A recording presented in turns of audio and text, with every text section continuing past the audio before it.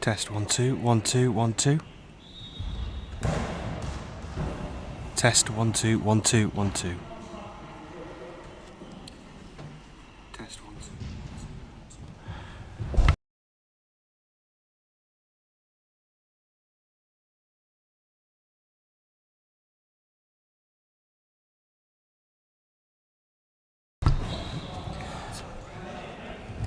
Well, a very good morning, everyone. Sorry for the late start there, as we are here on day 5 of the IBSA Goalball European Championships. Thank you very much for your patience. Our microphone was just playing up this morning, but we're back with you, and what a first match this is, and it's our first goal of the morning, and it goes the way of Finland in this crucial match here at the IBSA Goalball European Championships. My name is Bradley Hope, and I'm delighted to say I'm joined by Mario Turloff for this one. Well, here we go. This is the conundrum here. This is the stipulations coming into this one. Montenegro currently are 4th in the group. In Group B, Finland are currently in 5th, as that one just tips over the crossbar. Montenegro in the driving seat after that victory against Ukraine. They've played 3. They have won 1 and lost 2. As for Finland, they have played 3 and lost all 3. However, if Finland win by 2 goals, so if it's 8-6, whether it's 9-7, whether it's 2-0, both teams will be level on 4 counts. They'll be level on points, level on goal difference, level on goals scored, and level on goals against. So it means it will go to head, and Finland would go through. But Montenegro can afford to lose by 1 goal. So if they lose 1-0 and the score stays as it is, then Montenegro will go through. We'll guide you as much as we can throughout the game. But Mario, it's a big game for both teams first up this morning. Yeah, sorry also for the difficult situation with the microphone. Now the next throw to the side from Ranitovic. Here, cross court from number 6, Fiumaki. The first goal, cross court over the hands from Nikolic. Nikolic on center position in the team of Montenegro with the black shirts. And now Ranitovic with the next throw into the gap, but no problem for the right winger Ekiminala from Finland with Ekiminala on the left side. Oh, 10 seconds. Well, 10-second penalty here against Milos Ranitovic, and a chance here for Finland, well, to go 2-0 up. And it's the scoreline that we were all talking about yesterday evening. Yeah. If they score this one. Yeah, I remember the first goal from the Ukraine was itself like here. And now Ranitovic with the save against the penalty from Finland, from Tiomaki, Mäki. And that can be a sign, that can be Montenegro back in the game. The crowd is back, the team is back, and Ranitovic with the next throw, but too much in the middle. I just want to confirm it is Finland on -17 goal difference, Montenegro on -13. We've had it all confirmed, we've had it all clarified by our officials. It was all talked about last night. Don't worry, we've got all the stipulations confirmed by our technical delegates. It is Finland who started the day on -17, Montenegro on -13 on the goal difference. But that was a big save from Milos Ranitovic. Finland 1, Montenegro 0, and that one is a big save going down the right. Saved by Obdadovic, playing on the right here for Montenegro. He responds. Yeah. Ekiminala comes first to the left-hand side. Now in the middle. He comes to the ball, take the ball from Timinaki, and the next good bounce. Good high and center position from Ekiminala. Nikolic from the right-hand side to the side from Finland, and number 6 Tiomaki. Next good throw too much in the middle. Ranitovic. Nikolic with the next throw, too much in the middle, and now Eki Minala from the left-hand side. Good save by Ranitovic. Yeah, Ranitovic now will respond. Bouncing effort down the middle and saved down the centre by Mika Honkanen. So changes, of course, in that starting lineup for Finland compared to yesterday's game. Joni Ernlin doesn't start on the left. It is Tiumäki on the left, and here's the quick response down the centre by Nikolic. Of course, no Nikola Nikovic, the number 4 for Montenegro, not playing for Montenegro, and he's a big miss for Montenegro, Mario. Yeah, really. But Obradovic now on the right hand side. With the goal! With the goal! I want to say Obradovic was day and day better, and now with the goal between the center from Finland, Honkan and Tiumäki. Well, it's a big goal for Montenegro to get it back to 1-1. Erkki Minala with the ball over back to Finland. Big throw from Erkki. Yeah, but an important save from Montenegro after the goal. Back in the game, 1-1. Ranitovic with the save, and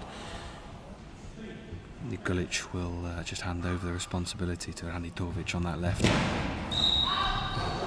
And that one is wide, and a timeout has been called by Finland. 6 minutes and 56 seconds left. Finland 1, Montenegro 1. All to play for. Well, there's a lot at stake here, obviously.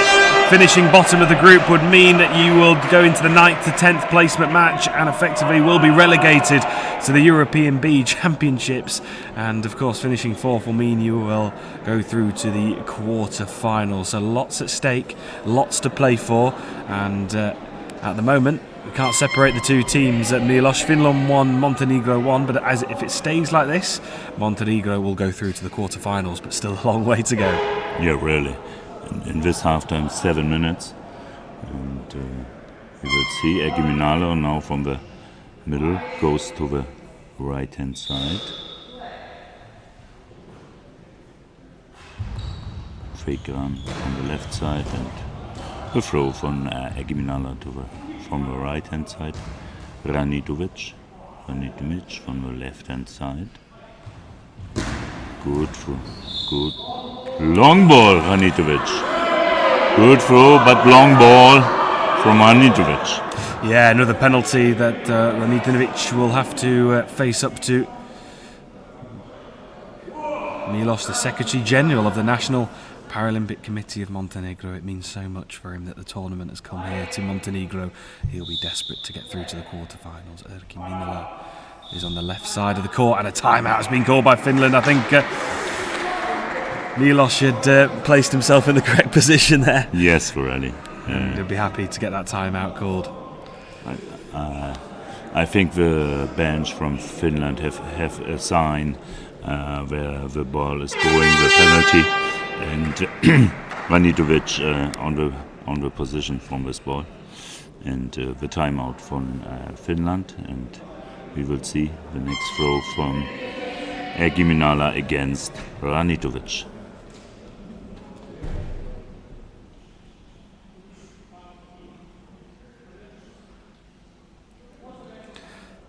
So big moments again in the match. Erkki Minala on the left side of the court, down this near side, goes cross court and scores.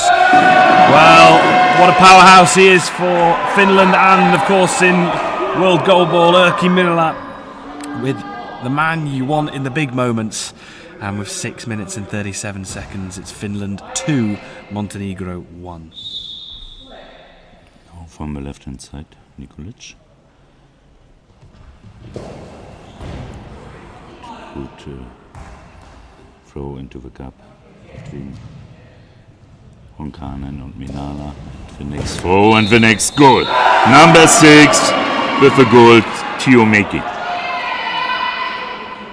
Yeah, Tiumaki, and it's Finland 3, Montenegro 1, and this is the, stipulation that we were all thinking about last night. The crowd wants a high one. Here is Obdadovic, the number 9, and it takes Tiumaki and Mika Honkanen to save that one. Erkki Minala with the response and with the goal for Finland. They're on a roll here. It's 3 goals in the space of 30 seconds. Erkki Minala gets another one for Finland. The man they needed, the man they were counting on to produce a big performance, certainly is this morning. It's Finland 4, Montenegro 1. And we've not even reached the end of the first quarter, but it's the instant response! And the response that the Montenegrin faithful in the crowd were desperate for. And it's Marko Nikolic with the goal. Well, what a start to this game, Mario. Really in the corner. And I see Ranitovic won't say, let's go, boys. It's going. And a really good throw from Ranitovic. And I think the next throw also to the left side from Finland. Erkki Minala now from the right hand side. Next throw cross court, Obradovic. Obradovic with the ball. A little bit relaxed there. Next attempt to the corner. Where the last goal from Montenegro was. Ball over. From the feet of Nikolic, ball over. We have now the situation, the result 4 for Finland, 2 for Montenegro.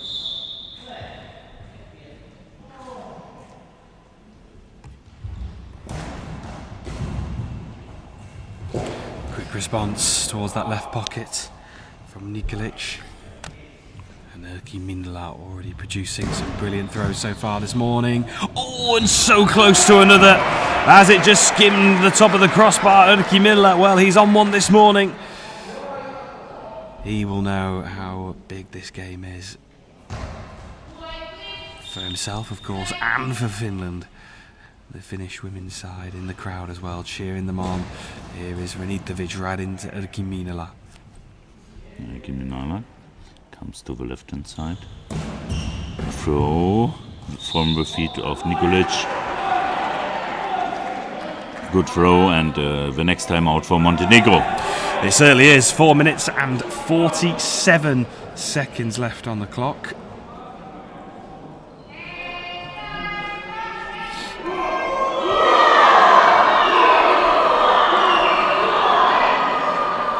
It's Finland 4, Montenegro 2, and as it stands, Finland will be going through to the quarter-finals. Montenegro will be finishing bottom of the group. Still a long way to go, though, of course.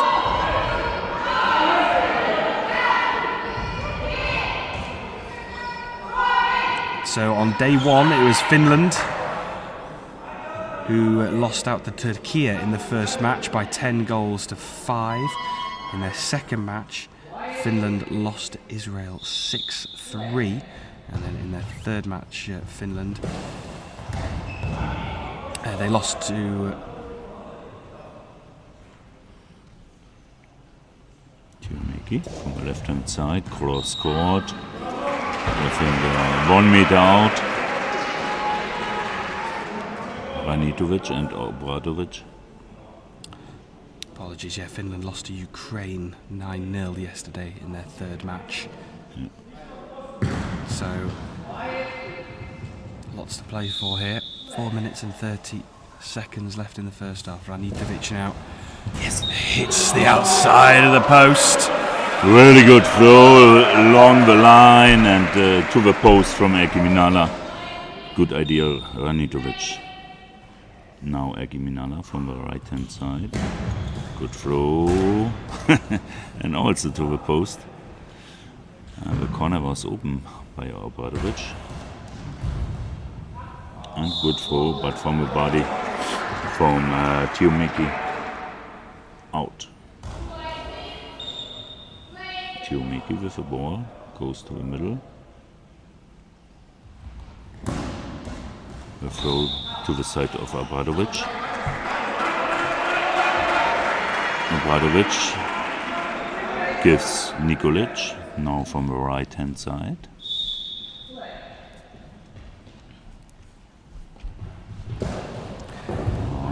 Good ball, the attempt into the gap. And now Egiminala from the right hand side. Oh, and finds that right pocket once again. That gap was open between Ranitovic and Nikolic in the centre. And it's a 3-goal advantage now. Finland 5, Montenegro 2. 3 minutes and 48 seconds remaining in the first half. Ranitovic heads straight down that left side. Egiminala right behind it. Yeah, your words is true. The gap was open, but congratulations to my friend Egiminala. Really good ball into the gap between Raditovic and Nikolic, and the next attempt now to the other side from Obradovic. Saved by Obradovic. Obradovic from the right hand side.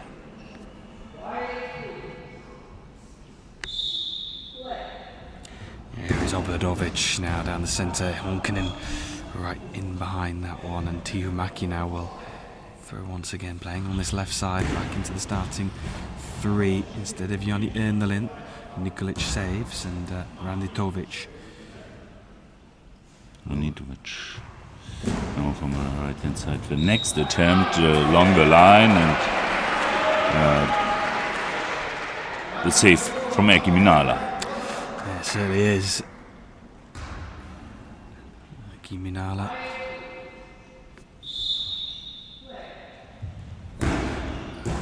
Switching it up, heading towards Obradovic.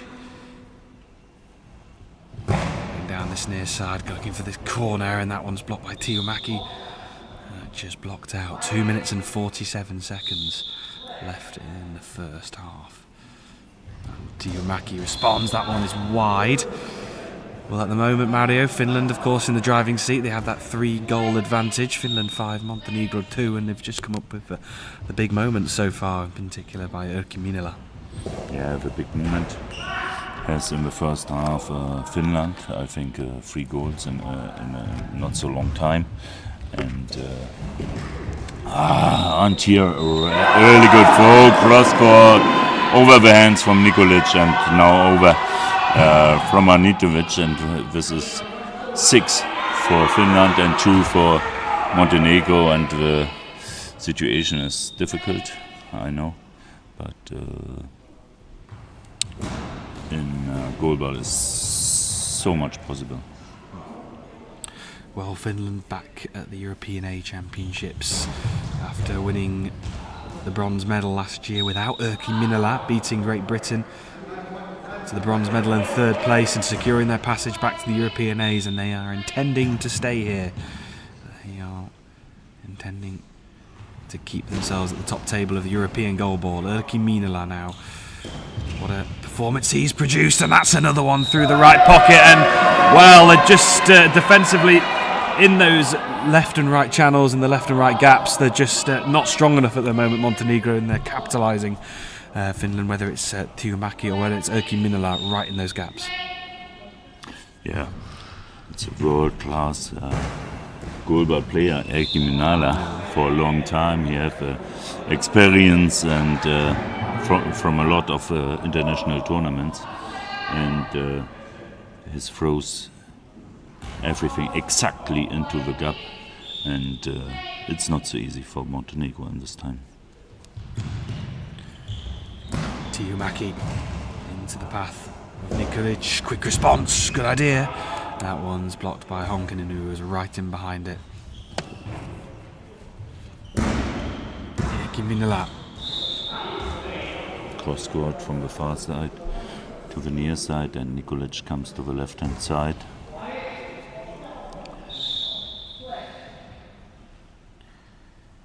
The next throw, next attempt into the gap between Honkanen and Tiumäki. Tiumäki with the throw. I think a little bit with the face from Obradovic. Ranitovic from the left hand side. Good throw. Too much in the middle. Egiminala. think the next dangerous situation for Montenegro, but now with a save from Ranitovic.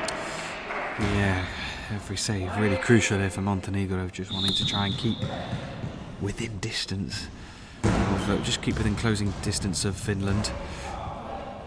Important moments. Can Finland extend that advantage? 5 goals the difference so far. Munkinen down the centre, Nikolic right in behind that one and hands the ball. Well, he thought he was going to, but Nikolic is going to throw from that left side right towards that left pocket. Good effort. That takes Munkinen and Erkki to stop. And into the final 20 seconds, I should say. Saved by Obdadovic out towards this near side.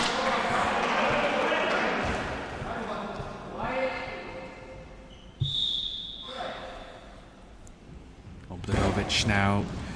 A goal before half-time would have been really timely for Montenegro, just to give them a bit of a boost going into this second half. But Tiomaki now responds with a cross-court effort, parried away by Milos. 4 seconds.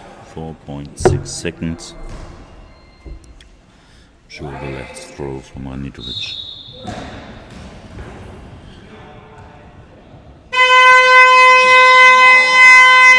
Well, that is half-time, and it's been a brilliant first half from Finland.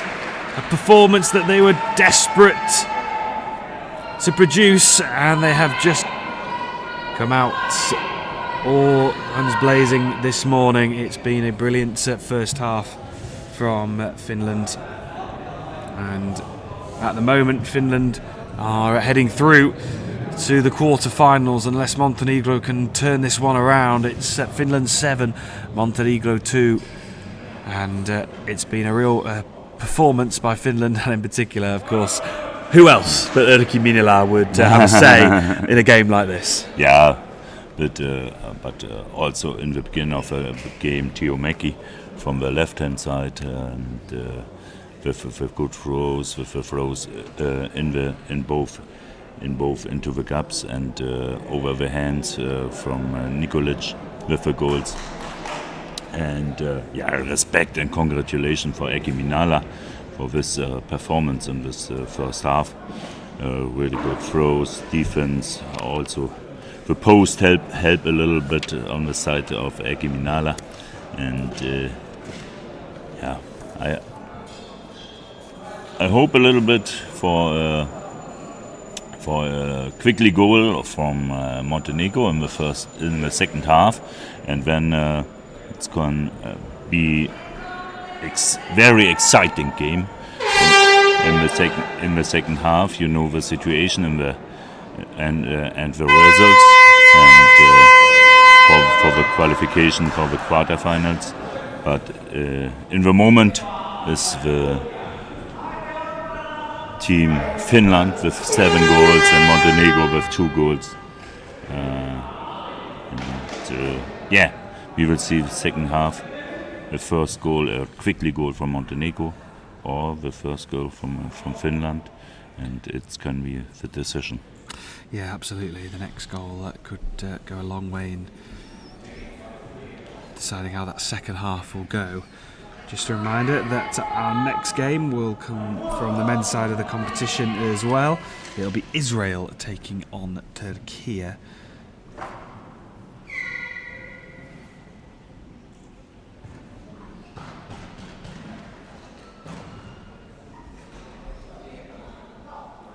game also coming from Group B, as the final standings will be decided. Ukraine are the only team in Group B who have played all 4 of their matches, currently sitting top of the group with 9 points.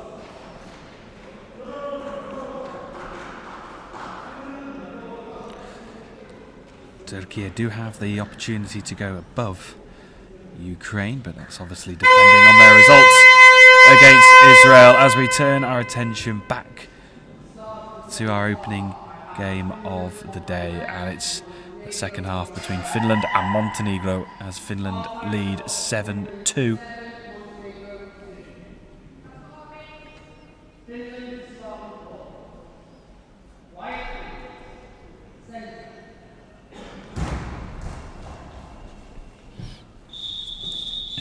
Minala pick up the ball from the middle.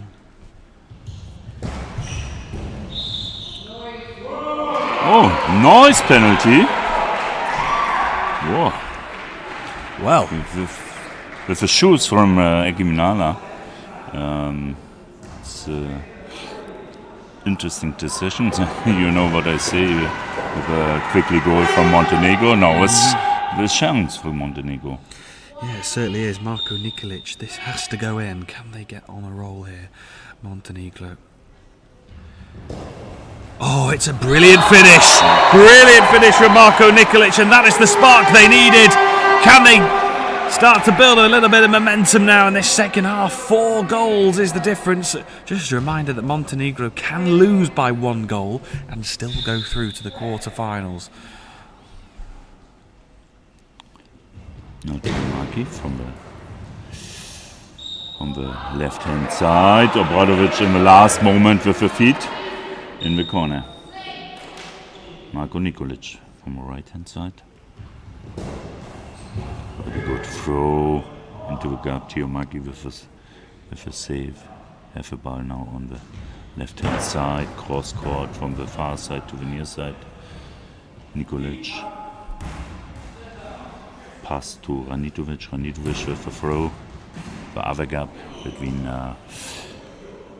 Minala and Honkanen. Minala cross court. With the feet on the post. A little bit help for Montenegro. Yeah, really good effort once again from Eki Minala. It's been a really stellar performance, and that one's right into the corner by Obradovic. Well, they're asking all the right questions here, Montenegro. They've started this second half really well and posing a threat to Finland. If Finland thought this second half would be plain sailing, well, it's definitely not going to be easy. They're going to be made to work for it, and Eki Minala certainly knows that as he aims to that top right corner of the net once again.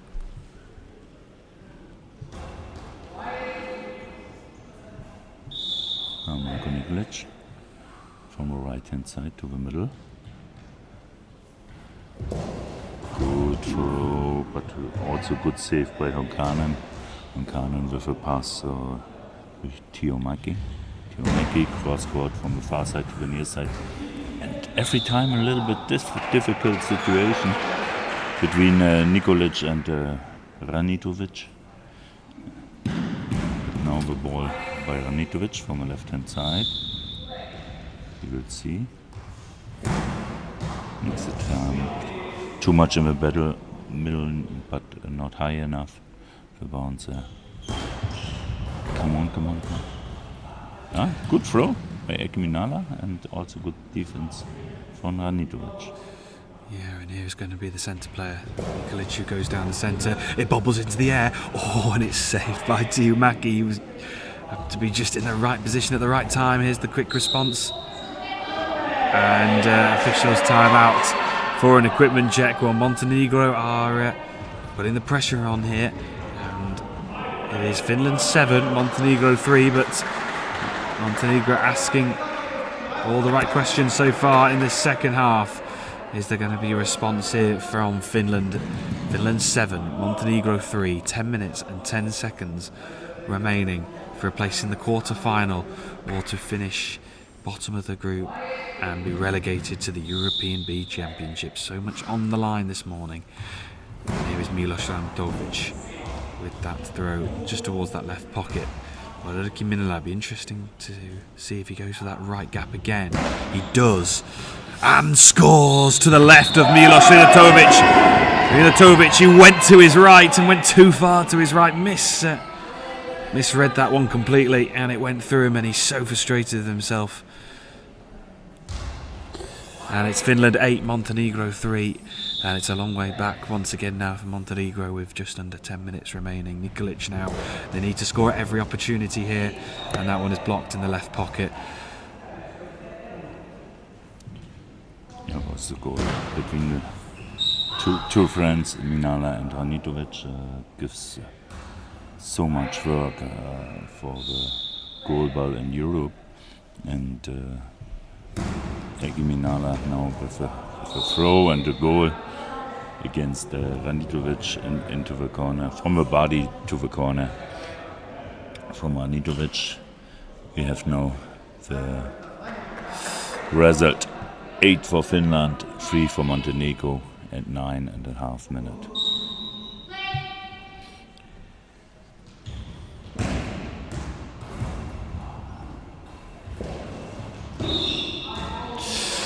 Yes. Yeah, call coming from our British referee Stephen Newey on the table side. Svetlana Marots is on the far side, but correct call, and it's another opportunity for Erkki Miller, who has been so accurate so far, and it's a save. Yes, well that will just give some confidence to the rest of the team and to that crowd who have been so vocal and so passionate for their team throughout this week, and they've given their team so much support.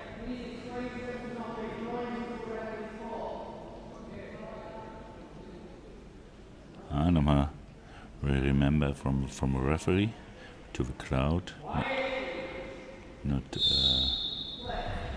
to quickly give applause. Good penalty from Erkki Minala, but very good save by Nikolic. I think the difficult thing is often the throws from Ranitovic comes from the center position in the near of a high ball. So 9 minutes left. Finland 8, Montenegro 3.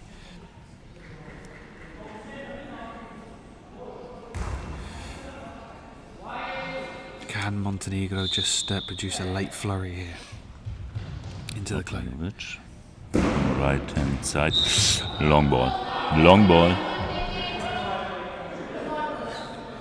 Yeah, this one was clear. Gives a little bit risk, and wants the ball all or nothing.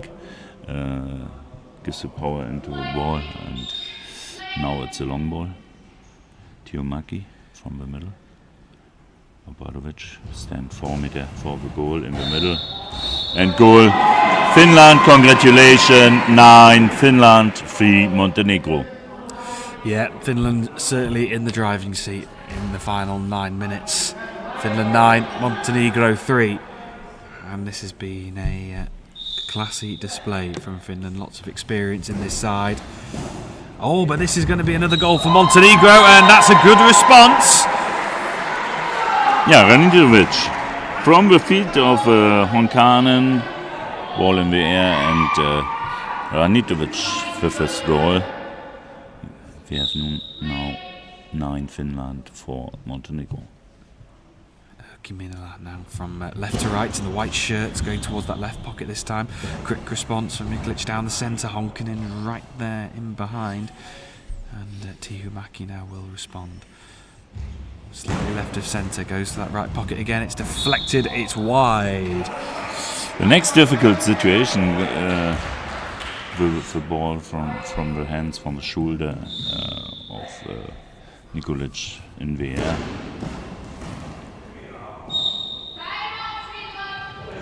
Yeah, timeout goal Finland, by yes. Finland. Yeah, 8 minutes and 21 seconds left. Finland 9, Montenegro 4, and be interesting to know whether there'll be a little bit more of a game management message going across to this Finland side. They have that 5-goal advantage. In essence, it's a 4-goal advantage in terms of trying to qualify through to the quarterfinals. As I previously stated, Montenegro can lose this game by 1 goal and still go through to the quarterfinals. So, in theory, they have a 4-goal advantage in a way of qualifying through to the quarterfinals, despite the scoreline being Finland 9, Montenegro 4. But this is a team with plenty of experience at the high level goalball, and I'm sure Erkki Miller will know, and Tiomaki and Honkanen will know what they need to do. Now from the right side. Yeah. So often after a timeout, good information from the bench, and Erkki Minala cross court between Nikolic and Obradovic. The next goal 10-4. Budovic down that near far side, I should say, blocked away by Tihumäki. Well, no changes for either side as of yet. Finland in control here, though. Finland 10, Montenegro 4. Tihumäki goes cross court, and that one's just wide. I think Milos just got a slight fingertip to that one, and it went wide. And Ranitovic, left hand side. Good throw, good save by Erkki Minala. Erkki is on fire, I'm sure. yeah. Next attempt, cross court, really good bounce, but a little bit out, I think 1 meters. And Marko Nikolic goes to the right hand side. Well, it hasn't been the tournament for Erkki Minala so far. I think it's been obviously a frustrating tournament. Played 3 and lost 3, but in the big moment, in the big matches, this is where Erkki Minala comes alive. That is what I say. Goalball is also a game with a lot of mind, and you have a lot of experience from the tournaments. And Erkki Minala is, I will see, a legend. Saved by Erkki Minala. Kostavele, right hand side, good throw, saved by the feet from Nikolic. Quickly respond to the safe side, but now the pass to Tihumäki. Cross court from the far side to the near side. Marko Ranitovic gives so much work to the organization of this tournament, and now he is playing. And the save from Erkki Minala goes into the gap. The next really good throw from Erkki Minala into the gap, and I think so. Legend is not so high enjoyed with.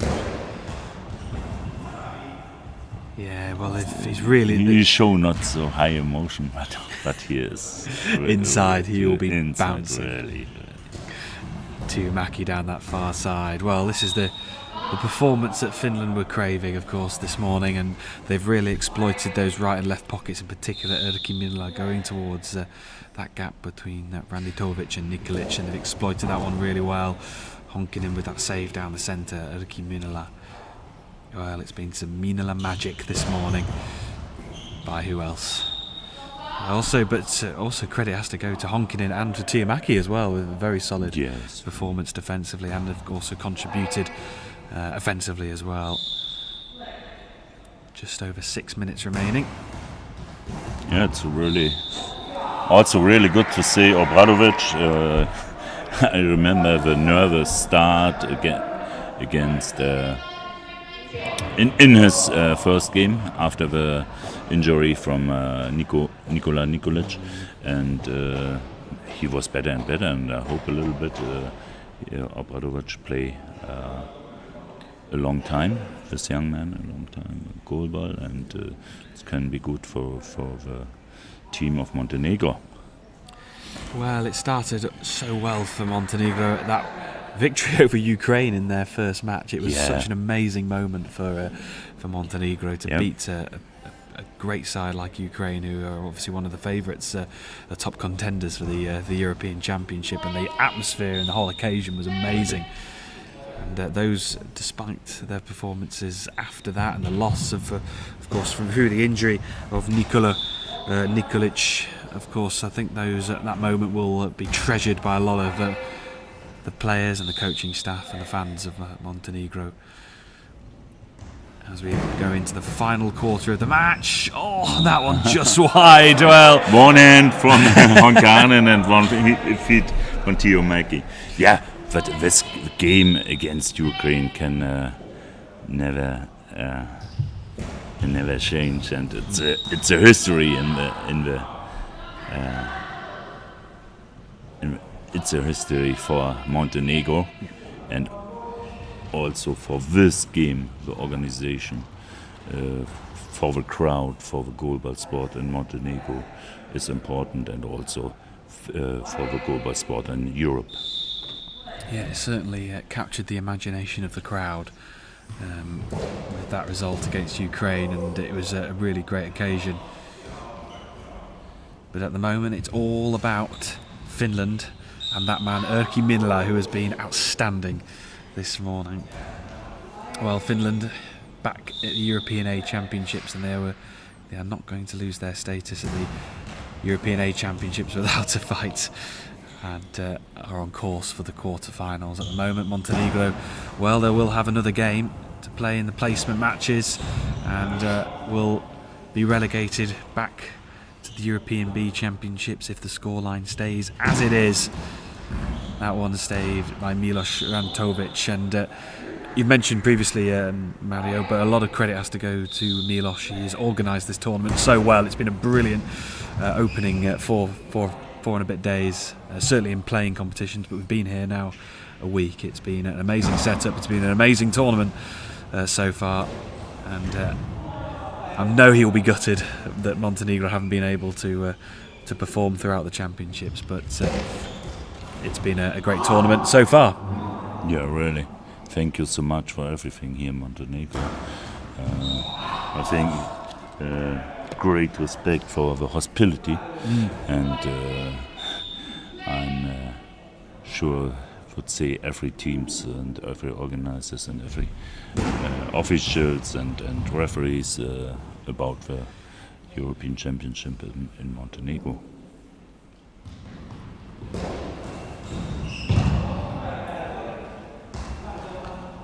Erkki Minala now from the right hand side. Yeah, we have 4 minutes to go. Next save from Ranitovic. Ranitovic with the ball from the left hand side.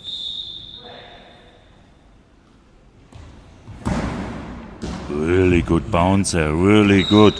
Oh, respect. Really good bouncer, but from the feet of Tiomaki to the crossbar of a goal from Finland.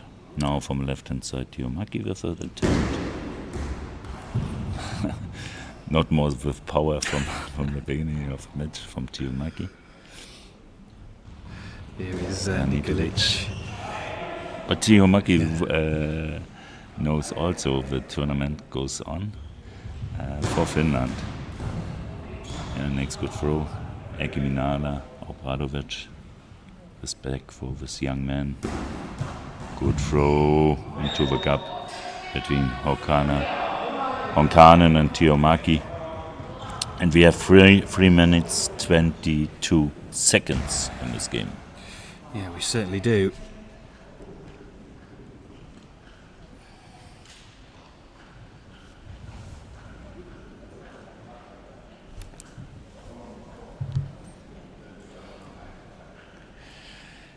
Finland 11, Montenegro 4. 3 minutes and 22 seconds left on the clock. Just a reminder of what is coming up next. It's Israel versus Turkey. This game also coming from Group B, and that's another big game as well in deciding the final rankings in the group. But at the moment, it is Finland who will be finishing 4th in the group and going through to the quarterfinals. Ball over. First throw from Erkki Minala to the right side, or to the side from Ranitovic, and the ball over after the save. Now from the left hand side, Tiomaki. Good throw, Obradovic with the feet. Blocked out, and Ranitovic comes to the right hand side. Yeah, here is the number 2 played in the centre. Nikolic goes towards that right pocket. Honkanen saves, diving to his left. Erkki Minala will respond now. What a performance he's produced this morning. Looking to try and add to his tally of goals.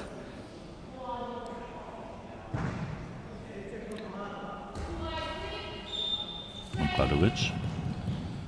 Ball in the middle, Ranitovic goes to the left hand side, gives everything in the throw to his friend Eki Minala. Eki Minala from the right hand side. Makes good throw.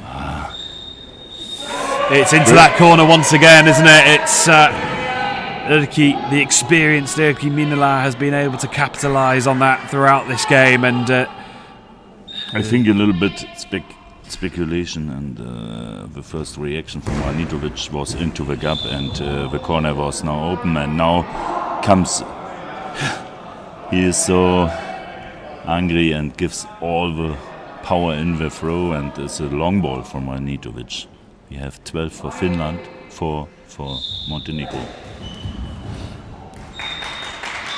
And the next goal from Finland, and from the middle, the penalty from the middle, Tiomäki to the middle from Montenegro.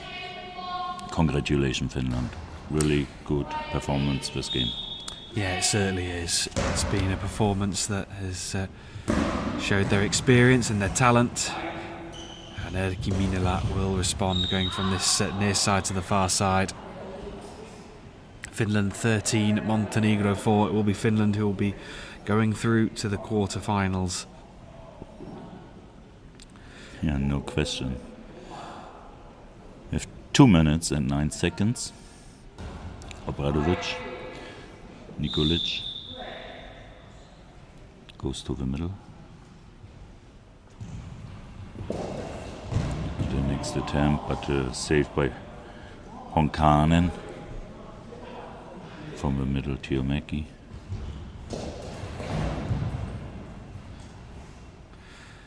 Here is Milos Ranitovic. Can he just add a couple of goals, Montenegro, just to give the crowd a good cheer before the end of the game? 1 minute and 42 seconds left on the clock.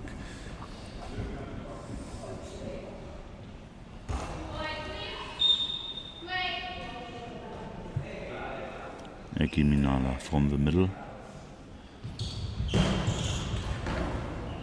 Makes good attempt, but also good save by Ranitovic. Cross court, too much in the middle. Honkanen with the ball. Pass to Tiomäki. Tiomäki from the middle. Wow, good throw. Good save by Nikolic. Nikolic goes to the left hand side. With the attempt to the corner from the legend, and the legend say, no. Not with me, says Erkki Minala. No, even despite the lead, they do not want to concede any more goals. It is Finland 13, Montenegro 4. But can they just finish with a bit of a flourish here? Obradovic into Erkki Minala, or is it going to be Finland who are going to finish this game off? Minala into Obradovic. That is saved. I think one goal in the side from Obradovic. The young talent makes a really good job. Nikolic from the right hand side. Long line. Also from the left hand side, Tiomali. Too much in the middle. No problem for Nikolic. Ball out. We have 24 seconds. You can say congratulations for Finland, but respect and thank you so much for Montenegro in this time. Yeah, Erkki Minala, can he finish the game off? It bounces into the path of Milos Ranitovic. They should have one more chance here for both teams. Ranitovic with the throw, Honkanen with the save. 5 seconds left in the match. Tiomäki. And there is the block, and there is the full-time hooter. Well, there's time at the top of European Goalball. Comes to an end for Montenegro. They will go into the placement for the 9th to 10 position in the overall standings, and they will be relegated to the European B Championships. They get a warm round of applause from their supporters who have been so vocal, so passionate throughout these championships. But after back-to-back performances at the European A Championships, they will be back in the European B It's they've given us so many moments to cherish, in particular, as we talked about previously, that victory over Ukraine, which will live long in the memory for the players and coaches and supporters who have been here in Podgorica this week. As for Finland, well, they returned back to the European A Championships after securing bronze last year in Portugal, and they intend to stay in the European A Championships. And it was a really good team performance from Erkki Minala, Mika Honkanen and Tiumäki, but Erkki Minala, well, he is, as you were describing, more than a legend in goalball, and he has produced another legendary display this morning for Finland, and they win by 13 goals to 4. They finish 4th in the group overall. They will advance through to the quarterfinals. But final words, Mario. Finland through, but Montenegro finish bottom of the group and are relegated to the European B. You say everything, and it's really right. And with the first half, I think the throws from Tiumäki and also Erkki Minala in the first half was half and half. And then comes the second half, and the legend himself, Erkki Minala, makes the decision in this game with his goal. In a not so long time, do you remember? And then he goes a little bit, or it gives a little bit more offense for Tiumäki, and also a good performance from Honkanen in the defense, also important for this game. And but I will say, all from my heart, respect and thank you, Montenegro, for this European Championship, for the victory for the great game on the first day, for victory against Ukraine. And also, I will say from all of my heart, I see him in the venue, Nikola Nikolic, all the best, my friend, all the best. Yeah, absolutely. Sending all our best wishes. Hope your recovery goes as quickly and as pain-free as possible. And Montenegro, well, they'll be back in action, of course, one final time in these championships in the men's 9th to 10th placement match. That will be on Friday, on the 15th of December at 8 o'clock local time.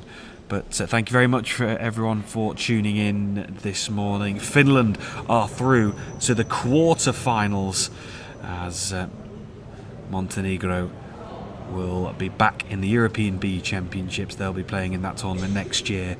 But one more match for them to come on Friday. It finishes Finland 13, Montenegro 4.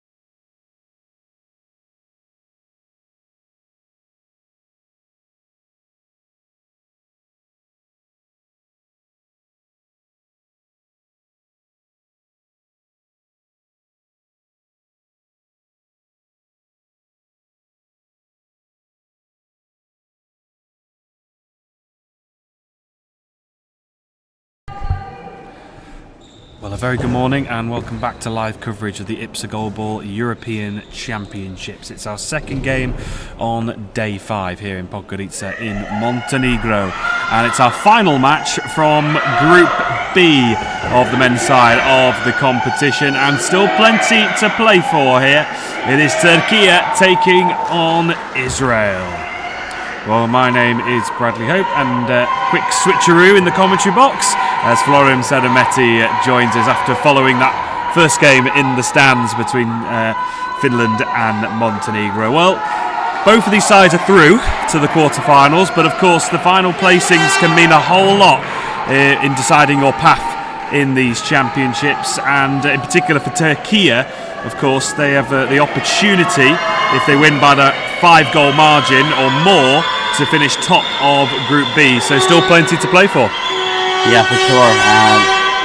For both teams, even if they don't finish first, being finished second is a little bit easier route to the quarterfinals, to the semifinals, and eventually the final game. So, and it's also a matter of putting your stamp on the tournament, just to have as many wins with you in the baggage as possible before the quarterfinals. Yeah, absolutely. So Ukraine have completed all their matches. They were the only team coming into today that had played all 4 of their games.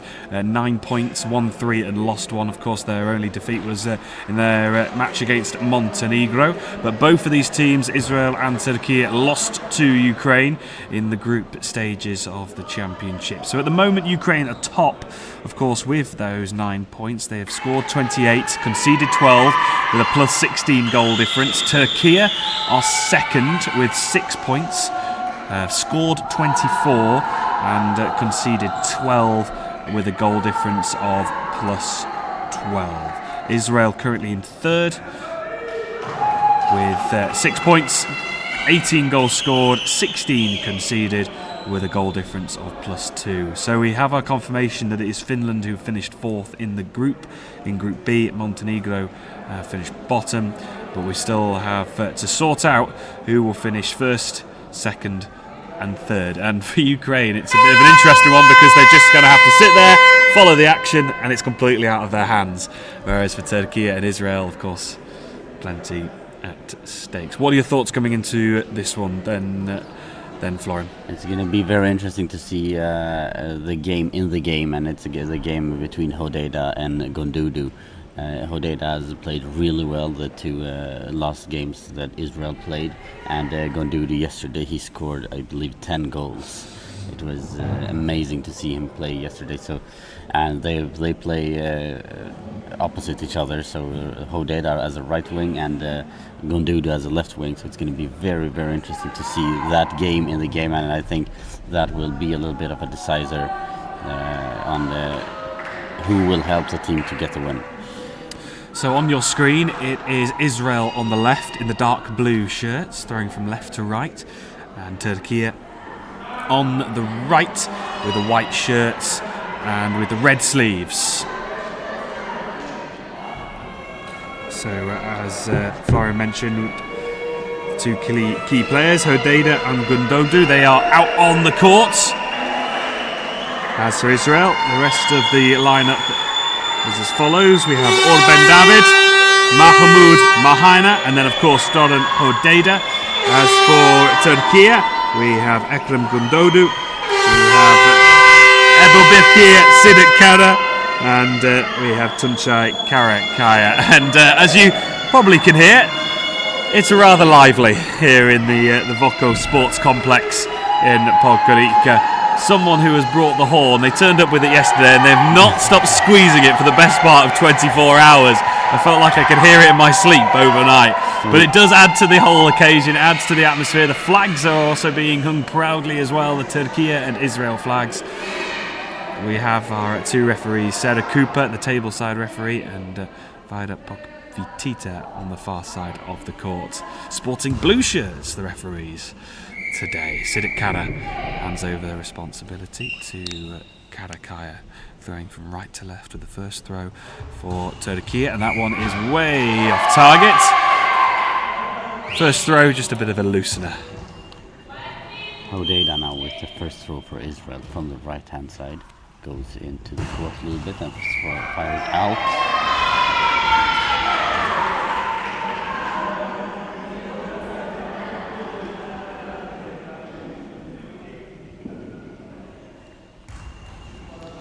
Gondudu on the left hand side goes into center.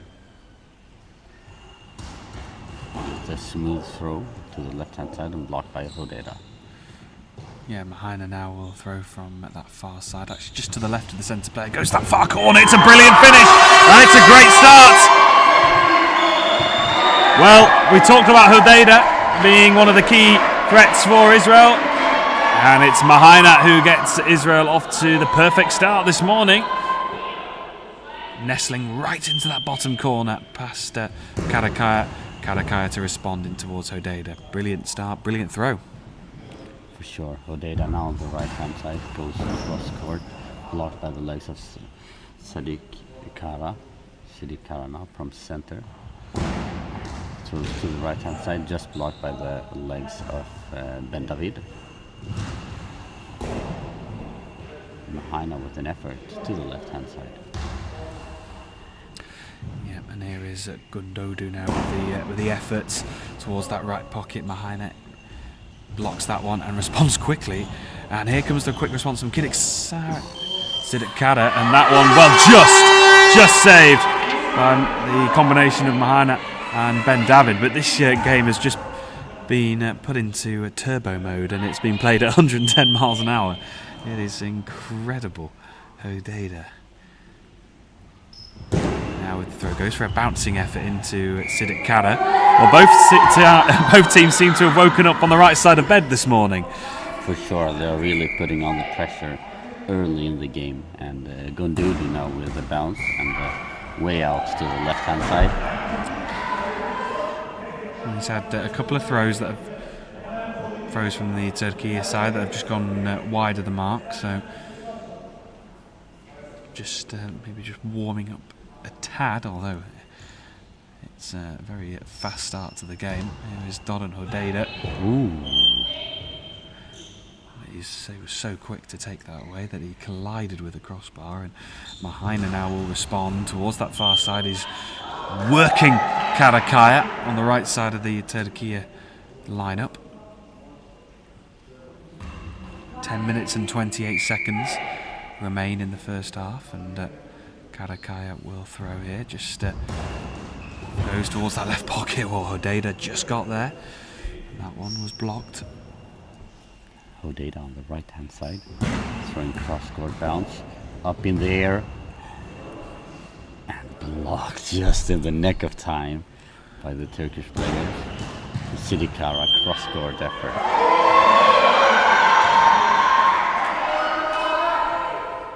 Well, it was certainly very, very close, and that one was blocked by Karakaya.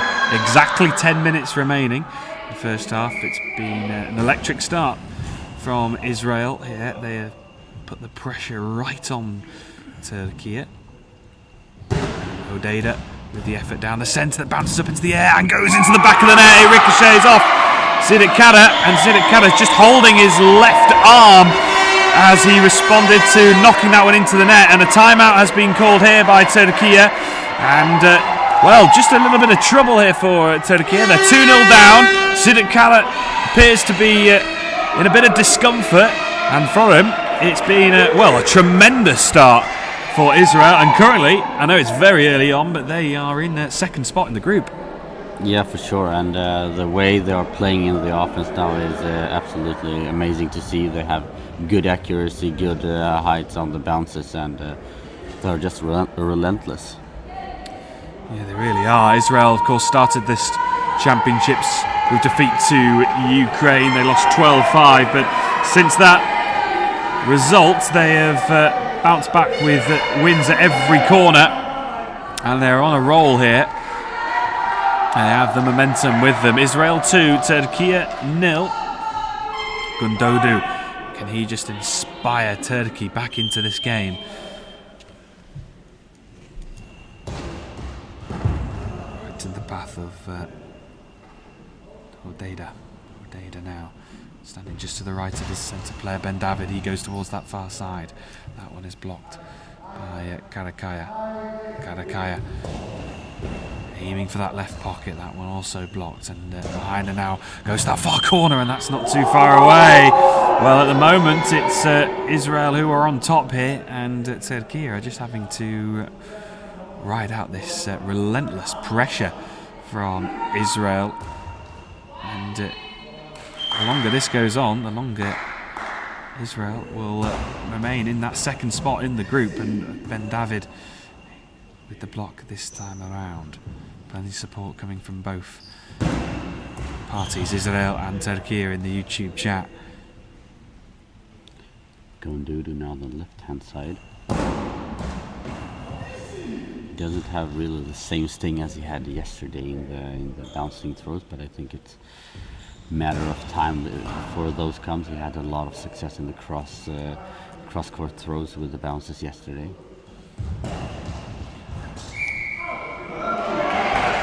That one goes wide from Karakaya.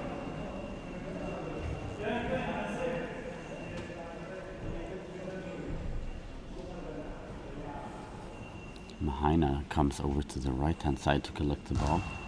Goes over to the left-hand side. Throws from left into the gap, but blocked easily by the body of Karakaya.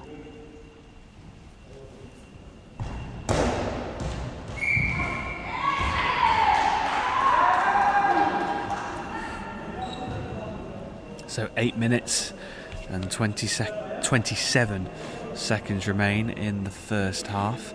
Israel 2, Turkey 0. It's a great start here for Israel. Doran Hodida with the effort now, throwing from left to right. Goes towards that right pocket. Sidik Kala right behind that one. And Turkey now will respond, and Mahaina gets right behind that one. Will start again, just running his right hand on top of the crossbar, just pauses for a moment and then lets rip, and that's blocked by Sidik Kara. Karakaya now going towards that right pocket. They need something here at Turkey just to get their game going. Hodeda on the right hand side, throws a bounce to the center, blocked by Sidikara. Now Gondudu quickly from left to right, blocked by the legs of Ben David, and Mahaina cross court trying to go with quick reply here, and Gondudu says, I'm gonna do the same, and a beautiful throw goes from left to right and throws back to the left hand side just in the corner, and a beautiful shot to get Turkey back in the game. Yeah, absolutely stunning from Gondudu, and that is the spark that Turkey needed to get themselves into this game.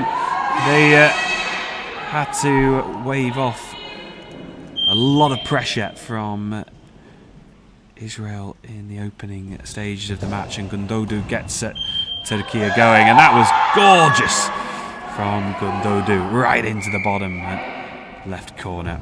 Karakaya parried into the path of Hodeda. Now, where it's amazing what a goal can do. It just changes the momentum, and at the moment it's Turkey who have all the momentum now. Mahaina want to have a say in that and goes out to the left hand side, goes down the line and just blocked by one arm of Karakaya.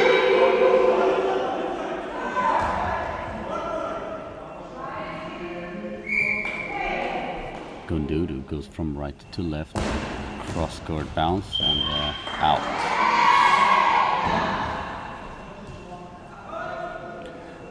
Israel 2, Turkey 1.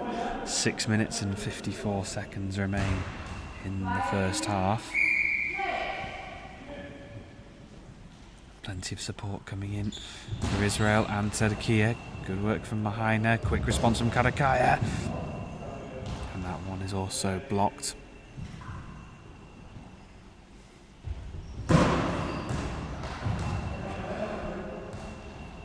Sidik Kara. Gundodu to move out the way. It's an awkward bouncing effort that's blocked by Ben David. Hodeda responds quickly, and now Siddiq Kara goes for it again, and that one's saved by Ben David. Well, this game is just unrelenting at the moment. It's been an amazing watch inside this opening quarter.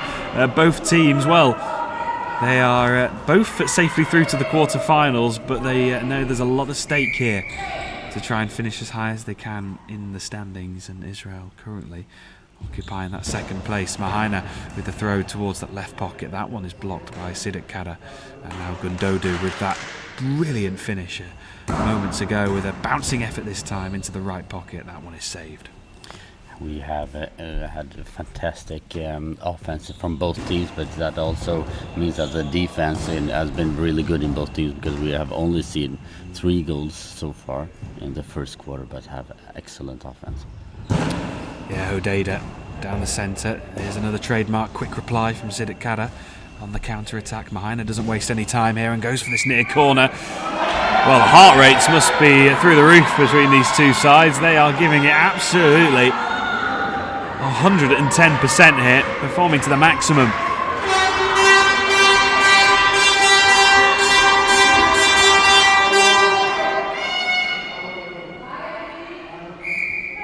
Gundodu goes from the left-hand side to the right-hand side. Tries to replicate the goal they had earlier, but this time wide.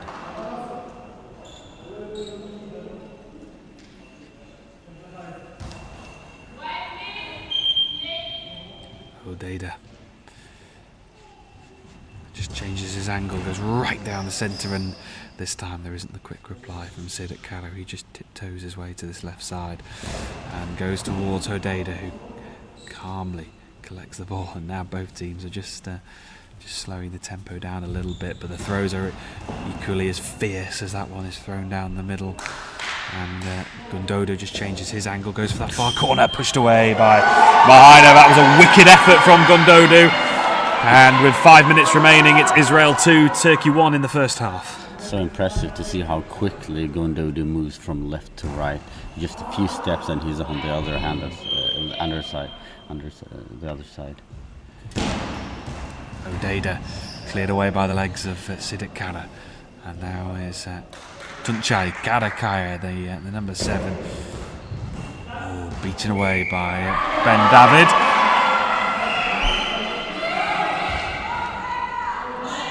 Hodeda goes into the center and throws from center cross court, and a good block from Karakaya, who goes out to the sideline, fires it cross court, and a block by the upper body of Hodeda. I think he gives the ball to Mahaina.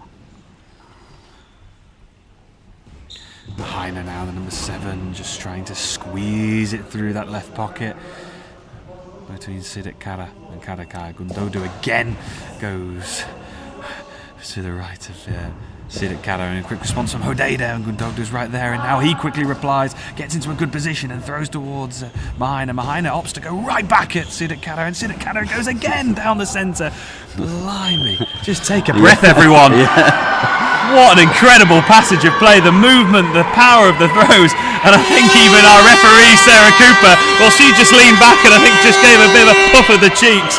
Vida Pogvitita and Sarah Cooper, our 2 referees, doing an excellent job to keep track of the pace of this match. Well, Florim, in terms of the action and the intensity of this game, it's been absolutely incredible so far, and we've still got 4 minutes remaining in the first half. For sure, and I think that sometimes they forget that they're playing goalball. I think they're playing hot lava because they want to get rid of the ball as quickly as possible. Well, I'm not surprised the ball has got sparks coming off it as the ball is being hurled at each other at, well, I say 110 miles an hour. Rank it up to 150 here. And now Gundodu just helps to slow things down a tad. But here comes that throw with a bit of top spin going towards Ben David, who has done really well in the centre. Here is Mahaina, blocked by Siddiq Kara. Tunçay Karakaya now will change his angle of attack and go towards Hodeda. Hodeda quickly responds. beats it down the centre. Sidik Kara tries to go right back at Hodejda. Hodejda dives, and for a very split second I just thought he was going to rip it right back at Turkey. But here is Mahaina right to that far side, and Karakaya goes right back at Mahaina, but Mahaina right behind him. I think both teams would benefit a lot with changing the pace in the game a little bit, because both of the teams are going really close to 100% all the time. So it's just not only how long you're holding the ball, but also in the way how you throw the ball. I think they would benefit a lot, because then you would start asking questions to the defense. Ben David claims, and Hodejda just rocks back on the crossbar slightly, goes down this near side. A little less power on that throw, as Gondodu with another really wicked effort that's palmed away by Hodejda. Well, the audience here in the Voko Sports Hall in Podgorica is captivated so far by this game. Which way will it turn next? 2 minutes and 30 seconds remain in the first half. Israel 2, Turkey 1. Israel currently occupying the second spot in the group. Mahaina on the left-hand side going cross-court, an easy block in the center by Sidik Kara. Sidik Kara now from center. Going to the left-hand side, blocked by the body of Hodejda.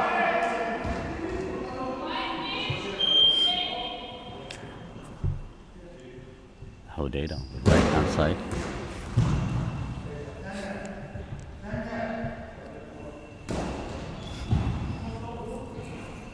And a quick reply by Ben David this time, and we have a high ball, and the Israeli coach is furious. Well, I guess with the intensity of the play and the quick, the quick fire responses, I guess that was sort of inevitable, but that potentially could happen. Yeah, for sure, because they have been maximum attack almost every single shot, so it was bound to be. And Gondodu with an effort from center, and a beautiful penalty from Gondodu, just down in the corner, and we're all equalized. And believe it or not, after this 10 fired minutes, we'll only have four goals. It has been absolutely astonishing. It's been one of the best games in terms of the attacking play, but also, in a way, an amazing defensive display from both sides. Well, where will this game go next? It is quite an astonishing opening 10 minutes. Oh, and it's an instant reply from Mahaina. What a finish that is! Well, he started things off. Well, Sidik Kara complaining straight away. But it is Mahaina with his second goal. What a brilliant instant response. Well, fire and sparks were coming off the ball on that one as it flew into the back of the net. Israel 3, Turkey 2. And well, I asked the question which way this game will turn to next. And it's Israel who retake the lead. Quite incredible. And the Turkish players was complaining about the noise coming from the spectators area. Hodejda with a cross-court effort. Karakaya now from the right-hand side, going to the center, but blocked by the body of Ben David. Passes back to Mahaina, who has had an excellent start of this match. Goes to the gap, but blocked by Karakaya. Karakaya right into the path of Hodejda. He doesn't waste any time and goes right into that right pocket, right up to the 6 metre line. And here is Gondodu switches his angle attack, and that one goes wide of the near post. Well, neither team letting up here into the final minute. And Mahaina, 2 goals already, trying to add a third. Gondodu again skips to his right, goes to that left pocket, and that one is blocked. Hodejda, 45 seconds remain in the first half. Hodejda, can he give Israel a bit more breathing space once again?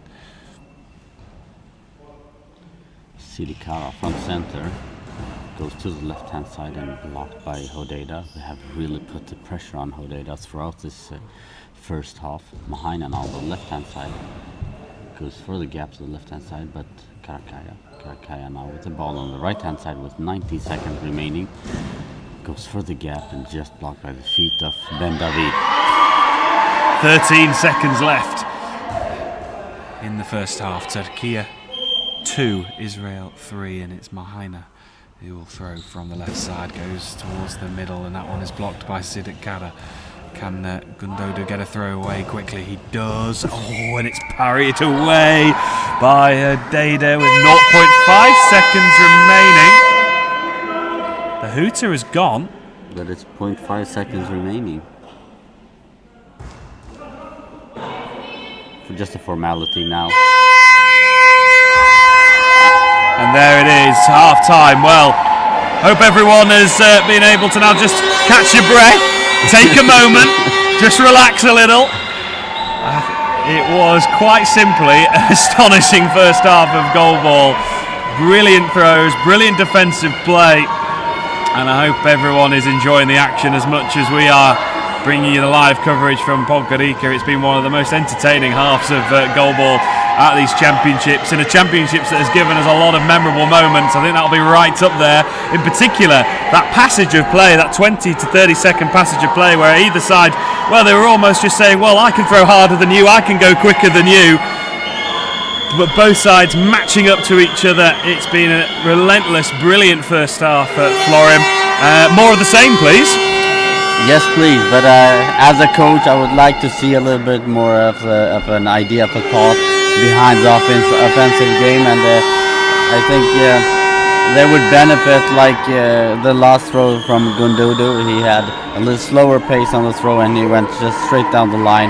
And you can see that Hodeda was a little bit too quick inside, because the pace have been the same throughout the game. So as a coach, I would like to have a little bit more thought about behind the throws. But of course, for the audience, for the ones watching, they want to have hot lava. I just love that I can almost see two different sides to you here. Yeah. One side is going, just keep going, I want this. This is such brilliant entertainment. But I love the just sort of the more thinking side of the game. And absolutely, you're right. It's been an incredible opening half, and a question has been posed in the group chat by IBSA.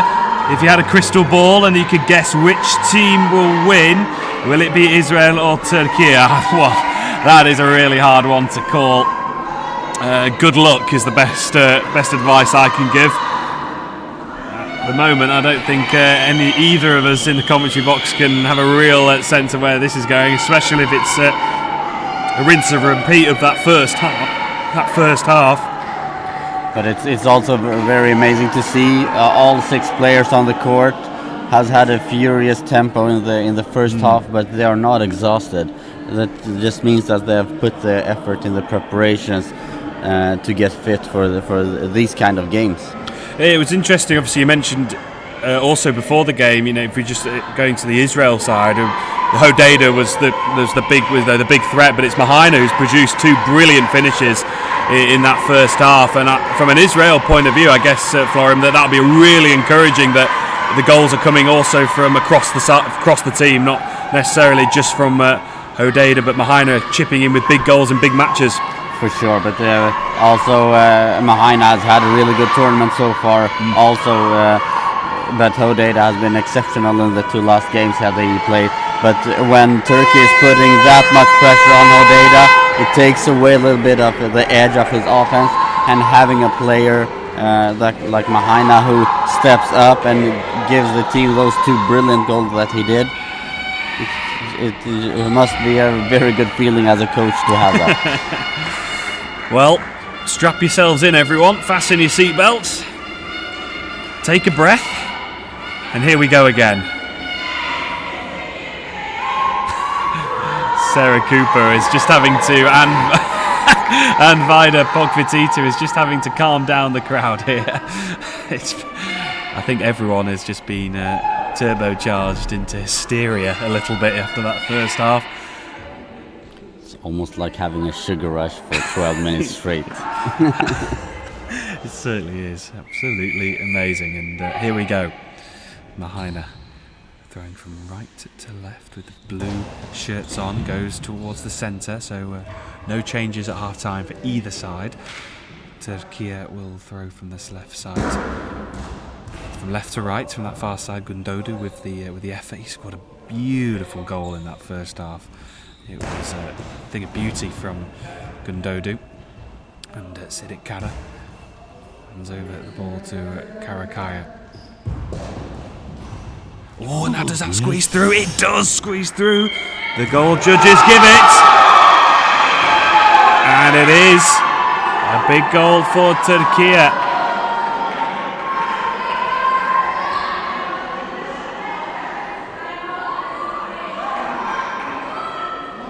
It's gonna have to be a clarification situation now, where if the ball was completely inside or not, and yes, it was.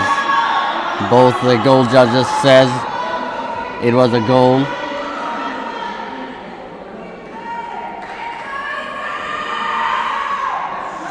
Well, they were pretty confident, weren't they? Yeah, the both of the goal judges put their hands up, and now one of the referees, yes, and they show that it's been a goal. It's not official yet, but the goal is called, and we are 3-3. And I'm so excited to see what's going to happen in the rest of the game. Honestly, I could not predict where this game is going to go. It is amazing. Who scored that goal?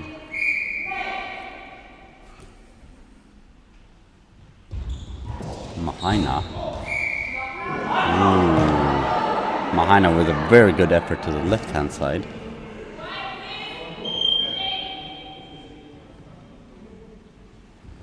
Gundudu on the left-hand side now, going to the center, blocked by Ben David. Hodeda now on the right-hand side. Goes to the center, just to the left of center, blocked by the legs of Sidikara. Now Karakaya on the right-hand side. And just out on the left-hand side. Yeah, confirmation it was Karakaya with the goal. And Israel 3, Turkey 3. Mahaina is going for the gap from the left-hand side, but Karakaya blocks, and Karakaya goes from the right-hand side. Cross court, blocked by Ben David. Hodeda quickly around the center, goes to the center, but blocked by the legs of Sidikara. Sidikara with the pass back to Gundudu cross court, up in the air, and just blocked out by the body of Hodeda. Mahaina from center goes to the left-hand side with a cross-court bounce and a good block by the legs of Gundudu. Here is Karakaya with the throw towards that right pocket. That one saved by Ora Ben David. Hodeda. Sidik Kara right in behind it. Well, this throw comes from that far side, and we've had a number of votes come in on our YouTube channel. Who is a crystal ball and can guess which team will win? 50-50. 50-50. That's basically our thought. Also, it can go either way. Hodeda with gives over responsibility to Mahaina, who scored 2 brilliant goals in that first half. But that one just off target this time around. Well, actually, interestingly, it's just gone into the favour now of Turkey. 56-44 in favour. Get your votes in. Karakaya now from the right-hand side goes into the center, throws from center, cross court, and blocked by the hip of Hodeda. Hodeda goes into the center, fires a bounce towards the right-hand side, and Gundudu again from left to right quickly fires back to the left-hand side, and a block by Hodeda, who quickly replies. And just to remind them, hey, the quick game is not over yet. Yeah, absolutely. Anything you can do, we can do better. And that just seems to be the mantra for both sides at the moment. Gundodu with the effort, cleared away by Mahaina.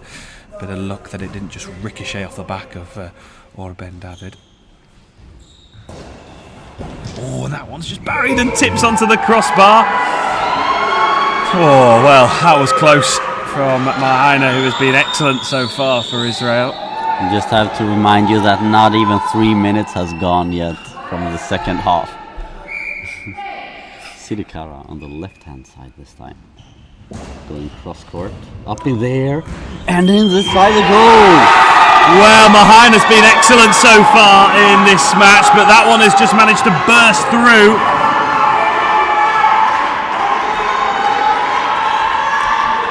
And Turkey has turned it around from 2-3 down up to 4-3 with 8:56 remaining, and we have a timeout for Israel.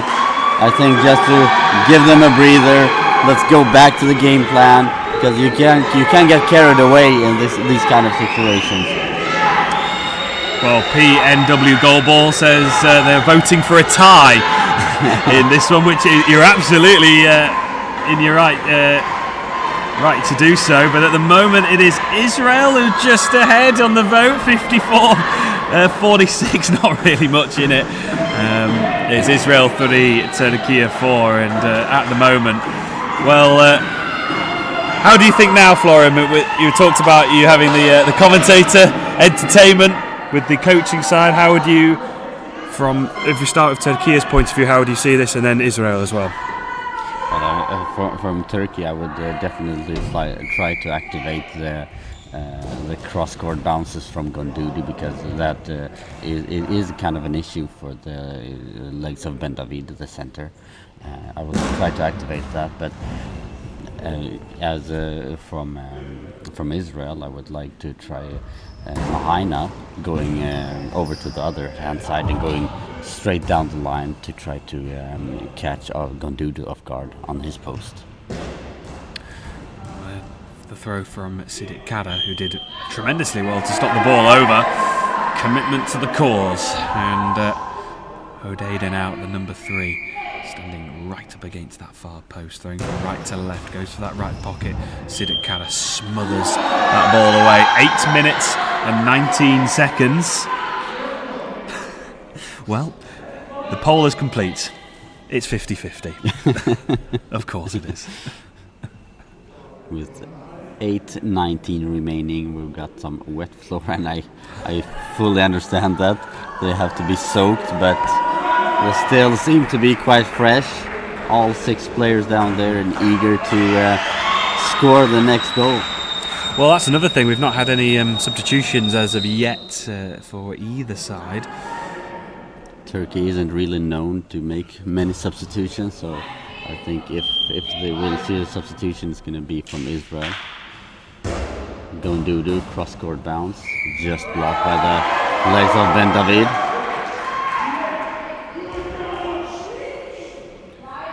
Mahaina.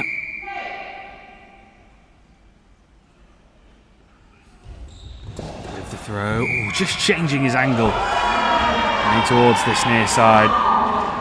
That one goes wide of the mark. Well, as it currently stands, Turkey will be in second spot, Israel in third.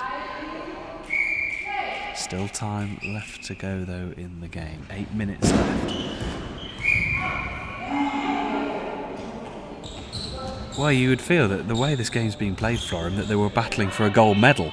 Yeah. Never mind just to finish in that first, second or third spot in the group, but of course it can go a long way in deciding if you have the chance to play in that gold medal match. It means a lot to both teams, this one. But it's also very important for you as a team to finish off the group stages with a great performance. It's not always the rankings in the group that is important, especially if you're battling for second or third. It's the feeling you get away from the group into the quarterfinal games.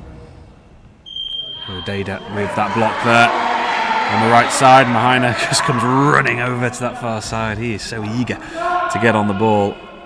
Everything he's thrown has caused so many problems for Turkey, and this is another one that's been saved by Sidik Kara. Gundodu now responds quickly, going towards that far side. That one's blocked by Hodejda. Hodejda opts to go right down the centre. Sidik Kara goes right back at Hodejda, and that one is wide. 7 minutes and 9 seconds remain. Israel 3, Turkey 4. Mahaina now gets the ball from Hodejda. Mahaina goes to the left-hand side, goes to the center, and Sidik Kara yet again with a quick reply. And here is Hodejda. Even the 360-degree throw is being action has been completed at 150 miles an hour. Here is Karakaya going for that right pocket. That one is wide. Yeah, but you can see that they change the pace of the throw, and immediately it causes a problem. They need to involve that. Oh. Very, very good effort there. Blocked by the feet of Sidik Kara and over the crossbar.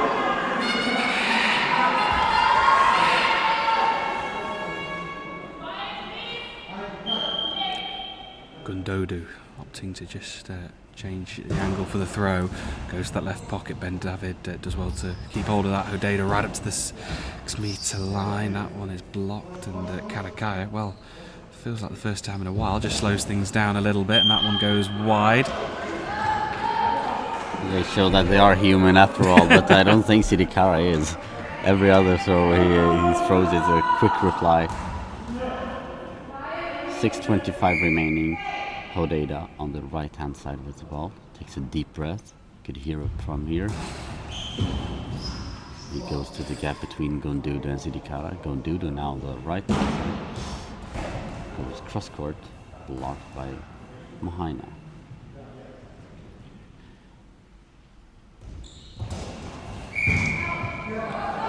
I'm surprised the court hasn't got burns on it the way this ball has been thrown from one side or the other.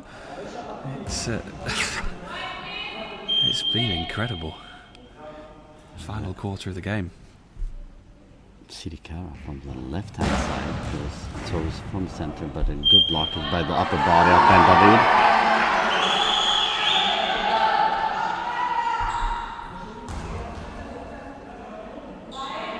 Hodejda goes into the center.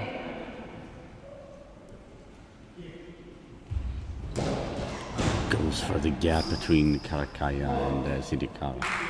Good effort there. Skimming the outside of the post, there was the gap there. Space had opened up. Mahaina's perspective, though, delighted that one just goes past the post. Mahaina takes the throw, and that is a high ball, I believe, a long ball given. And the Israeli coach is furious. Yeah. Nevertheless, we're long ball against Mahaina. Well, for the first time, I think everyone's just calming down a little.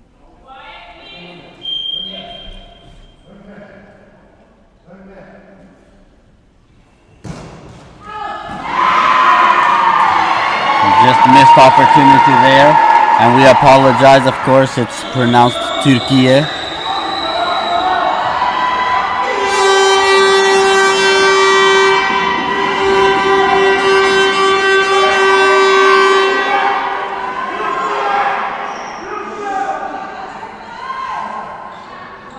Hodejda on the right hand side.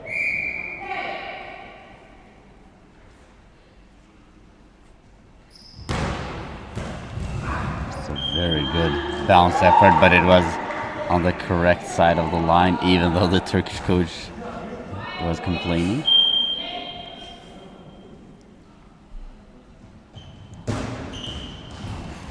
That one nearly squeezing through that left pocket.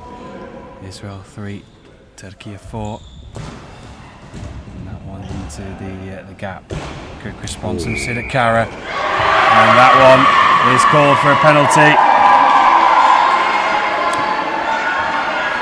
Opportunity now for Israel. Well, they've been demanding and been demonstrating with the referees. They finally got their decision that they wanted. 5 minutes and 2 seconds remaining, and Turkey just missed an opportunity to go up to a 2-goal cushion. Instead, Israel has the opportunity to equalize it.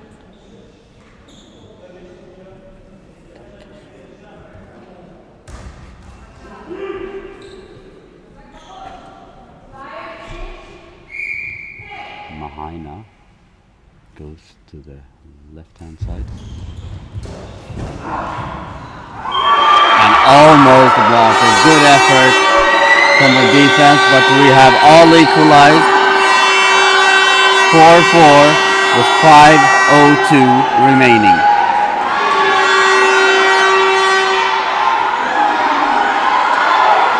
Well, here we go then. Israel 4, Turkey 4. 5 minutes and 2 seconds left on the clock.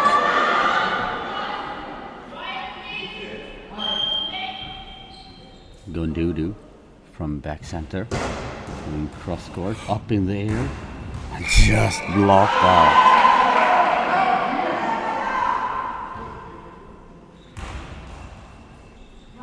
Mahaina on the left-hand side goes down the line, and Karakaya with a quick reply, also down the line. And Mahaina is starting to get a little bit tired, I think. I'm not surprised, I'm really not. Well, 4 minutes and 46 seconds remain. It's Israel 4, Turkey 4. And it just gives everyone a moment just to relax a little bit. I say relax, I'm sure the coaches will be obviously giving tactical advice to the players. And of course the intensity of this game, it's been a really captivating match to follow. The crowd have absolutely loved it. They've matched the energy of the players on the court. Yeah, absolutely. They are not getting any tired. And the players can barely communicate with each other, yelling cross court to be able to communicate. Can't hear each other on the court. They can't hear each other in the commentary box here. It's quite an incredible second game of the day here.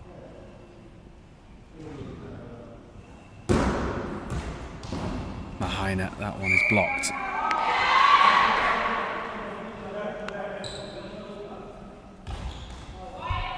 Mahaina on the left-hand side.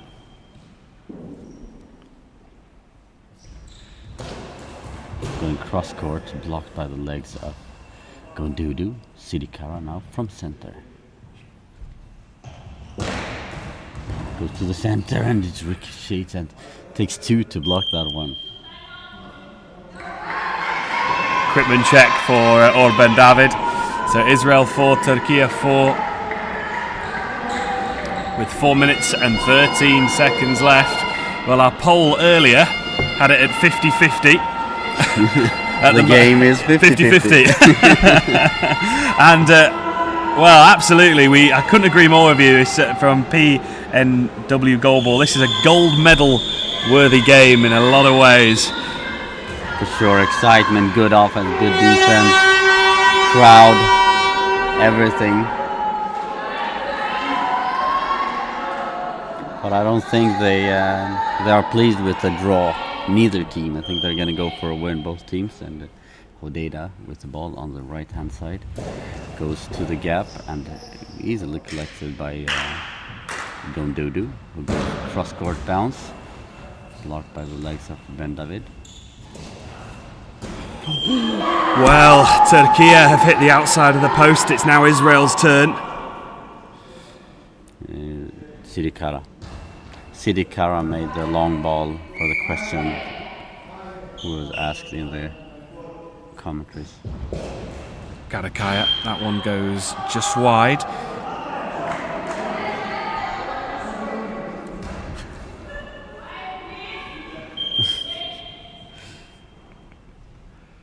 Hodeda on the right hand side fires a good bounce to the center, but good blocked by Sidikara. Now Karakaya on the right hand side, going cross court and blocked by the arms of Ben David, and a quick throw there by Mahaina cross court. Sidikara with a timeout from Turkey with 3 minutes, 25 seconds remaining. Well, it feels like news of this game has sort of spread across the goalball community, because I've noticed that the number of viewers that are joining us has just been creeping up and up and up and up during this game, which is obviously a great testament to both sides. It has been an amazing match to follow, and hello to Fatmir, a big smile on the face of your brother Florim. I hope you're well, and obviously enjoying the coverage of what has been a fantastic match. These two teams have given us absolutely everything, and I'm absolutely convinced they'll push even harder now for this final 3 minutes and 25 seconds. It's Israel 4, Turkey 4, and Sidikara now will throw down the centre. That one is blocked by Order Ben David. Mahaina now, who has produced some magical moments throughout the game. Can he produce another moment of brilliance? Not on that occasion. There's a lot of time left. 3:11 remaining. And now Abdallah, the player in Turkey, gives Gondudu some instructions. Gondudu, this time from the right-hand side, fires a bounce into the gap, but didn't really get the height in that ball, and we got a ball over.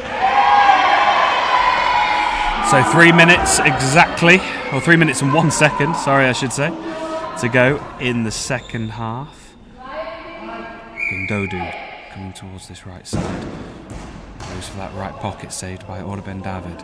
Hodeda now will throw. Hodeda from the right-hand side goes for bounce to the center.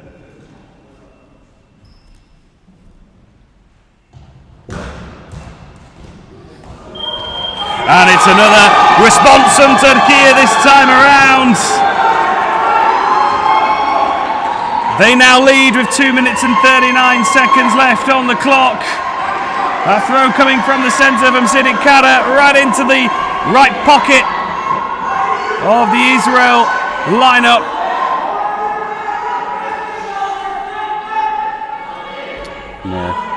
Fatmir brings up a very good point. He says, is it really wise to burn so much energy in this game, thinking about quarterfinals coming tomorrow?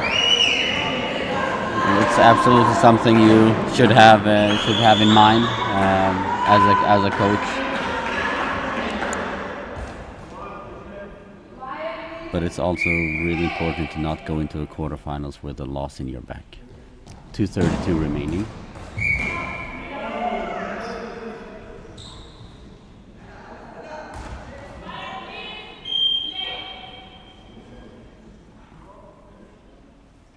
And here is Mahaina. Oh, skimming it along the surface into that right pocket. And now here comes the response, and now our first substitution of the match. And it's going to be Michael Rusin who's going to come on, I should say, sorry, and we'll place Mahaina. And Mahaina's asking the question, me, really? Yeah. Putting his hands up to the sides of him and says, why me? Why? I don't want to go out. I want to be a part of this game. And it's going to be interesting to see, because the players are getting more and more sweaty. The ball is getting wetter and wetter. So I think when Israel now is going to try to push for a goal, I think we might just see a long ball now, because this ball will skip a lot easier. Well, Hodeda's come out to this left side. Just having a word with his teammate Order Ben David. He's going to throw from the centre. Just parks his run slightly, and that one's blocked by Sidikara. And now he will respond, standing slightly left of centre. Oh, and just pushed away. Great save from Hodeda. That's an excellent little touch around the post, and a crucial save as well. And now Michael Rusin will have his first throw of the match, and that one is blocked by Sidikara. And now another far side. Michael Rusin makes his first save. Well, Michael Rusin, he made a really good impact in previous matches, and now can he get Israel back level as we approach the final 90 seconds of the second half. Here is Karakaya down the middle, and another substitution in for Israel. Well, Mahaina, he hadn't had enough of this game. He was so desperate to stay on the court. We have substitution. Hodeda goes out and Mahaina comes back onto the court, and I think the throws that Rusin has thrown so far has been really dangerous, because they have been a little slower pace with quite good level of the bounces, and it has caused some issues for the center Sidikara in Turkey, because he went a little too fast, and I think in combination with these really fast throws from Mahaina, it could cause an issue with the 90 seconds remaining for Turkey.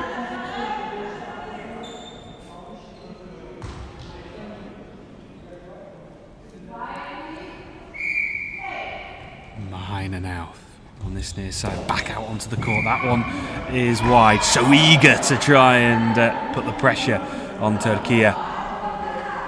Well, into the final 90 seconds we go. As it currently stands, it's Turkey who will be in second spot, Israel in third. Still time for that to change though. Karakaya from the right hand side throws to the center, and a good block by Ben David. Passes the ball to Mahaina. Mahaina from the left hand side, going cross court and past the Sidikara. But a beautiful save behind him by Gondudu, and we have a timeout for Turkey, leading 5-4 with 1:12 remaining. And if I'm not mistaken, I think Turkey has one timeout left after this one. Something definitely to consider, with 1 minute and 12 seconds left on the clock in the second half. Well, Florim, so far, how highly would you rate this game in these championships? Would you even put it at the top? Sure. Yeah. We had an excellent opening game with Germany, Lithuania, but that was more about the first part of the game was feel out process. Here they didn't have that at all. I think they greeted each other out in the hallway before entering the course game, because it was at full attack power from first start. Yeah, no holding back from either side. And 1 minute remains. Akurusin just that throw just going towards that near side, towards Karakaya. That one goes wide, and into the final minute we go. What will happen is anyone's guess. Dudu cross court from right hand side this time, and blocked by Ruzi. Meets Mahaina in the center and gives him the ball. Mahaina on the left hand side throws him. Mahaina, well, Yeah. biting his shirt. Yeah. He could almost just sense how close it was, and just that little noise coming off the flaps of the goal frame, that the blue padding around the goal. He was just biting through his jersey almost. Another substitution here for Israel. And Michael Urusin will come off, and Doran Hodeda will come back on. So it's as you were for Israel with the starting three. Well, it wouldn't surprise me that these teams need to ship in some new shirts for the rest of these championships. The amount of sweat and they've poured into this one. I think it's gonna take some time for these shirts to dry up, absolutely, and almost mine now. Also because it's been such an exciting game, and I think everyone watching this game is really happy. And if you ever want to introduce Goalball to a new person, use this game as an example. 100%. It's captivating the Lithuania team, who are ready and waiting to come on. Gladys, the Lithuanian coach, eager, watching on. And here is Mahaina. Oh, squeezes it past Sidikara, and Karakaya saves it just in the nick of time. And Karakaya now responds down the middle. That one's blocked by Ben David. And Ben David opts to go towards that far corner. We haven't seen many Good throws idea, from him. yeah. That's his second throw, but very good idea. Gundudu cross court down to the center. And another timeout for Israel with 14 seconds. Will they manage to equalize? Or will Turkey just save it in the neck of time like they did twice now in a row? What do you think, everyone watching on? 14.6 seconds remaining. As we saw in the final game of yesterday, a lot can happen. Yeah, we had 4 substitutions in the last 16 seconds. Hold on to your hats, everyone. Here we go. 14.6 seconds. You get. It's amazing. You'd feel that the gold medal was on the line, or a medal, or a place in the Paralympics was on the line. And Vida, our referee, is just having to calm things down with the crowd a little bit. But here's Mahina. Oh, crucial save from Siddiq Kara. As the seconds tick down. Good game management from Siddiq Kara. And that is full time in what was quite simply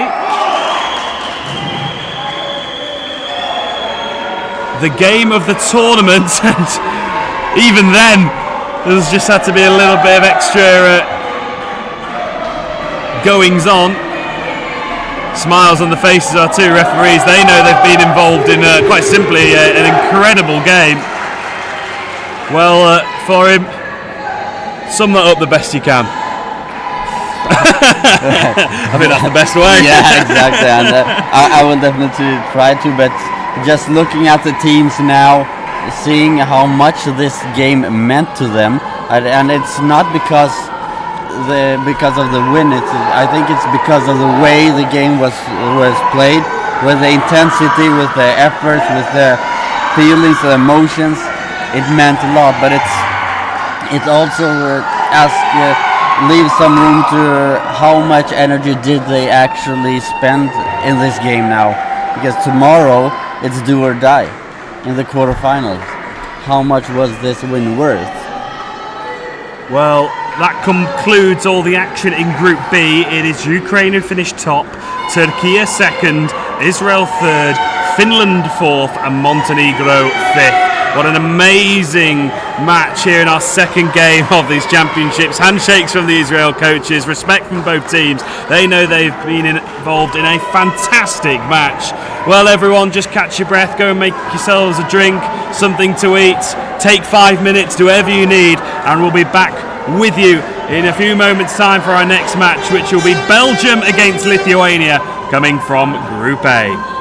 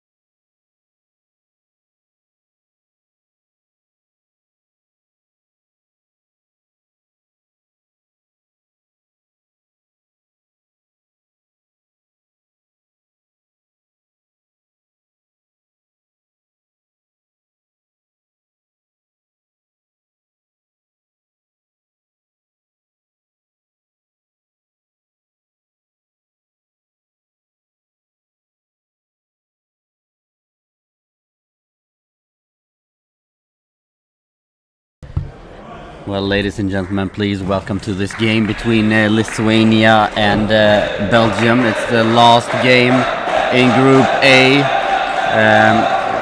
between the number one Lithuania, who tops the division with 3 wins in 3 matches, so undefeated so far, has 29 goals made and 10 goals received, so plus 19.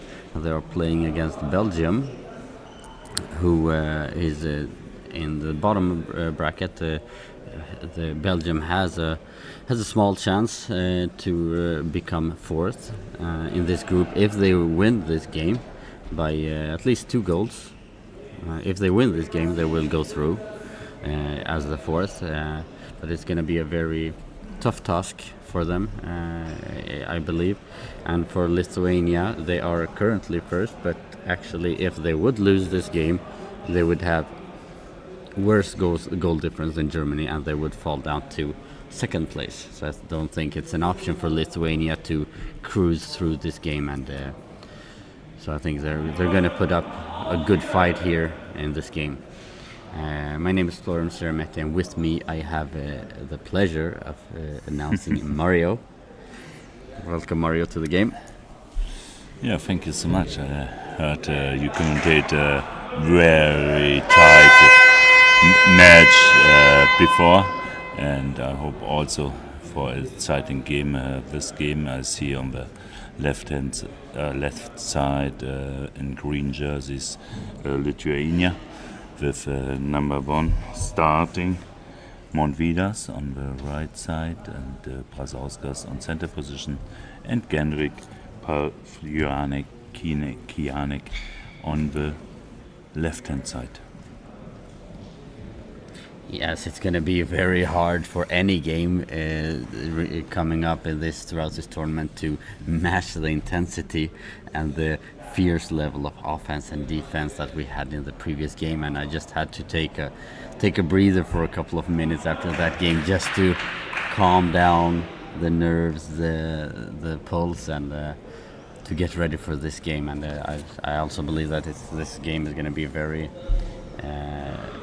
offensive from Lithuania especially, and for Belgium it's going to be a matter of keeping a very, very strong defense. And if they can do that, they could put some thoughts and doubts in the minds of the Lithuanian players, of course.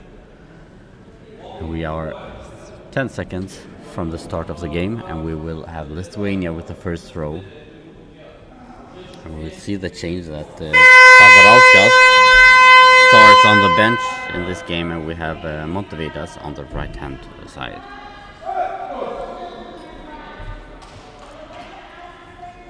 For Belgium, we have Verplanke on the right wing, Amnir on center, and Van Hove on the left-hand side.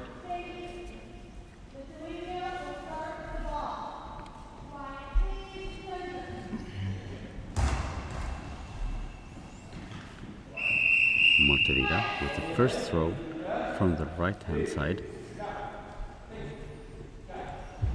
So the bounce blocked by the upper body of Van Hove. Amnir runs forward, brings the ball, passes it back to Van Hove. Van Hove with an awkward bounce, blocked by the body of Montevidas. Now Pavlyukianek comes over to the right hand side. Fires it down the line and blocked by the body of Van Hove. Important for first defense from Van Hove, and also both other side. Number 1 Montvidas, Genrik Pavljanik from the left hand side into the gap between Amnir and Verplanke. Amnir with the ball from the middle. Good bouncing ball, but not a problem for Genrik Pavljanik. Now from the left hand side, Montvidas makes good throw into the gap. Van Hove now on the left hand side. Fires it to the left hand side and blocked out by the hands of Montevidas. Montevidas touches the right post, goes cross court bounce over over the legs of Planke and inside the goal. And 10:47 remaining. First goal for Lithuania from Montevidas. Yeah, in the first minutes, a lot of good defense from the team of Belgium, but this throw was really good. Missed the center and also the leg from Verplanke. And now we have a ball over. Genrik Pavlianek with the ball from the left-hand side. Comes to the middle. Montvidas with the ball. And another gap. And another goal. Now the gap is between Amir and Van Hove. And the ball goes to the goalpost, under the goalpost, and in the goal. Verplanke, Sorry for me. Verplanke on the right hand side with the throw. And a small miscommunication there between Brazauskas and Pavliukenek. Pavliukenek now fires to the center. Amir collects the ball, goes back just to the right center. Fires it, a good bounce effort, and the Lithuanian coaches thinks it's a long ball, very close. Montevidas with the bounce to the right hand side, blocked by the feet of Van Hove. Van Hove from the left hand side. The next attempt, but Brazauskas safe from the right hand side. Montvidas. Next, one feet defense Van Hove from the left hand side, cross court from the near side to the far side. Brazauskas pass to Genrik Pavlianek. Genrik with the throw. Next attempt into the gap.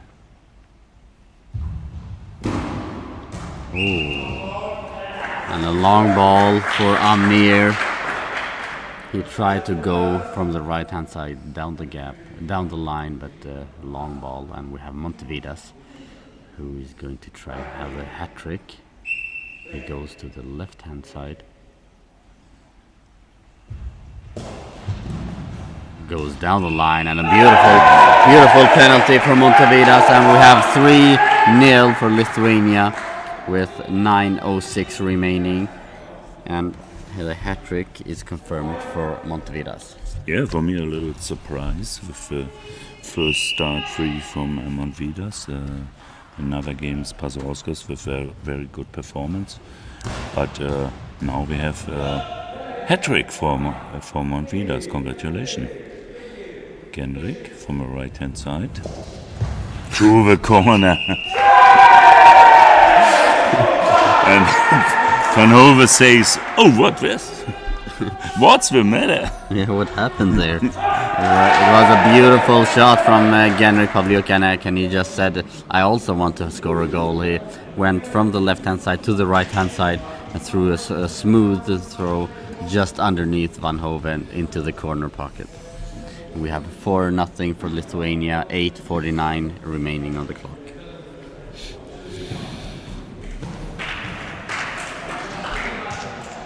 Yeah, timeout on the side from Belgium. In the middle, Amir with the ball.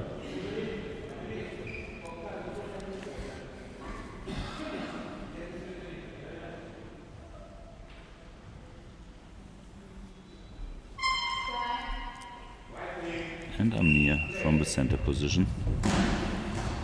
The attempt to the corner from Pavliukenek. The meter, 1 meter out.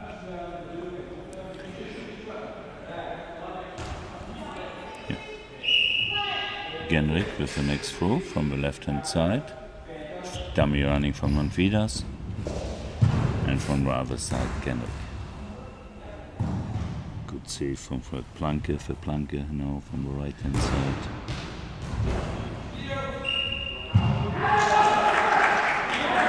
Montevidas now goes over to the left hand side.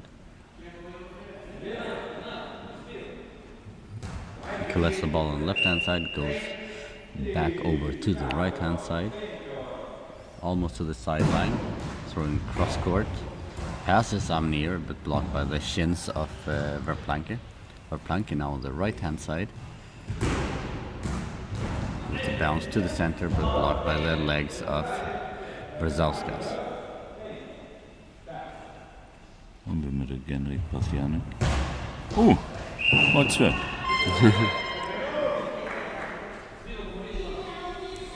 And 10 seconds penalty.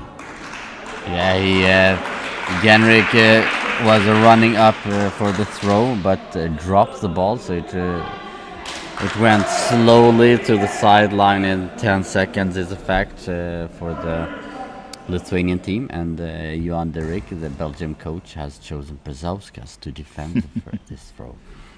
Very interesting. From the middle, Hanne van Hove goes to the left hand side.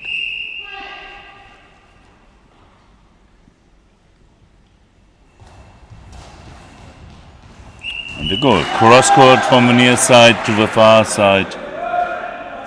A beautiful penalty there from Van Hove, who goes from the left-hand side cross court into the pocket. No chance for Brzauskas to take that. And Genrik is going to try it again from center. A high ball, perhaps? Yeah, no? Yeah, I think so also. No, I think also. But wherever the best shoe to the line. No Montvidas from the right hand side. Really good throw over the body from Amnir for Planke. Van Hove with the next throw. Now Genrik the next. Into the gap between Amnir and Van Hove from the middle. Genrik Podgorica with the next goal. 7:16 remaining, 5 goals for Lithuania, 1 for Belgium. And Amnir comes Belgium. back immediately with a good effort. An awkward bounce from the right hand side to the gap between Brzauskas and Podgorica. And we have 2 goals for Belgium, 5 for Lithuania, 7:11 remaining.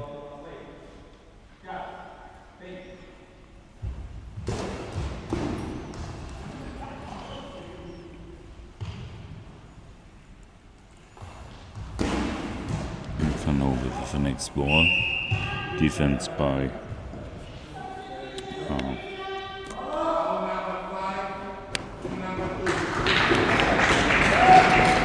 We have a substitution in Lithuania. It's Brzauskas who goes out, and Jonikaitis comes in as the replacement center.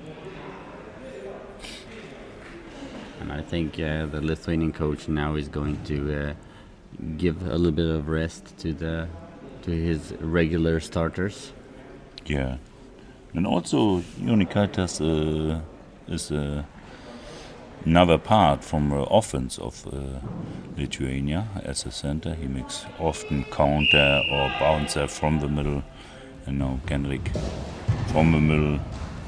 Save first from the hand from Amir, but in the corner from Belgium.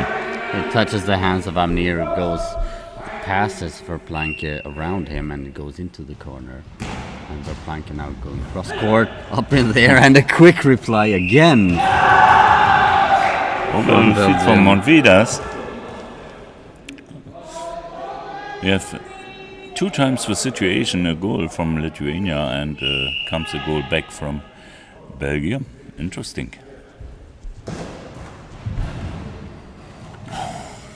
Just saved in the nick of time. It was a block by the goal line by Verplanke.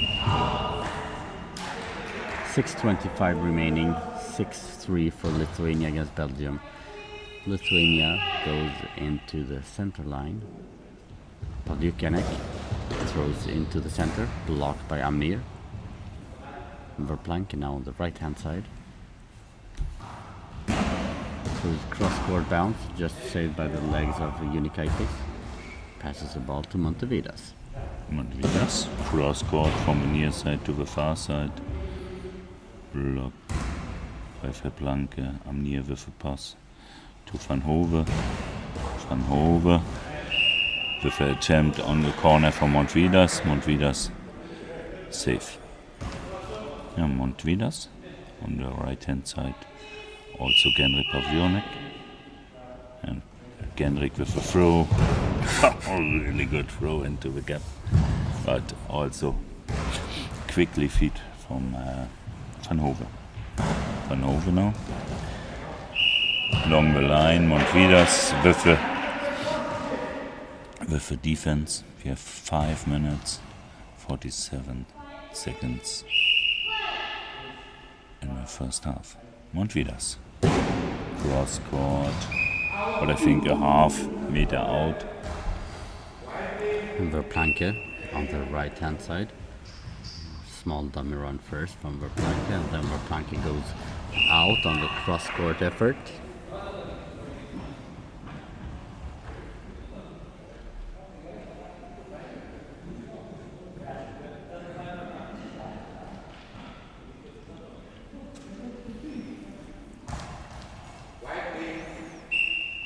Pavlyukianek on the right hand side.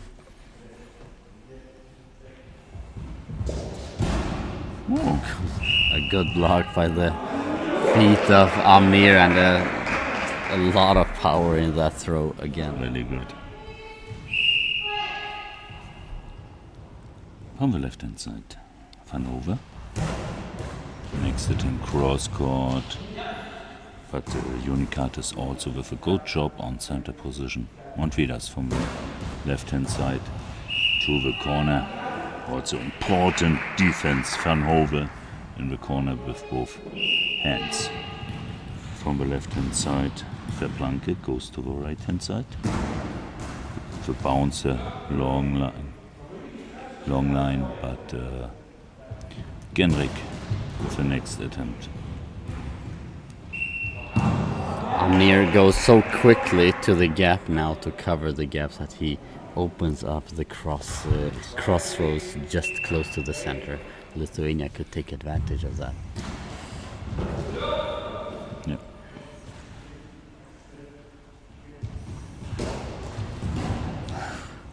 Very close. He's trying to find the gap again. Pavlyukianek, Verplanke now from the right hand side. Cross court bounce blocked by the feet of Unikaitis. Passes the ball to. We have a substitution for Lithuania. We've got Pavlyukianek goes out, and Egminas comes back in. On the left hand side, there's 4 minutes and 21 seconds remaining. Lithuania comfortable lead with 6 goals to 3. Yeah, it can be important for both for all the players from Lithuania to have a little bit international experience on the field. And Egminas comes now for Genrik Pavlyukianek. Now Montvidas from the right hand side. But on the body from Van Hove. Van Hove goes to the middle. And bouncing ball. First save from Egminas. Egminas, cross court. Good throw. But also good defense from Van Hove. Van Hove the next throw to the side from Montvidas. Unikatis pass to Montvidas, goes from the right hand side to the left hand side. Cross court, back the ball. But with the feet, Amnir. Verplanke from the right hand side. Cross court effort. Blocked by the feet of Unikaitis. Unikaitis passes the ball to Egminas. Egminas now on the left hand side. Going cross court, and the goals. Very good. That's the goal, the opportunity we talked about earlier, that because Amnir now goes very quick towards the gap and opens up the center. Yeah. And a quick reply immediately from Belgium. Again, the third time. Yeah, the third situation in this game. Lithuania with a goal, and a quickly response from Belgium. It's really interesting. And now on under the arm from Unikatis. Now from the left hand side, Van Hove. Unikatis. Good save by the feet and ball over.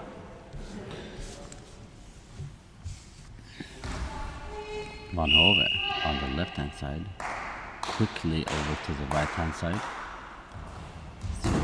down the line and blocked by the body of Egminas. Egminas now on the left hand side, going to the center, blocked by Amnir with a quick reply, and we have a goal. Yet another goal. It's Ionikaitis who pushes it with his shoulder past Egminas, and we have 5 goals for Belgium, 7 for Lithuania, with 2:40 remaining. Yeah, but you see also not reaction from Egminas after a pass the ball from the shoulder.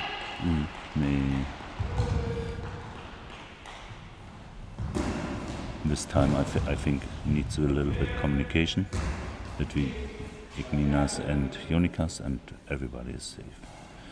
Egminas cross court, but really good cross court throws. I think the right instructions from the bench. Van Hove on the left hand side, throwing cross court bounce. And we have goal number 6 for Belgium. And with 2:05 remaining, it's only 1 goal apart. Yes, and the first time out is on Lithuania, and I will be excited Kleiders, the instruction from Kleiders, but it's really not so loud, relaxed, everything okay. Yeah, he's very calm. You know, as long as they win this game, they secure the first spot. Yes. But it's also very important to how you win the game, how you end the group. Yes. Montvidas with the ball to the right hand side. We have 2 minutes in the first half. Montevidas from the left hand side, cross court, and a goal for Montevidas. The cross court pattern continues to be a success for Lithuania. Is this the answer from Belgium? No. Egminas with a save from the left hand side. Next ball cross court. But the save from Van Hove, and the ball goes over, and Montvidas from the right hand side. 1:39 remaining. Montevidas goes over to the left hand side.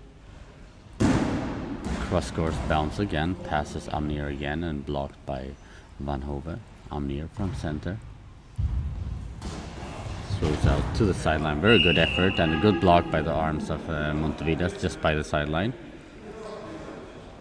Egminas collects the ball on the right hand side, goes back to the left hand side, throws cross court all the way to the post, but blocked by the body of Van Hove, and Van Hove now on the left hand side.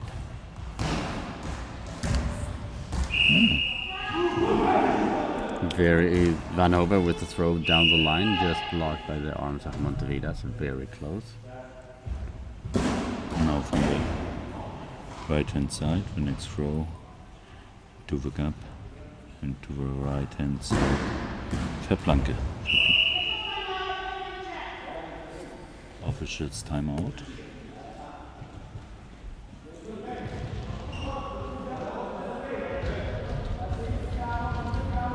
We have 50 seconds remaining, 8-6 for Lithuania against Belgium. Not really the game that we expected, or after just a couple of minutes we had 5-0 for Lithuania, but Belgium has clawed themselves back into the game.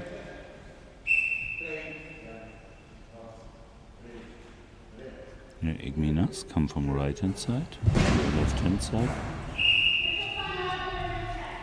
Next equipment check. Montvedas. Got an ice shades check on Montevidas. We have 42 seconds. 42 seconds remaining. Amnir with the ball on center. Amnir goes to the right hand side. And high ball. Yes. And Amnir, a good call, yeah.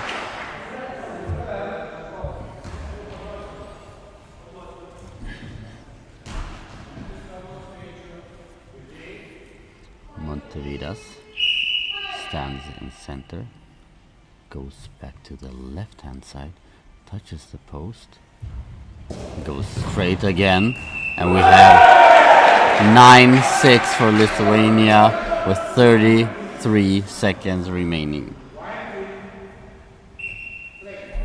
Now Verblanke on the right hand side. And Unicatus with a save and counter attempt, but 2 meters out.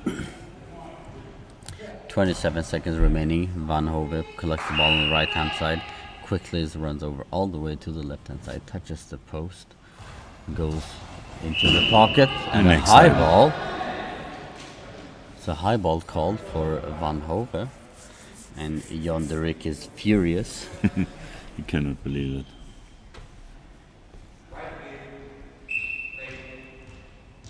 Montevidas on the left hand side goes straight again. Third throw in a row, he goes straight, and that's 10 for Lithuania, 6 for Belgium, 20 seconds remaining. And that's a hat trick also confirmed for Montevidas. Next good throw. Unicatus with a save.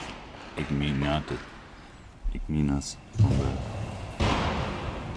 left hand side into the gap, and the ball is over, and we have 4.8 seconds.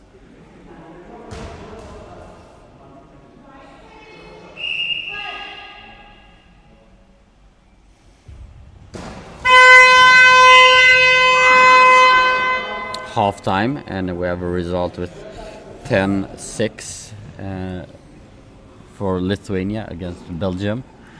Very sloppy defensive plays from both teams, in my opinion, and it's going to be interesting to see if they are going to try to shape it up a little bit in this in the second half here, and what the tactical instructions will be from both coaches.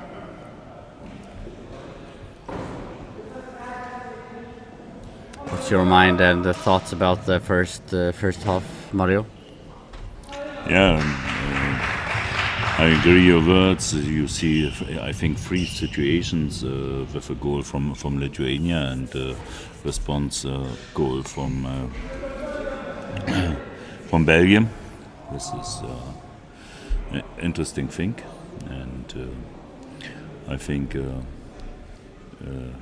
better in this game as in the final games, in the quarter-final or whatever. And now we have a situation, the first 3 on the field from Lithuania. On the right side comes now Bazauskis on the center position, and Kenrik Pavlirnik comes back to the left side. And we have actually totally change up in the Belgium team also. We have Eisen on the right wing coming in instead of Verblanke. We have Jemail goes into the left wing instead of Van Hove. And we have Elson Churai comes in center instead of Amnir. So complete change in all 3 positions.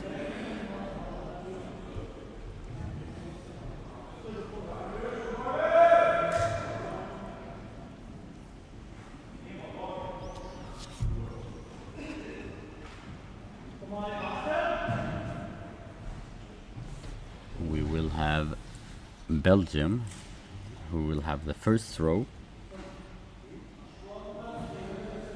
And Lithuania sends a clear message here when they put up the starting 3 players that it's enough is enough. Yes.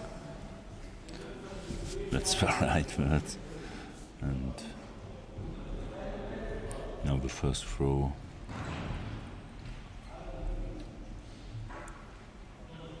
On the side from Belgium, I think. Yeah.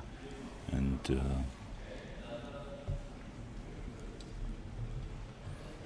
we've seen that Jamal have had quite good offense, that he could threaten the opposing team a couple of times, but we'll see how successful he will be in this one.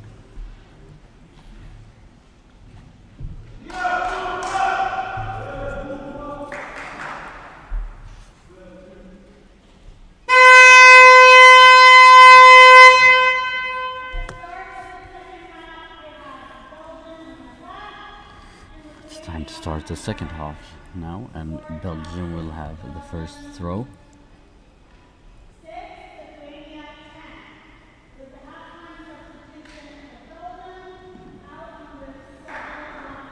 So 6 substitutions made in half time.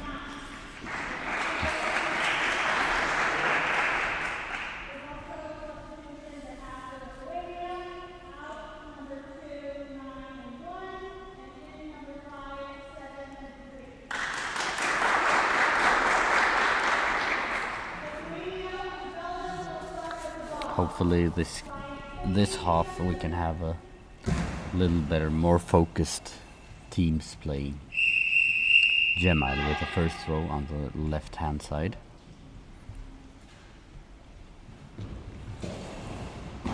Tries to find the gap between Bazarauskas and Pazauskas.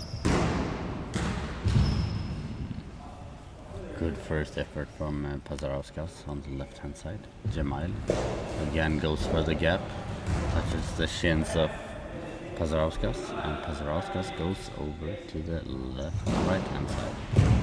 Touches the hands of Turai. Jamal with the third throw in a row from left hand side to center. no, from the right hand side, Pazauskas. Next throw, too much in the middle, Kawhi, no problem. And number 8, Orb Eisens with the first throw, bouncing ball, and you see a goal. Reaction from Gendrik Pavlianik to the corner, but the ball goes more into the gap. And we have 7 for Belgium and 10 Lithuania. First throw of Rob Eisens, and we have a goal for him, and 11 minutes remaining here. Pavliukenek tries to find the gap between Rob Eisens and Turai. Eisens goes for the gap and bounce, collected by Pavliukenek. Pavliukenek again with a throw to the center, blocked by Elson Turai. Turai now from the middle to the side from Pazauskas. Pazauskas next will come from the right hand side to the left hand side and to the corner, and the goal for Pazauskas, also in the scorer list.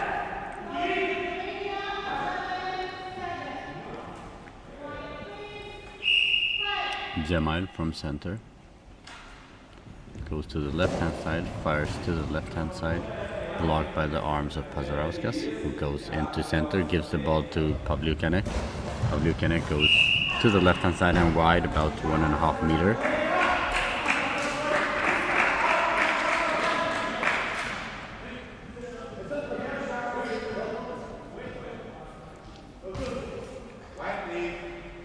And the next time Jamal from the right hand side goes back to the left hand side on the post. And the next attempt between the gap at Pazauskas with the save.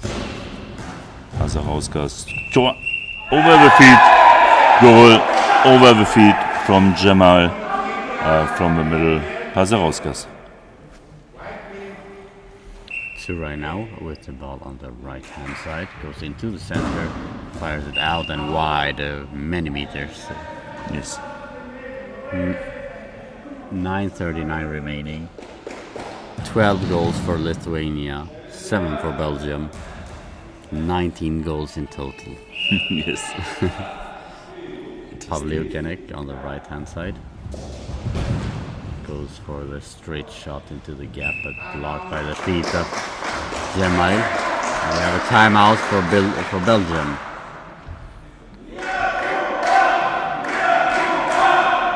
Yeah, not so bad result for Belgium in the moment, and we have 9 minutes, 40 seconds to go in the second half. Belgium 7, Lithuania 12, and also the first goal in the second half was from Belgium, was interesting. And now we have a situation. Jamal on the left hand side of the ball.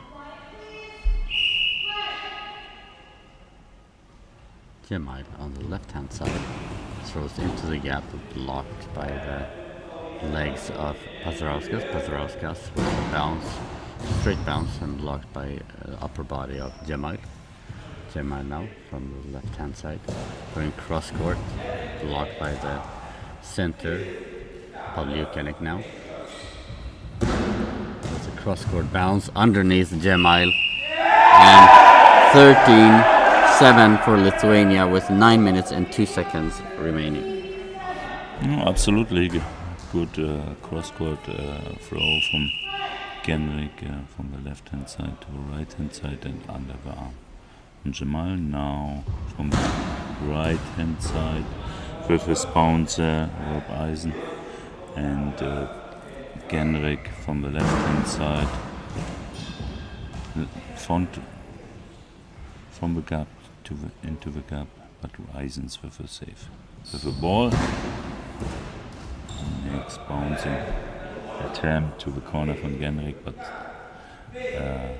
Podgorica with the ball, right hand side, next bouncing, and next save from Jamal. Podgorica center cross court, blocked by the legs of Jamal.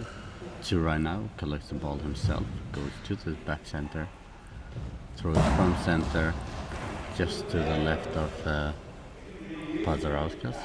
Now Podgorica goes over to the left hand side, tries to find the gap in the pocket corner, blocked by the arms of Rob Asens. Asens now the left hand side, high bounce and just out.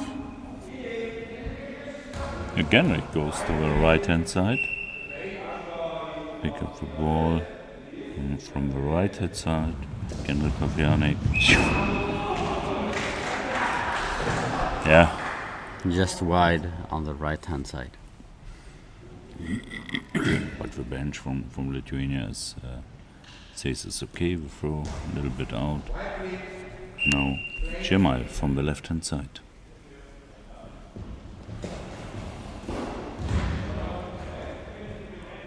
Podgorica come from the right hand side to the left hand side.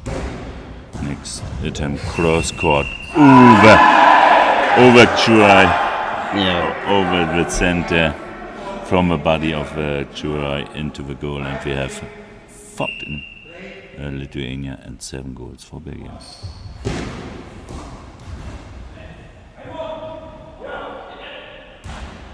Podgorica goes around the right hand side, fires it just outside. I think it touches the post just a little bit, and it was a good idea. Fast movement from left to right and just out. Jamal on the left hand side goes cross court to center. Podgorica with a straight awkward bounce, blocked by Jamal. Jamal now going cross court, just saved by the feet of Pazarovskas.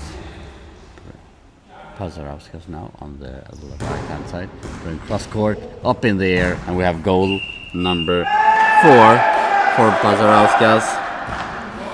15-7 with 6:36 remaining. Yeah, one bouncer from the left side, a second bouncer from the right side. Now over the feet from Joy. And we have a long ball from Belgium. Rob Asens is going to defend the penalty. We have Pavliukianek with the ball on the left hand side.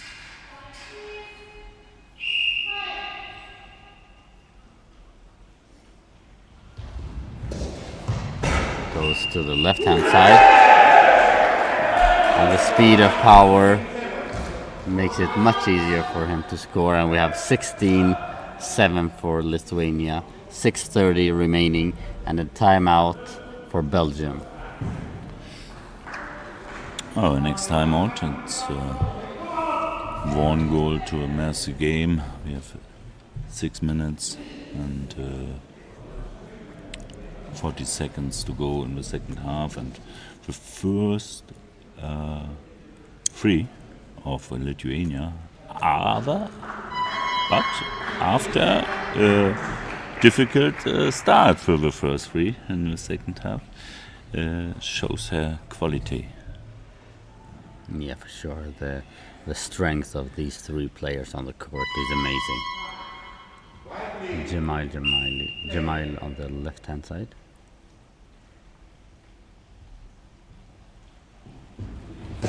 Going cross court, it hits dead center. And substitution.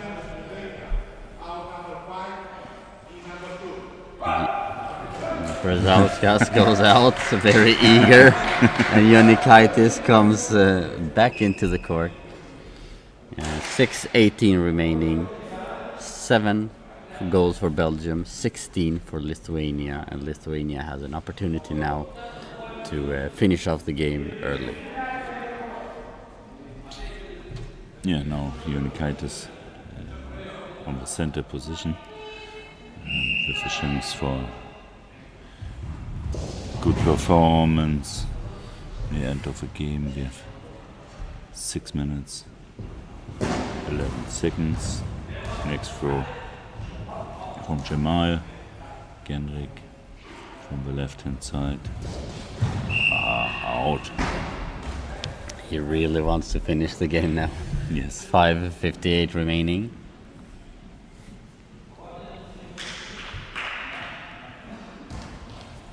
Ball goes to Asens. Asens 2 steps in the middle. It's bouncing bound, cross court.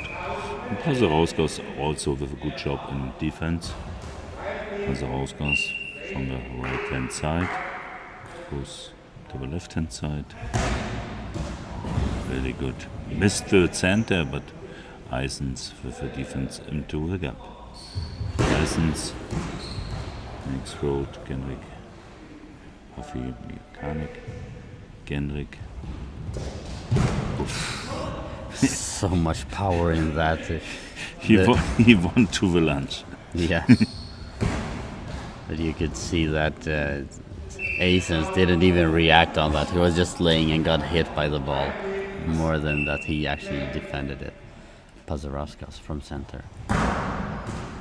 Good bounce to the right hand side, but blocked by Jemaili. Jemail from center. It was a good bounce, just passes Jonikaitis. Pavliukianek now on the right hand side. Blocked by the shins of Jemail. Jemail on the left hand side. Goes cross court bounce. Blocked by the upper body of Jonikaitis. And now Pazarovskas goes down the line. And we have 17-7. Goal number 5 for Pazarovskas. And we have a game with 4:43 remaining. A very strange game, but Lithuania in the second half just showed their muscles, showed how strong they can be, and just finishes the game with ease in the second half.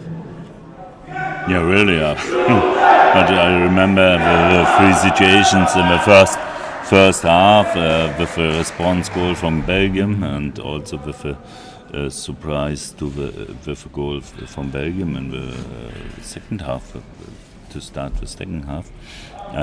But after in the second half, the first three, one of the favorite of this tournament. Lithuania shows her quality really, really good. Well, thank you very much for watching this game together with us. Thank you, Mario, for being my colleague in this game. And stay tuned for the next game between Greece and Great Britain. That starts at 12:45 local time. See you soon. Take care. Take care.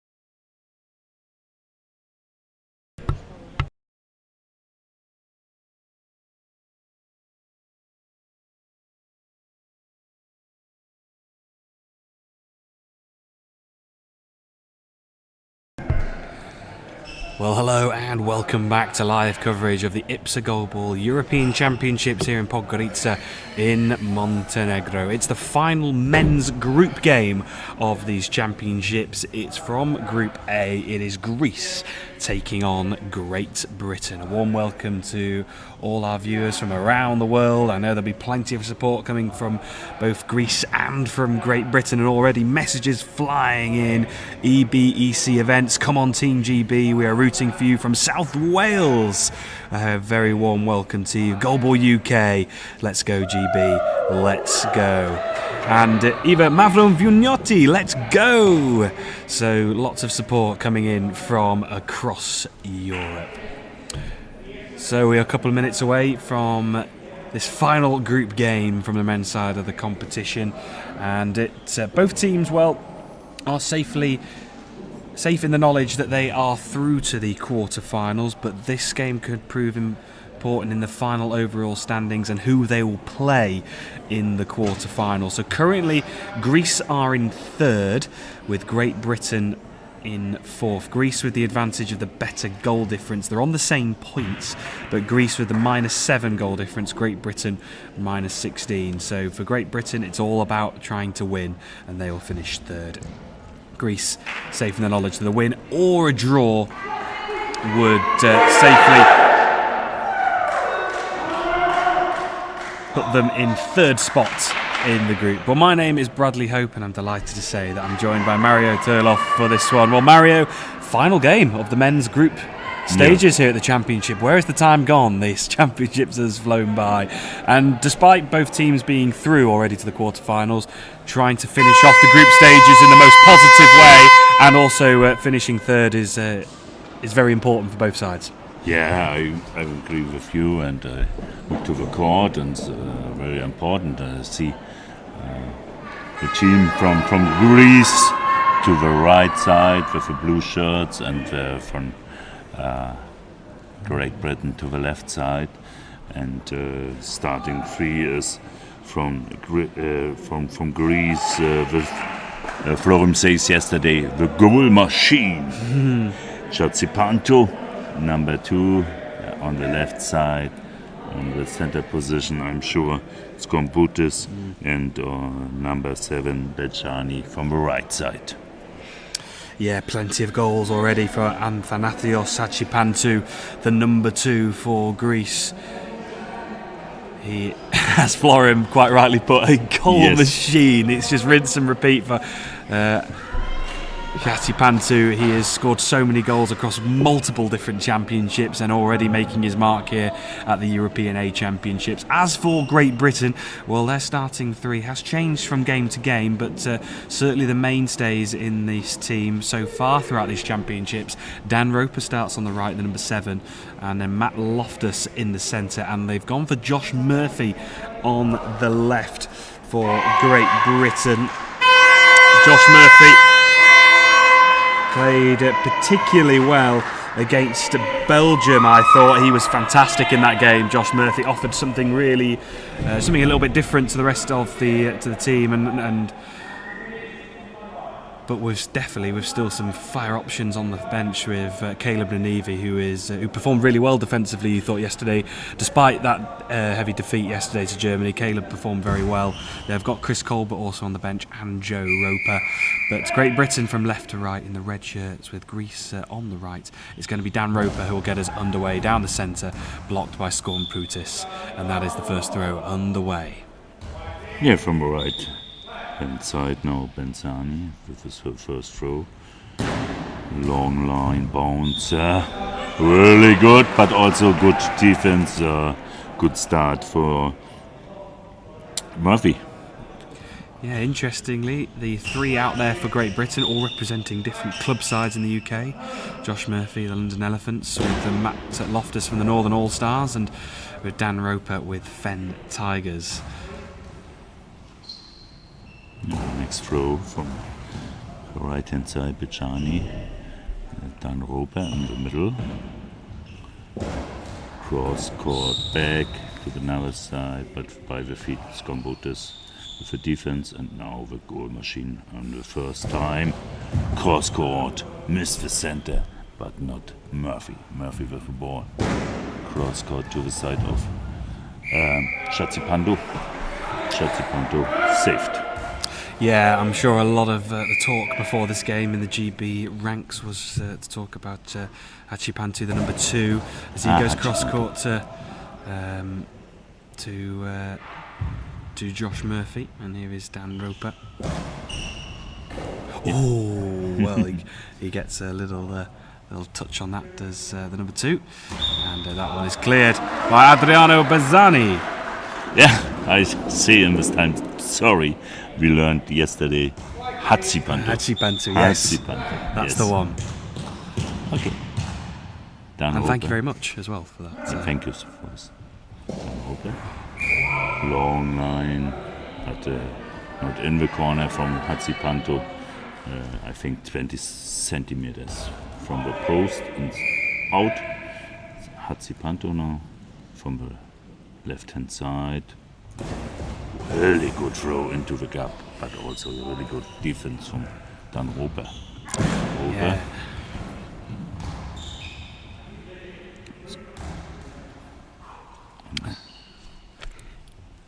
Adriano Bazzani now down that far side. Josh Murphy right in behind it, and Josh Murphy now will respond in with a bouncing effort, but that one just skids along the surface in towards Skornputis, and Hachipantu will take over. Hachipanto.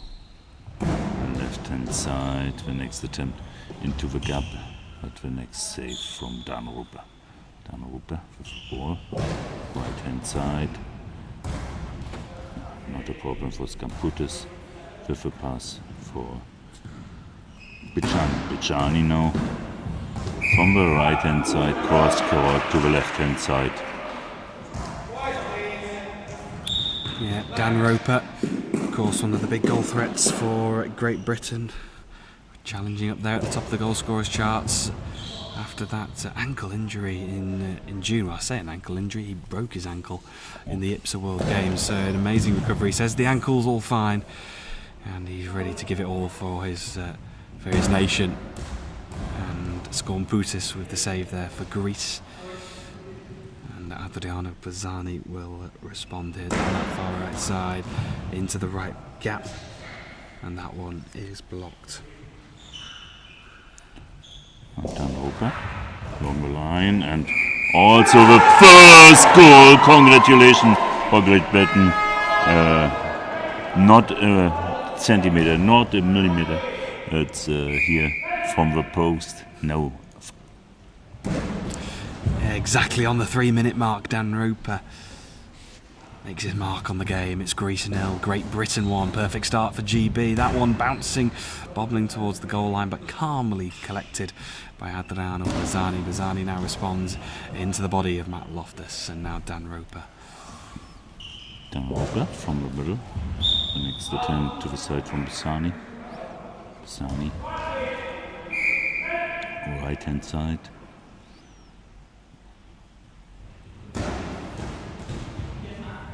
Also the attempt into the gap. But now Murphy with the next throw to the side from Hachipanto. Hachipanto with the defense. Yeah, it certainly was. He's had to get through a lot of work defensively, Hachipantu. He's been turned to his right, then been forced out to his left. Good work from Great Britain, just working Hachipantu.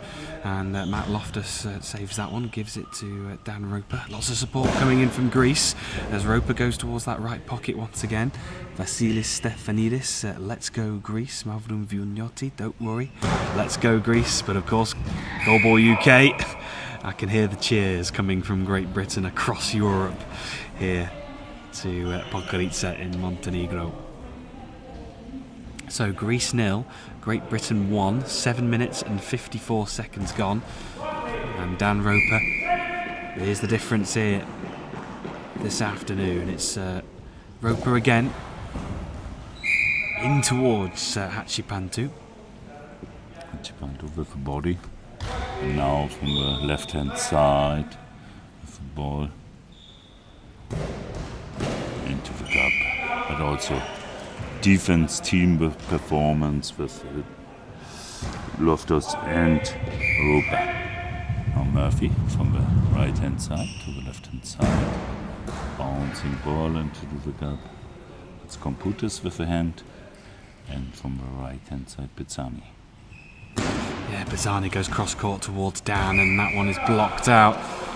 Dan Roper clears that one. Thumbs up to the team bench area. Big smile on the face of Faye Dale. Everything's, well, going to plan here for Great Britain. Dan Roper fires right back at Adriano Bazzani with a cross-court effort. Was slinging that one from his near side to the far side.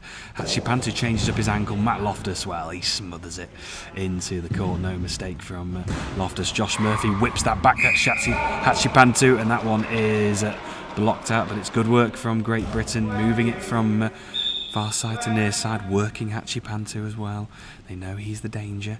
They know he is the threat. Adriano Bazzani as well is also very handy himself, but Josh Murphy now will respond here for Great Britain and trying to sneak it through that right pocket. No, really good. Now Hachipantu goes to the right hand side. Next attempt, counter from the center position from Loftus. Loftus next good save. We have 6 minutes and 20 seconds in the first half. Well, high ball given here against Dan Roper. And this has just opened up the door for Greece and Hachipantu, the number 2. I'm sure he'll be the one to take it. Adriano Bazzani has the ball in his hands. Yeah, of course it's going to be Hachipantu.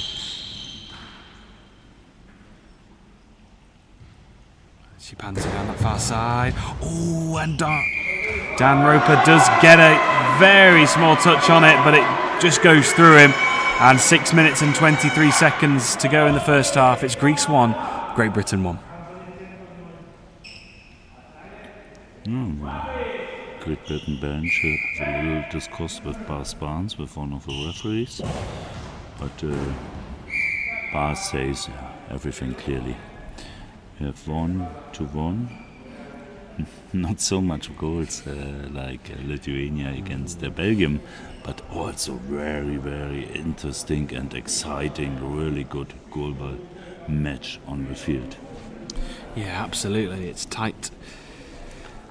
There is still plenty on the line, even though both of these sides are through to the quarter-finals. Just a reminder then of where we're at in this group.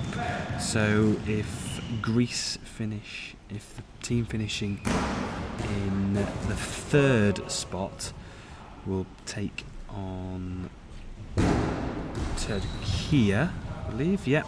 And then the team finishing in 4th will take on Ukraine.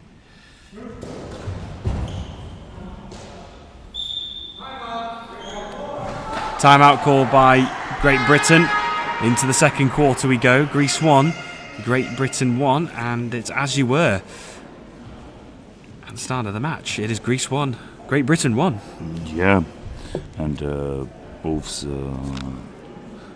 opponent in the quarterfinal, Turkey or Ukraine, both really good opponents. But do you remember Montenegro against Ukraine? Everything is possible in the quarterfinal. Yeah, it's all. I don't know how you perceive it, Mario, but does it almost feel like a new competition once you get through to the knockout stages? You have to you've done the hard work in the group stages, but now you have to start again, and it's a brand new sort of side of the tournament. Yeah, it's so much parts in the next round. Good start, fitness on the day, and everything. And what is the fitness after the really high? We have a high ball from Dan Roper. What is the fitness after the group round from the players? Yeah, now we have a high ball from Dan Roper. Goes to the 6 meter slide in the middle.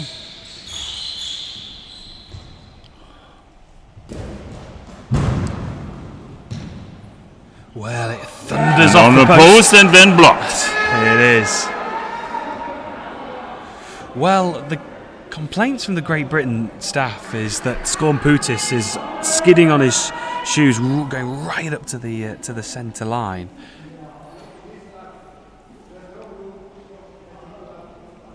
And Bass is explaining there is actually no rule to stop Skornputis doing that. and Great Britain want to know it's regular this penalty, and the referee with a very most exciting experience. Bas Barnes says yes, everything regular. To the right hand side. Next throw from Bajani, but saved by Loftus. Loftus with the ball for Murphy. Murphy, long line. Bajani with the next throw from the right hand side.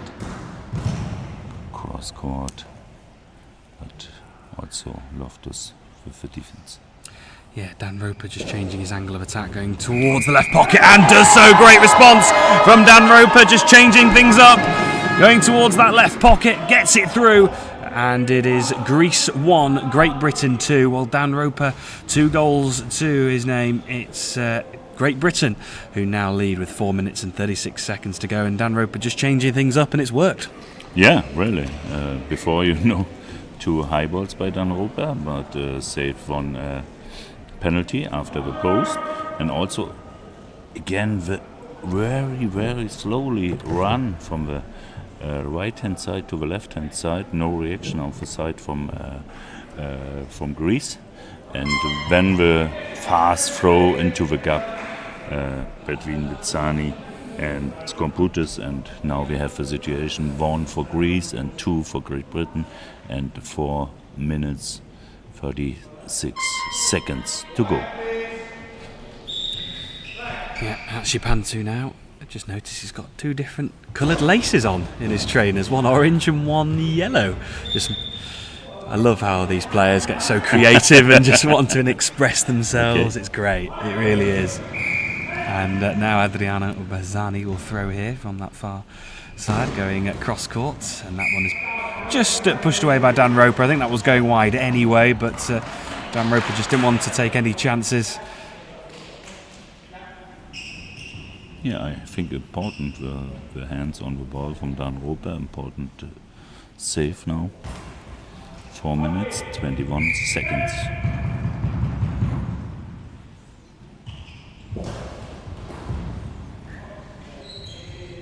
Next slowly run from Dan Roper from the right hand to the left hand side. And also important Murphy with the noise in the middle.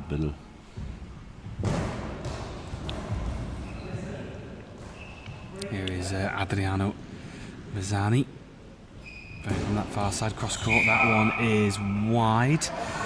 So really just aiming for this near corner of the GB goal, but Dan Roper at the moment has it covered.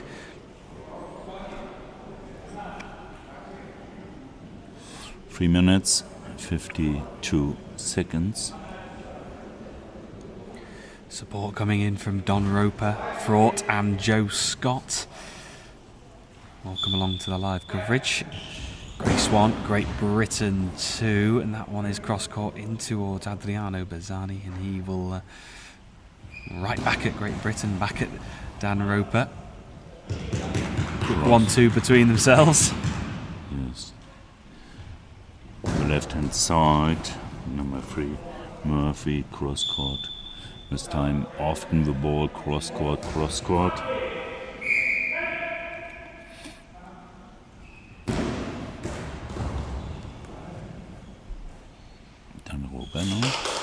On the left hand side. Next attempt and into the gap. Here was the goal, last goal. But now Skornputis into the gap with a defense, really good defense action.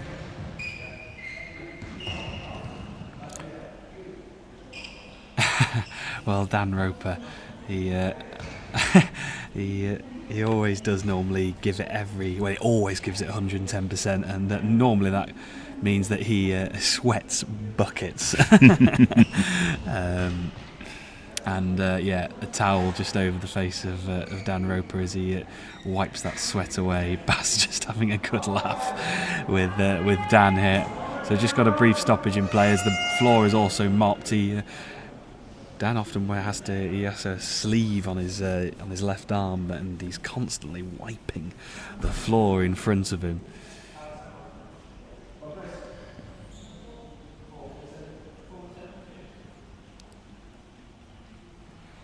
We're going to restart here with Greece throwing from right to left. Greece 1, Great Britain 2. 3 minutes and 10 seconds left on the clock.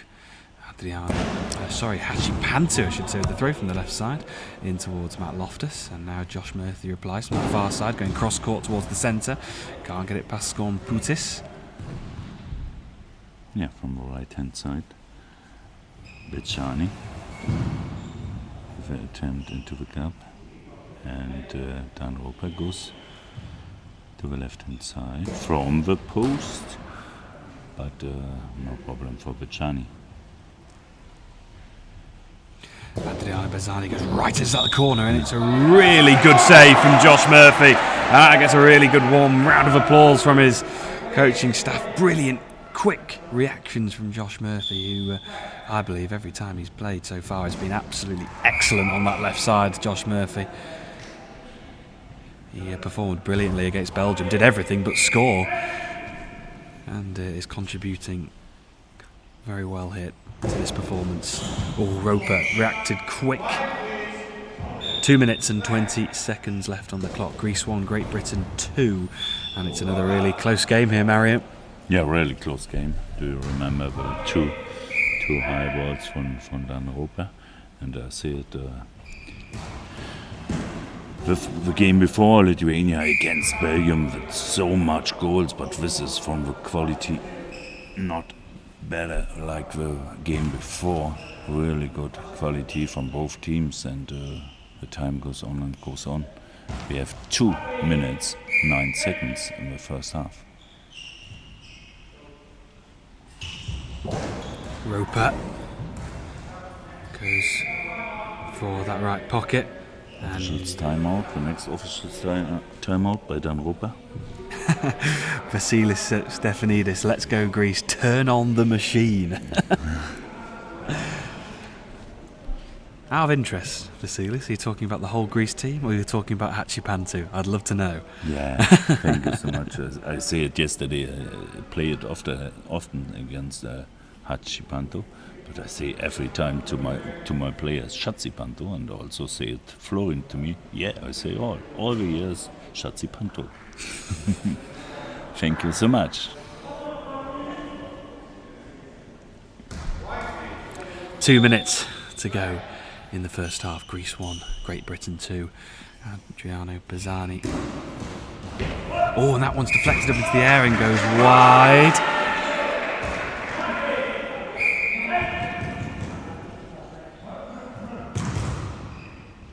Dan Roper goes down the centre. That one blocked by Skorn Putis. And Hachipantu now on this left side. Goes down the centre. Loftus.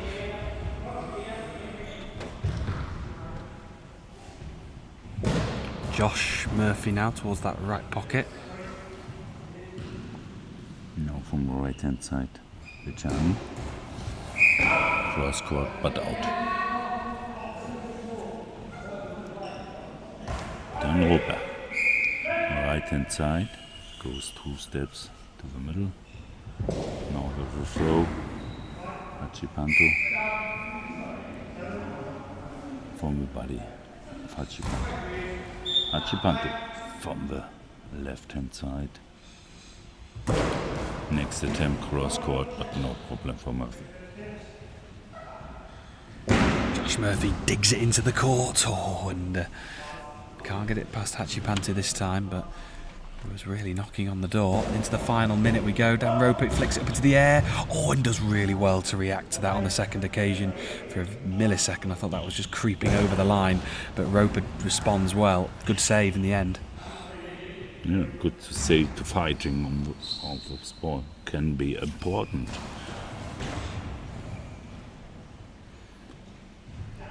from the left-hand side. Murphy the next throw, block out by Hatsipanto. Hatsipanto now from the left-hand side. We have 25 seconds. And the next defense. Dan Roper now from the left-hand side. Cross court and goal. And Dan Roper, that is his hat-trick inside the first half of the match. And again, switching up that angle, really good movement coming from this near side to the far side, whipping it across the court. And it nestled in the back of the net. And that is a huge goal just before half-time for Great Britain. A sucker punch from GB just before the break. And that goal just gives Great Britain a little bit of breathing space. At half-time, it is Greece 1, Great Britain 3, and Dan Roper 3 goals in that first half. He is racking them up here at the European Championships. Well, there was obviously a little bit of trepidation for Dan Roper coming into this championships with the ankle, but he's doing fine. And it's so far so good for Great Britain. Greece, well, work to do, and Hatsipanto hasn't had the same effect in this game compared to the previous matches in these championships. Yeah, important was for the second save penalty from Dan Roper, Dan Roper with 2 high balls, and also often the running and the first step from the ball on the court from Dan Roper in the near of a high ball line, and the second save was really important. Now we have a situation, 3 goals from Dan Roper with a hat trick, and the last goal also important for the mind of the opponent. Seconds before the half time, and 2 goals for 3 for Great Britain and 1 for Greece. Now we need a quickly goal from Greece. It's more exciting and not so difficult for Greece. And Florin says the Hatsipanto, the goal machine, but the goal machine becomes a little break now in the halftime, really, and it's a substitution in the halftime. Yeah, just putting a bit more fuel in the tank for Hatsipanto for this second half, and they need a big performance from him and from the rest of this Greek team as well. As for Great Britain, well, they're going to stay as they were. Josh Murphy, Dan Roper, Matt Loftus all out on the court. As for Greece, looks like Socrates Dingolis is out on the court. Also, Hatsipanto, of course, off. And it's Charalampos Kordakis who is out on the court as well. So a change up on the wings for Greece. Yeah, and it's interesting to see the new left and the new right player with other throw, other runnings, other movements on the field, and the reaction from Great Britain, and it's quickly goal from the new players. It can be really important for the game of Greece.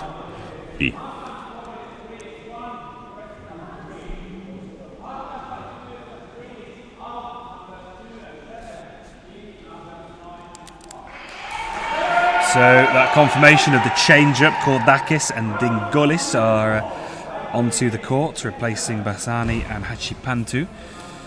So just another thing for Great Britain to think about here, and a change-up for Greece. So Greece throwing from left to right to the blue shirts on. Here comes the first throw, bouncing effort from the tall Charalampos Kordakis, who really digs it into the ground. Dan Roper slings it across into that right pocket. Now from the middle. The new man, number 5, Dingulis, to the right side.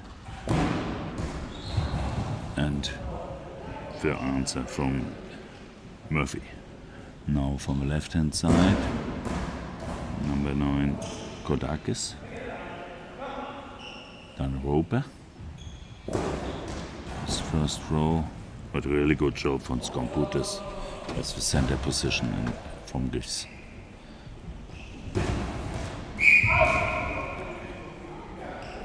Yeah, it's clear. Greece won the first goal in the second half. Dan Roper now from the middle.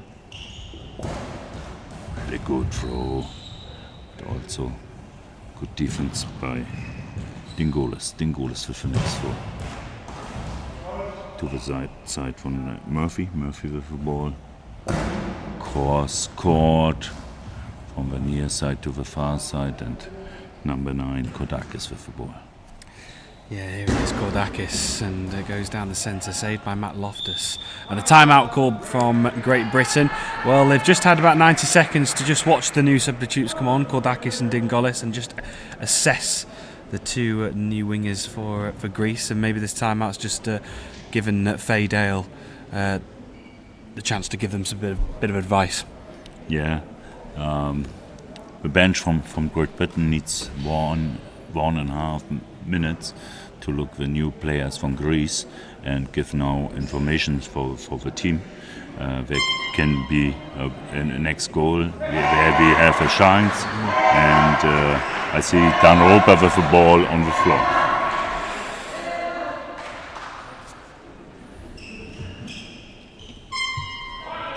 Dan Roper from the middle. And that one troubling Dingolis, but he saves that one. And Dingolis will come right back at Josh Murphy, who just gathers the ball. Matt Loftus takes it on the rebound, and Murphy will respond. Josh Murphy going for that right pocket, that one also saved. And Gourdakis stretches onto the crossbar, can't sneak it through that left pocket. Good work from Loftus, who's moving left and right, covering both pockets really well. Dan Roper, a goal here for Great Britain would really just rubber stamp their mark on this match and give them an extra gap.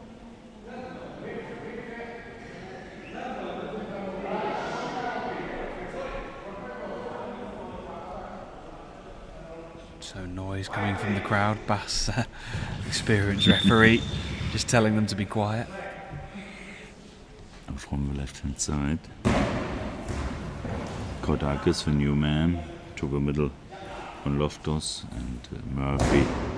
Really good bounce, but a half meter from the post out. Number 5, Dingolis from the right hand side. Really good attempt, but also Murphy with a good job in center position. Yeah, here is Dan Roper, goes centrally, out towards that far right side. At the tall frame of Gourdakis stopping that one. He goes down the centre, and Loftus, sorry, yes. right in behind it. Yeah, now Murphy from the left hand side. And Dingolis with the next attempt from the right hand side. We have 9 minutes in the second half, and 3 for Greece, for Great Britain, and 1 for Greece. Dan Roper from the middle. Next good throw, near from the post from Dingolis, and Dingolis with the next chance goes 2-3 steps to the middle, but out. Yep, Greece 1, Great Britain 3. No goals in the second half. 8 minutes and 46 seconds remain. Yeah, and only 1 goal with penalty from Greece in the first half. It's a really good defense work, defense performance from the Great Britain team. Murphy, the next 4, too much in the middle. Number 9, Kodakis with the next attempt. to the corner from Murphy. Every time in the near from the center position, Kodakis, I think a little bit dangerous, but he learned it.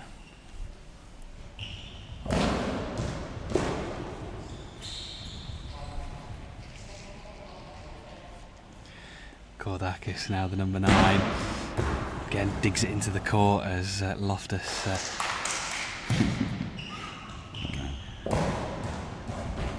Roper responds, and Dingolis in behind that one. Dingolis now. Loftus so solid in the centre. Once again, Matt Loftus.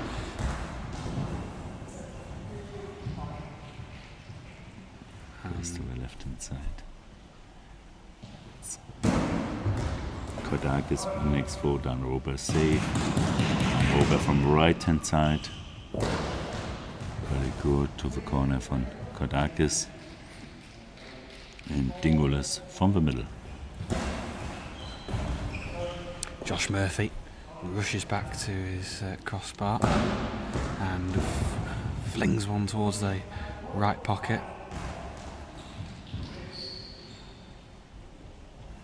And here comes the response back at Murphy.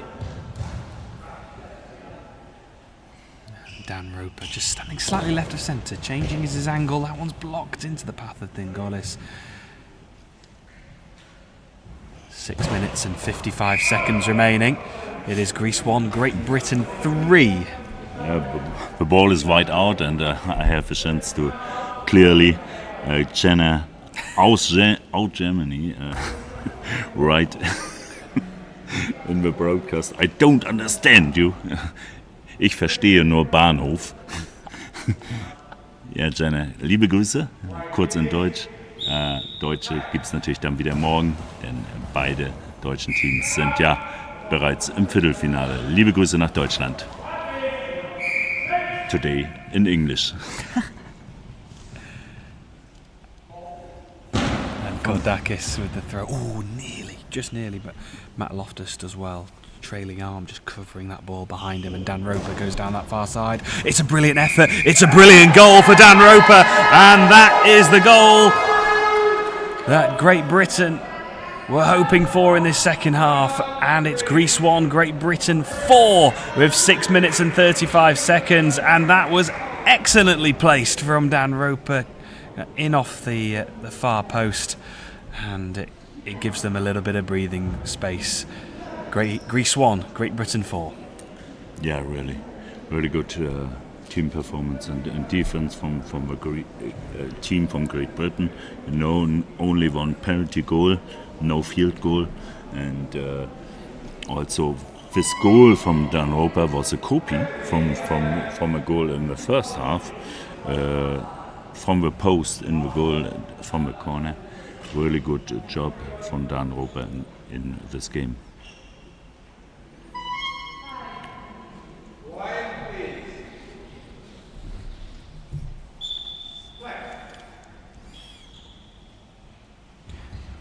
A response from Dingolis down the centre. Matt Loftus.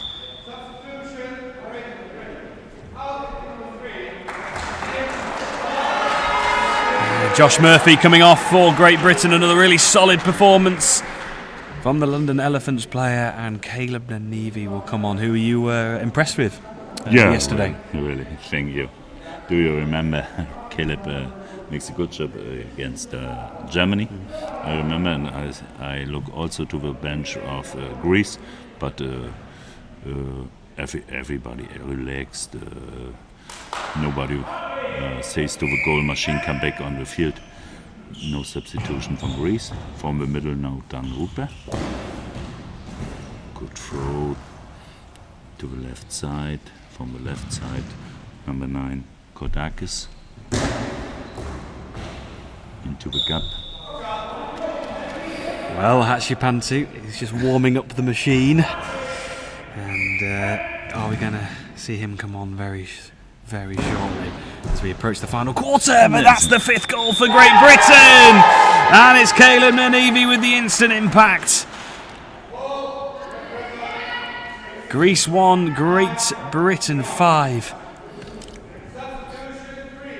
And here comes that substitution. Dingolis comes off and Athanasios Hachipantu comes back on, Mario. Yeah, and you learned in Goalball 6 minutes, 2 seconds, it's a long time. Greece with 1 goal, and Great Britain really a navy compliment, and congratulations for this bouncing ball in the corner from the Greece goal, and Hatzipante come back to the left wing side of Greece, and I'm sure he takes he takes not the first throw. Number 9, Kodakis now on the right side. Yeah, here he goes, Kodakis, but he switches it up, goes cross court towards Dan Roper. Also good ball over the shoulder from Dan Roper, but a good defense.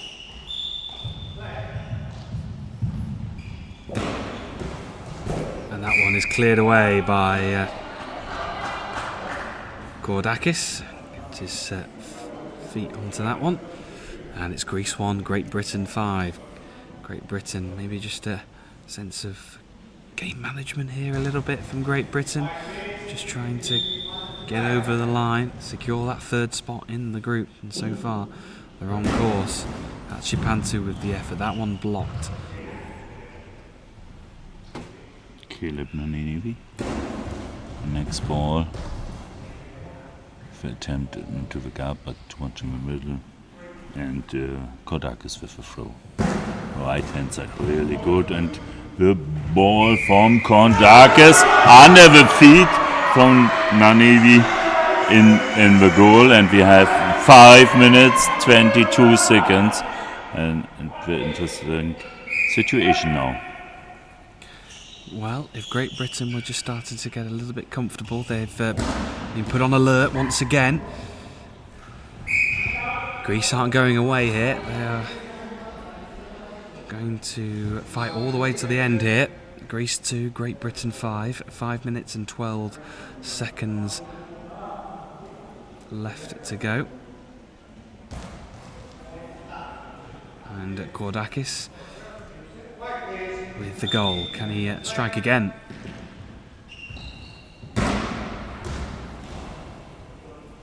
Roper with the block.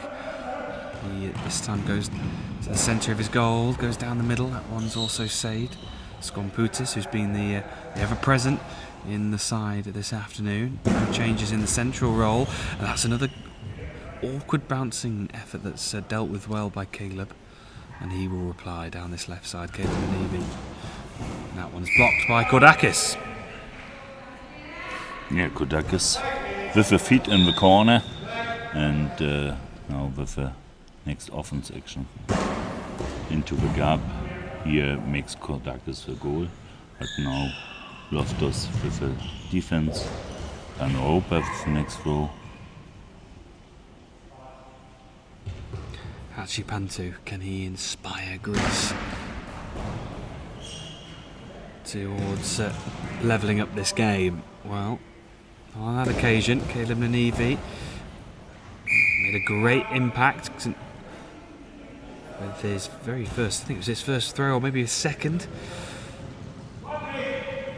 And here is Kodakis, who flings one towards the left pocket. That one blocked, and Dan Roper just crouches under the crossbar. And that one's blocked by Skornputis. 3 minutes and 55 minutes to go in the second half. And again, the towel for Dan Roper and just mopping the floor. Yeah, for me, the man of the match, Dan Roper. Also an offense with defense. And we have now 3 minutes 54 seconds to go.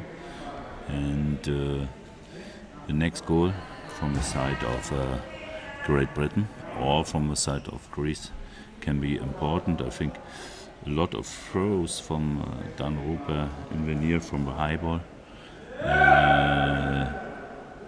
And I hope he gives no not so much risk in his throws, and it can be a chance for Greece. From the other side, we have a good offense from Greece. Hatsipanto needs a field tour, I think, in this game.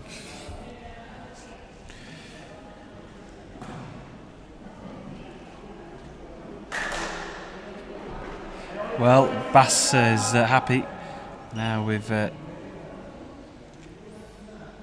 Dan Roper wiping away the sweat and cleaning up the court, and Skornputis also being checked by our tableside referee Juha, and that one is all cleared up and we're ready to go once again. 3 minutes and 54 seconds left on the clock.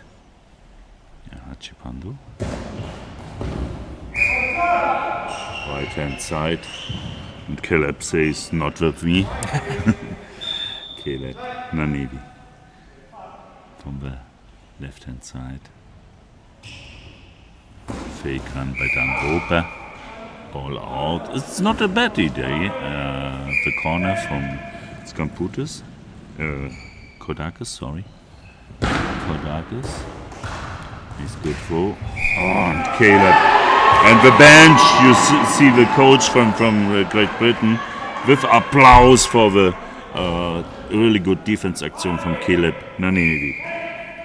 Now Dan Roper from the left hand side to the right hand side.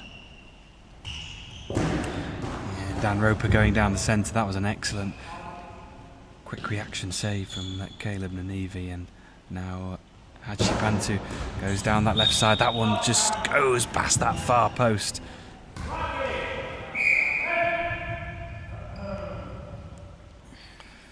And Dan Roper responds, gives it everything he's got in towards that left pocket. Skornputis, who's been solid in the centre when the balls come down the centre.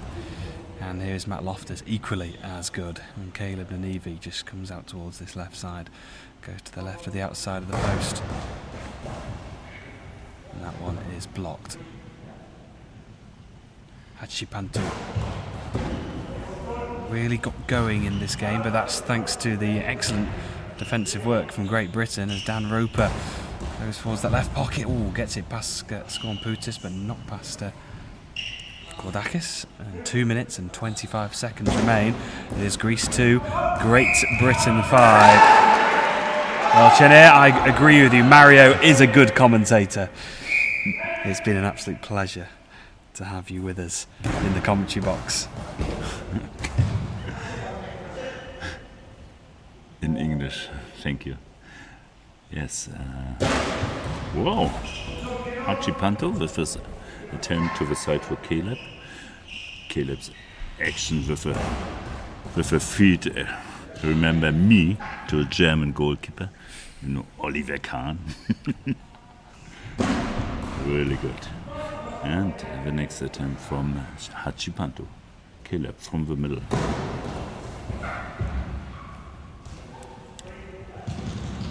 Now we have 1 minute, 30 seconds.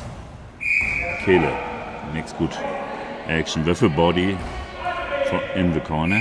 Dan Roper comes to the left hand side, but Caleb says, go home, I make the throw in the corner, and really good, but the feet defense from Kodakis is here.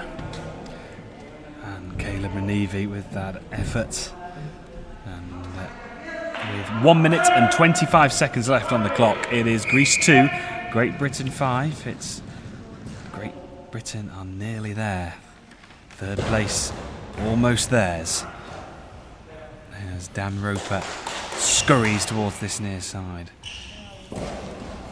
and tries to get it through that left pocket, but is denied by Greece. And Hatsipando now responds. That one blocked by Matt Loftus. 1 minute to go in the second half. Caleb from the middle. Oh, really good action. We have 50 minutes.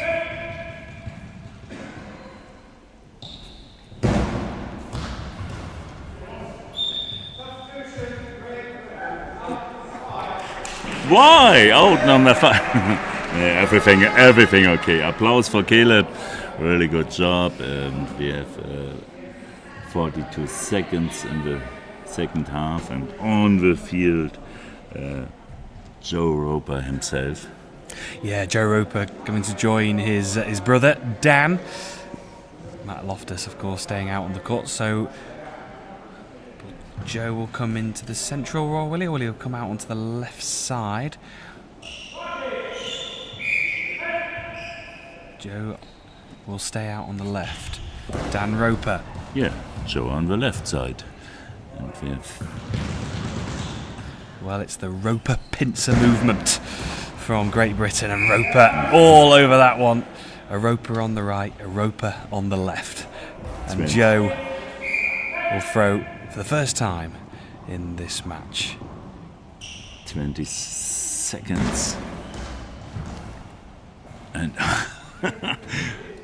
you must see Bradley with the arm in the air and wants a goal for Joe Roper. But now we have a timeout. I really would love Joe to score. Yes, really. I'm not going to hide away from that. But it's been a brilliant team performance. Obviously, Dan Roper with the goals. Again, coming up with the goods for Great Britain. He is so desperate to do well, and I know his dream is to get to the Paralympics. Well, he's certainly going to put Great Britain into the third spot into the group. And of course, as we mentioned, it comes in a whole different tournament. But for both teams, absolutely. Ukraine is possible, Turkey is possible, and both teams makes a good job on the field. I think a little bit. We must see the goal machine. Hatzipanto, with not a field tour in this game. Emma Evans and Kodakis. that one is blocked. Well, it is a victory for Great Britain. They confirm their spot in the third position in the group. Well, Emma and Goalball UK, we were close to getting that goal for little Joe, but not to be on this occasion. But overall, it's a brilliant result, of course, for Great Britain. They finished their group stage on a high, and they will finish third in the group, thanks to goals from Dan Roper, Caleb Nanevi also chipping in. Well, I'm sure there will be big smiles on the supporters of Great Britain back home watching on. And the Great Britain women's side in the stands as well, the GB flag being flown high and proud. And for Greece, well, of course, they are through to the quarter-finals, and that they will take on Ukraine in the quarter-final spot. They just couldn't get past this stubborn, solid Great Britain outfit. Just the one penalty was scored by Greece, and the other one with Kodakis managing to get through. But work to do, of course, for Greece, things to think about going into the quarter-finals. As for Great Britain, well, they will take on Turkey in the quarter-finals. But that brings a close to the men's side of the competition in the group stages. And the final tables are as follows. Well, in Group A, it's Lithuania who finished top, Germany second, Great Britain third, Greece fourth, and Belgium fifth. In Group B, it is Ukraine top, Turkey second, Israel third, Finland fourth, and Montenegro fifth. Well, Mario, victory for Great Britain, and a good end to their group stages. Yeah, really. And congratulations also for Greece, and it's a quarter-final for Greece, and especially congratulations for you, Brad, for Great Britain. I really enjoyed with the game, and you wanted the last word from me. You wanted a goal from Joe Roper, and I'm Caleb Nanevi. Have a new nickname for me with his crazy but really good defense work with the feet. For me, is a new Oliver Kahn. the German goalkeeper in the 90s, and yeah, congratulations for both teams, and especially for Great Britain with Dan Roper, the man of the match. Yeah, well done to both sides, Greece and to Great Britain. They are through to the quarter-finals. Ukraine will face Greece, and then Turkey will face Great Britain. But for now, we'll move on to the women's side of the competition for our final 3 matches. Turkey will take on Ukraine in our next match. That'll be coming up in around about 20 minutes' time.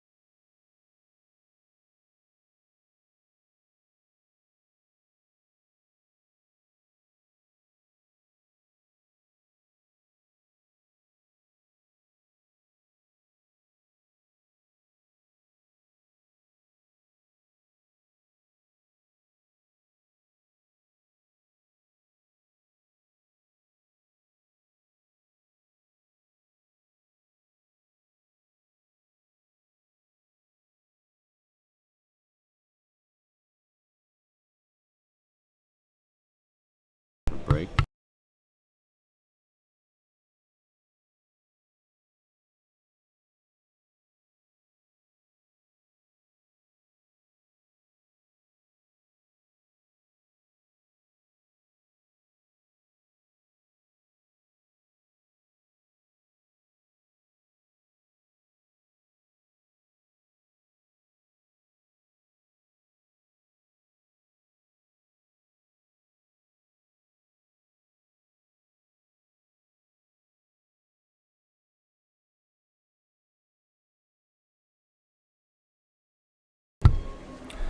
Well, welcome back to live coverage here in Podgorica in Montenegro at the IBSA Goalball European Championships as we turn our attention towards the women's side of the competition for the final 3 group matches here at the championships. And this one comes from Group C. It is the final game from Group C. It is Turkey against Ukraine, the sides who are currently in first and second in the group. Well, at the moment, Turkey with a perfect record of play 2 and won 2. As for Ukraine, they have played 2, won 1 and lost 1. Well, of course, all 4 sides in Group C are through to the quarter-finals, as it is a 4-team group, but of course the standings mean obviously a lot and who you'll eventually play in the quarter-finals. At the moment, Turkey are top of the table, Ukraine currently in second. My name is Bradley Hope, and I'm delighted to say that I'm joined by Florim Serametti for this one. Well, Turkey have come into this championships as arguably the favourites, and at the moment they are showing why they are favourites with 2 performances that has resulted in 2 victories, and they'll definitely want to try and finish this group stage off with 3 out of 3. Yeah, for sure, and but they actually starting with both Sevda and Fatma Gul on the bench now, so they are trying to give the other players a little bit of a court time also, and it's good so that everyone has been on court and been playing before the quarterfinals, especially when you have already secured the first place more or less. Yeah. For Ukraine now, it's just a matter of having a good feeling with them through to the quarterfinals. Yeah, absolutely. So it's always important to try and finish your group stage the best possible way. Have a boost, get some momentum going into the quarterfinals, which get underway tomorrow. So Turkey throwing from right to left with the black with shirts, with Ukraine in the blue.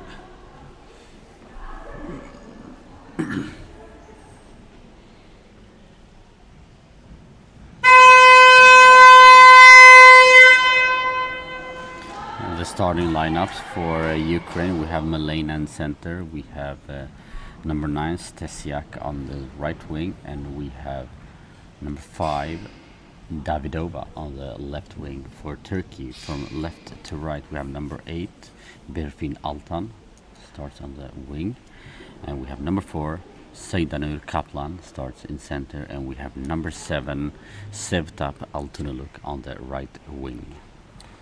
Thank you very much, Florin. We are nearly ready to get this one underway. Our referees, Patrick Larson and Eliana Guzman. Patrick Larson's our tableside referee. And Turkey will get us underway. Throwing from right to left.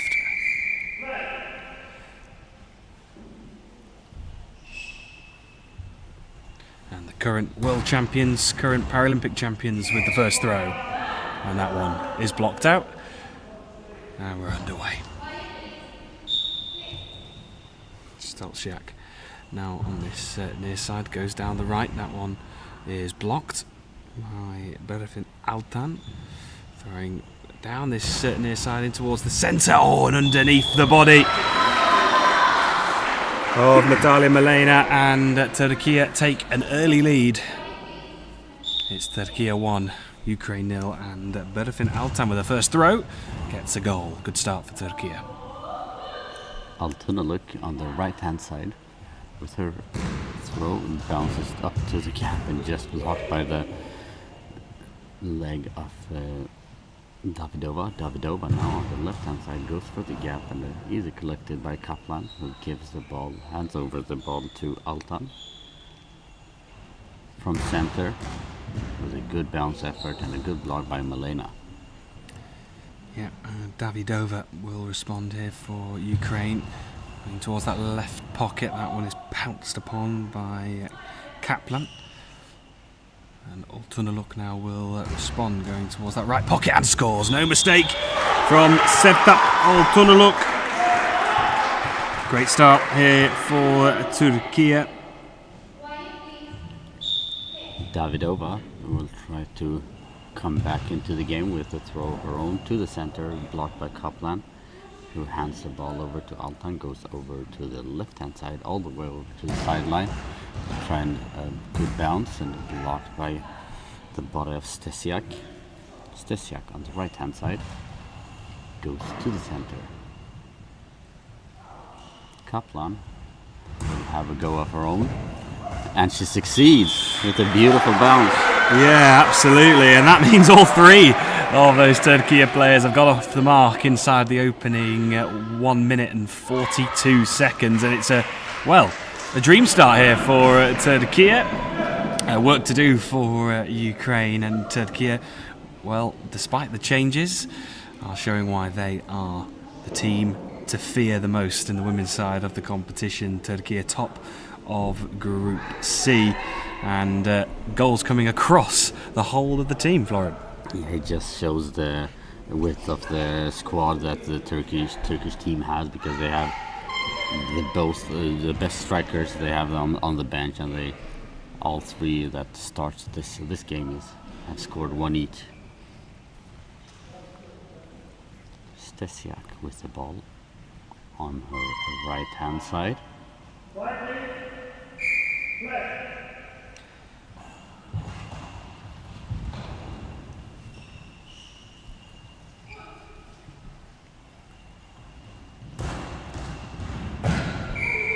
Altan with a beautiful shot from the left hand side finds the gap between Milena and Stesiak, and we have 4-0 with not even 2 minutes into the first half.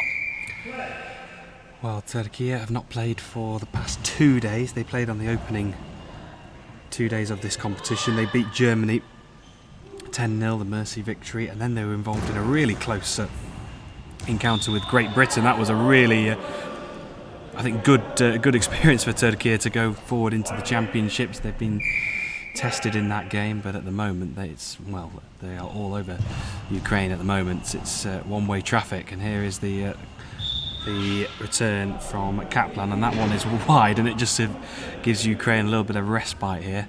9 minutes and 42 seconds left on the clock. Well, you wouldn't have thought that Turkey have had their 2 days off. They're right at it from the very start. And it's 4-0 to Turkey. 2 minutes and 40 seconds gone in the first half. They had more or less the perfect setup, because they had 2 games, a day off, and then they continue the competition. So, and having that tough game against the GB really it's good for a team to have that kind of a fight so early on in the competition, because that really sharpens the edges of everyone's minds. Well, Berfin Altan already scored, and trying to add to her tally. That one is blocked by Natalia Milena. Strelchuk on that left side now will respond for Ukraine. Goes down the centre.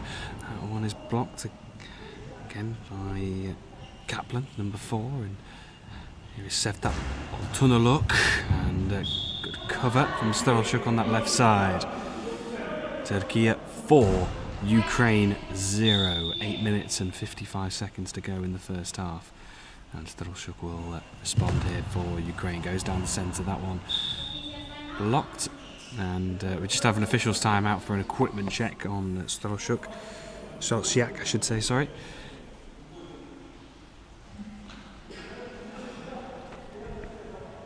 Altan gets instructions from the coach, stands in the center, throws from close. She goes to the left-hand side and she's trying to find the gap again between Sestiak and Malena.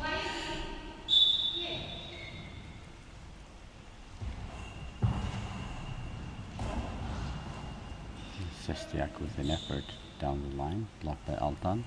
Altan goes trying to find the gap again between Malena and Sestiak, but no success that time. Here is Sevtap Oltunaluk. Just goes towards the centre.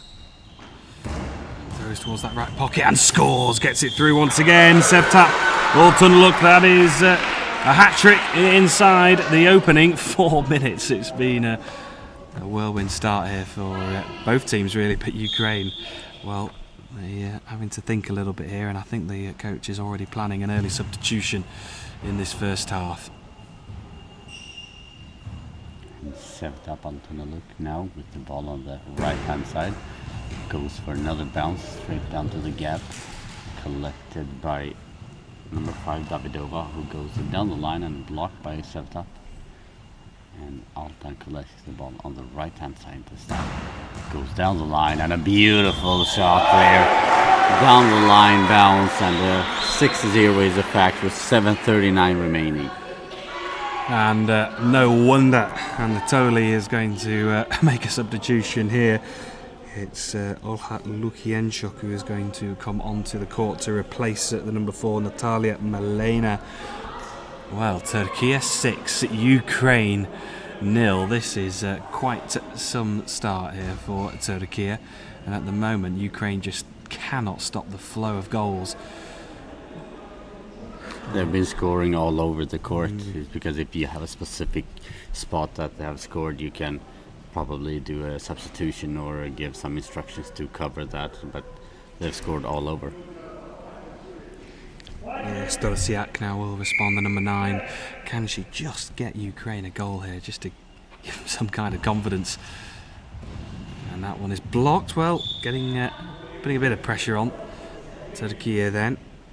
Kaplan is forced into the save, and Sevtap Oltunaluk now with the response. That one is blocked.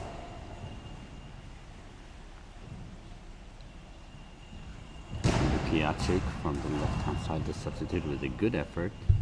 Blocked by Sevtap. Now Altan on the right-hand side goes for the gap, and we have yet another goal for Turkey, and that's also a hat-trick for Altan. Yeah, 7-0 to Turkey, and a timeout called from Ukraine. And well, it was always going to be a tough match, of course, against Turkey, but I don't think they were expecting to be 7-0 down inside the first 5 minutes. And as a coach, Florim, what can you say in terms of how do you motivate your team? Is it just let's start again, go again, try and get the next goal, build from there? You usually have a game plan when you enter the court, even if you play against these strong teams. So you should have a plan A, plan B, or plan C, to try to do that and go just calm down the players, get back to the basics, and go ahead with the game plan. That's basically what you can do as a coach. But sometimes you just play against teams that are just so much better than you in that specific game. Yeah, and here is Sevtap Oltunaluk, hat-trick already. That one is blocked down the centre. A respite for Ukraine, and Stelziak now response towards that right pocket, and Berfin Altan going down the line and scores off the inside of the post. Well, there's almost nothing you can really do about that one. That was a brilliant throw from Berfin Altan, despite all those goals and all the pressure that Ukraine have been under. What can you do about that? That was outstanding from Berfin Altan, and she saves that one. Yeah, it was just such a beautiful throw, a bounce down the line, hits the post and goes in. It's just a tip off the hat and say thank you for the lesson. 6 minutes and 24 seconds to go in the first half. It's Turkey 8, Ukraine 0. And that one is gathered by Sevtap Altunaluk.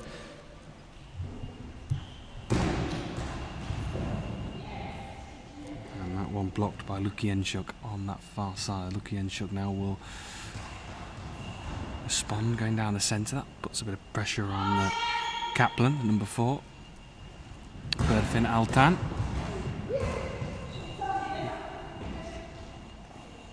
Stolchuk from a standing position throws, so that's that far side, it pops up into the air, and that is the closest they've come, really. Ukraine in that first half. Sevtap Altunaluk from the left-hand side this time, with a bounce to the gap and just blocked by the combination of Malena and Sestak. And Lukaciuk goes out to the left-hand side, fires it into the gap, and very, very close there, and they are creeping closer to the first goal. Yeah, they certainly are, but it's another one for Turkey, despite those two really good throws. And goal number 5 for Altan. And another timeout for Ukraine with 5:25 remaining. It's very one-sided, Bradley. It certainly is, and we are on course for a very early finish here for Turkey. Turkey 9, Ukraine 0, and we've not even got to, well, we've got over the halfway point of the first half, but 5 minutes and 25 seconds remain. Well, can Ukraine just get a goal here, just to extend this this match? They have been close twice in a row there, so a goal here and just give them a glimmer of hope. No success there, and Sevtap Altunaluk on the right-hand side with a bounce down the line and blocked by the legs of Lukiachuk. Yep, and here is Lukienchuk now. She's come close already. Can she finally break through? Sevtap Altunaluk right behind that one, and Altan 5 goals. Can she make it 6? It's saved. It goes across the goal line, and it was so close to being number 6 for Berfin Altan. And a very close to high ball also there. Now Kaplan wants to add one more to her tally, but no success there. Well, that's been the other thing, that Ukraine have not even conceded a penalty. No. And all these 9 goals come from open play. No penalties required for Turkey.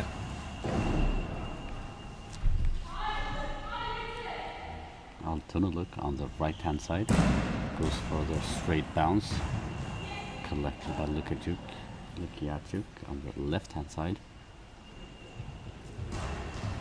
Goes for a gap, but easily collected by Kaplan.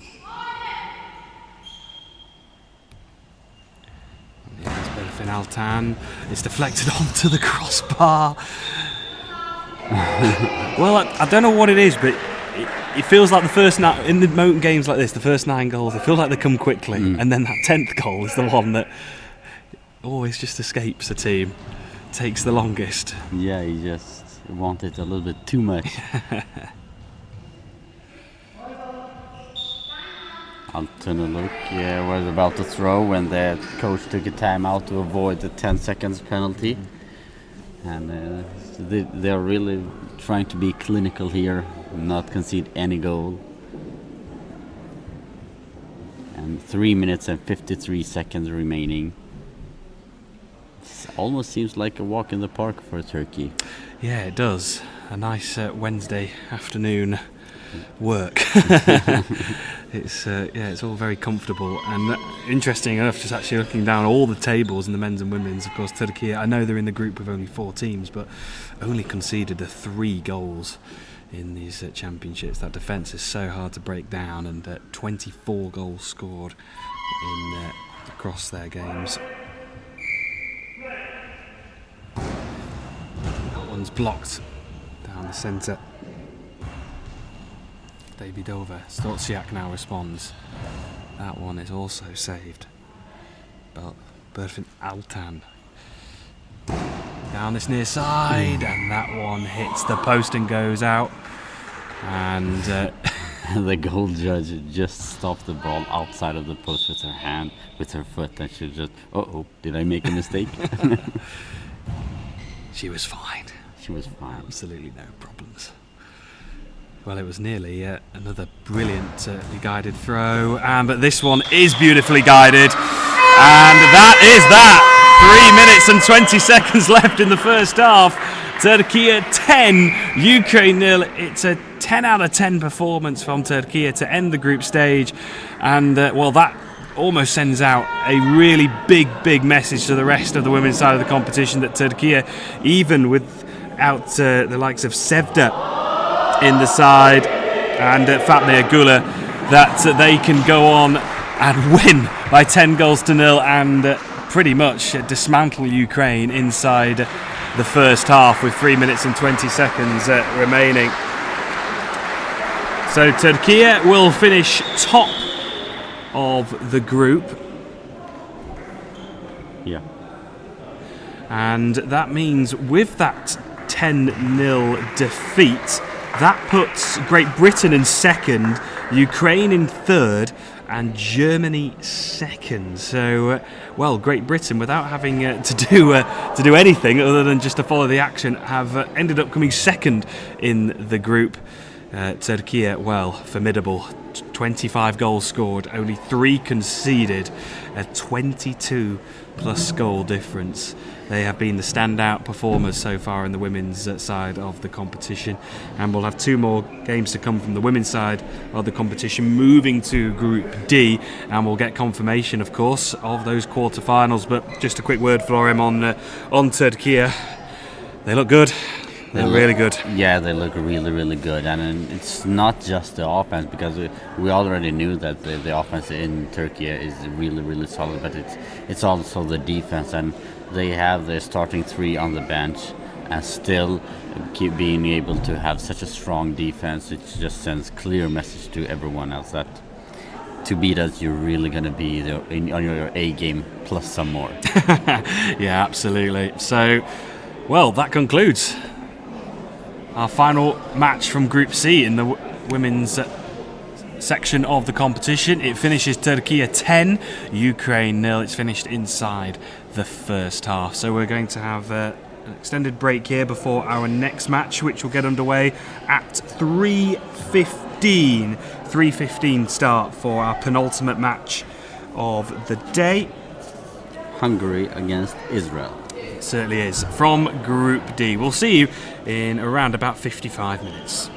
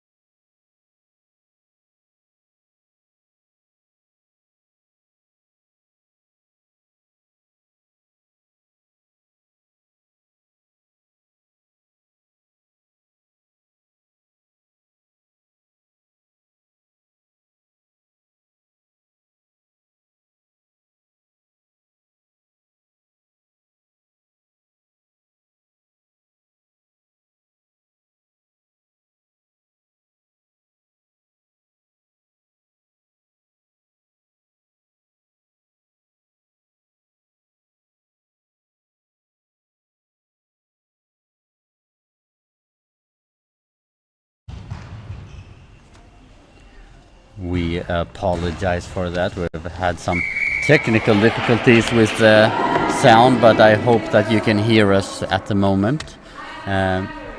We have had an interesting start of the game. We had 3 goals for Israel, 2 for Hungary, and a little bit of a surprise, a much closer game than we expected from the beginning, but by 2 goals from Simon in Hungary. And we have audio now, Mario. Yeah, thank you. I have a message from Ann-Kathrin Denke. She write me, we have no audio, and I hope the technical difficulties, mistakes and now over, and we are back. And now from the right hand side, Horvath with the next attempt from Hungary, and a little surprise, 3 for Israel and 2 goals from Simon from Hungary for Hungary. So we've been talking for 3.5 minutes without sound. Nobody says. Yeah, they have been saying that, but it's been didn't have it up, but now we're up and running. Mizrahi on the center throws to the gap, and we have yet another goal for Mizrahi with 9 minutes and 12 seconds remaining. Israel has 4 goals, Hungary has 2, and hope that you are enjoying our voices now, and the game. So sorry again, but now on the side from Hungary with the ball on the right hand side. Oh, illegal coaching. We have an illegal Really? coaching. They talked after quiet please. So Hungary is gonna pick a player, and they picked Mizrahi to defend the throw here. And we have Simon, who's gonna go for a hat trick. Yes, against Israel. Mm-hmm. Who would have expected that? Yes.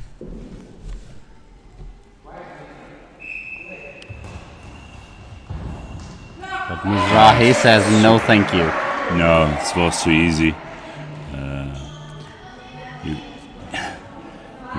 You can hear the ball, and also it's a cross-court ball, not so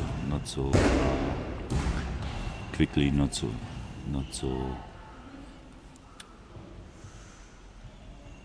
slowly, and now the throw from the middle from Simon Noon on the center, now on the center position.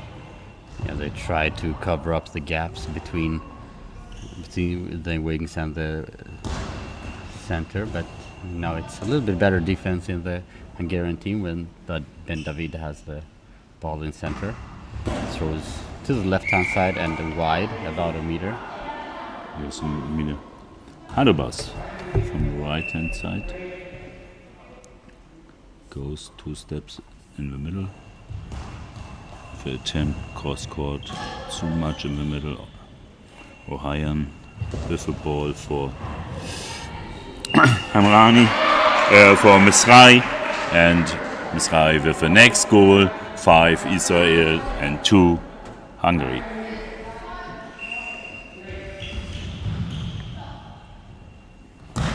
Simon from the middle to the side of Leeuwendaal, comes from the left hand side to the right hand side.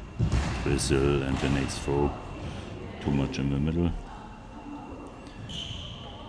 Simon, good throw. Mizrahi from the middle. Mizrahi from center goes left hand side, and we have yet another goal for Mizrahi. And that's goal number 4 for Mizrahi, and we have 6 goals for Israel, 2 for Hungary, 7:45, and yet another timeout for Hungary.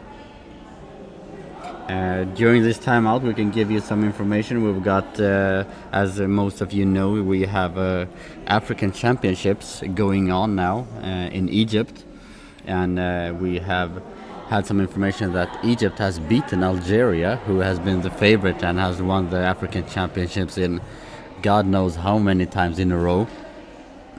But Egypt has beaten them twice because they have a double round robin in African Championships, and Egypt has beaten Algeria twice now, which opens up for a little bit of a surprise team in the African Championship. We will keep you updated as long as we get the information from the competition down there. Simon. Next throw and the next substitution on the side of Israel. From the field, Miswai. And we have number 1, Ruzin, who comes in instead of Mizrahi on the right wing, and I think Mizrahi can be pleased with her performance so far. 4 goals in less than 5 minutes. And we have Mizrahi on the right hand side with the first throw for this game for her. She goes on a bounce straight down the line, but blocked there by number 3, Hadobas. Hadobas with the ball to the corner from Rosine, the new girl on the floor. And Ben David goes to the left hand side. Bouncing ball, long ball.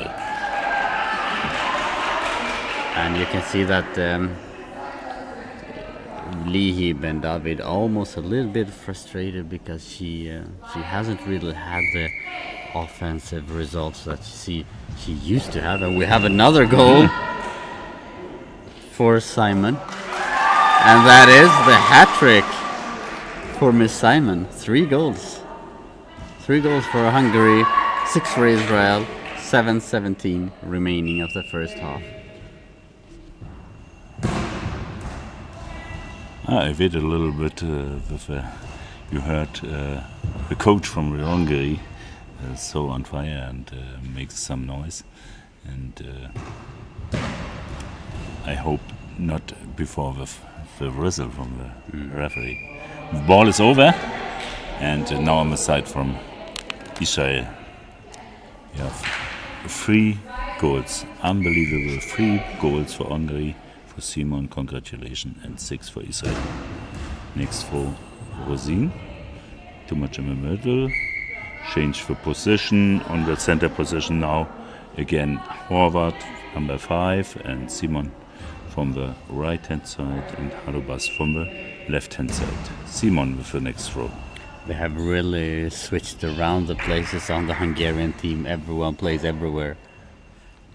Ben David on the left hand side goes for the gap and blocked by the legs of Simon, and Horvath now from center, blocked by Ohayon, gives the ball to Ruzin. Ruzin from center goes just to the right of the center and blocked by Hadobas. Hadobas back to Ruzin.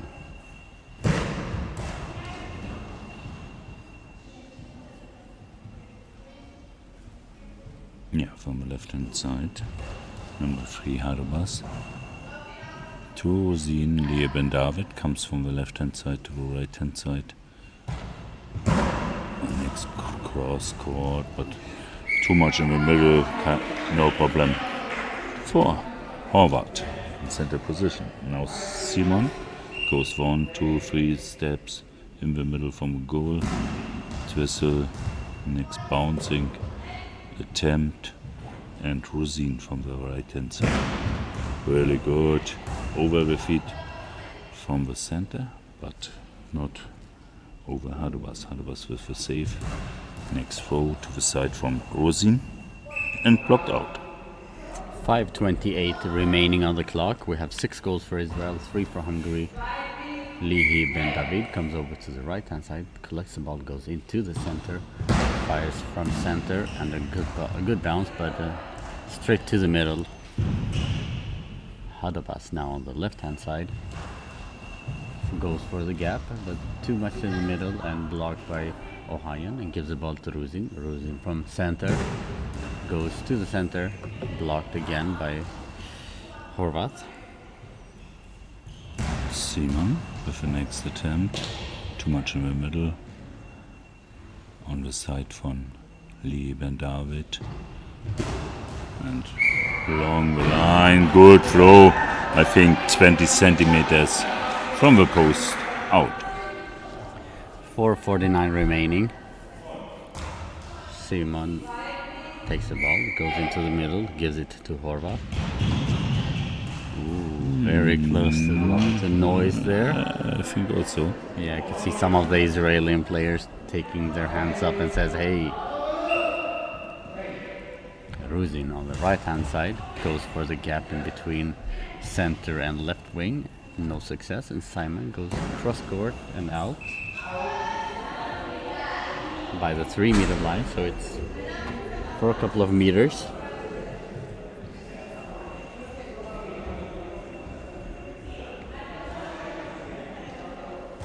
Lee and David from the right hand side goes 2 steps in the middle, bouncing ball but flat on center position, and now from the right hand side Simon with his throw missed the center, but Ruzin with a save. Ruzin running, really good throw, reaction from Simon into the gap, but the throw to the corner, and in the last moment with the feet Simon, and the ball is over.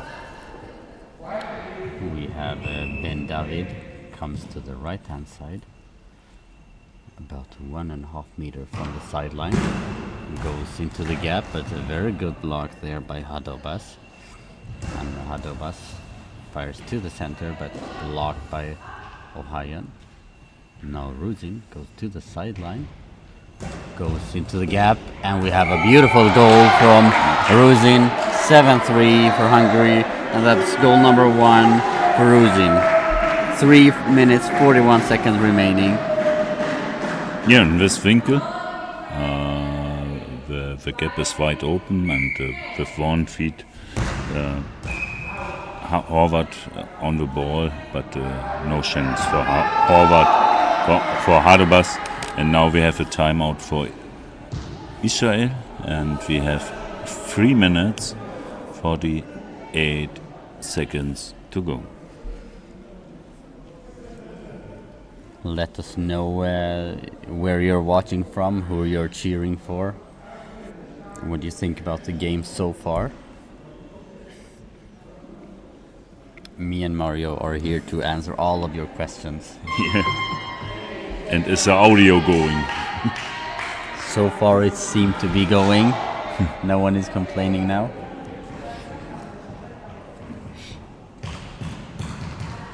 On the left hand side, Lee and David with the ball. Russell, I'm sure. Good. And Simon says, yeah. Simon, first row. But Ohayon on center position. And enough. Ruzin, and then in the corner on the side from Simon. Off the side from Hungary. A really good goal, cross court from the near side to the far side from Ruzin. Hadobas collects the ball on the right hand side, goes over to the left hand side. Tries to go for the gap, but Ruzin collects easy. Gives the ball to Ben David in center. Ben David center now, goes to the left hand side and wide. Oh. A couple of meters. High ball. Yes. Referee Sarah Küpper says high ball. Often the balls from Lee Ben David in the near from high ball. A little bit risk, but it's her game. And now the decision from Sarah Küpper, high ball. Oh, And just a little out. bit pity on the post. Yeah.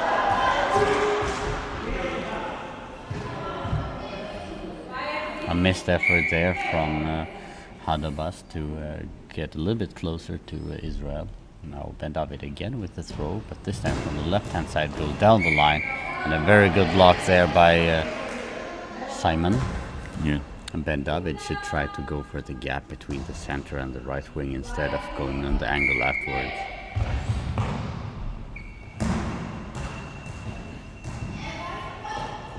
Nick's good. On the right hand side, Hussein.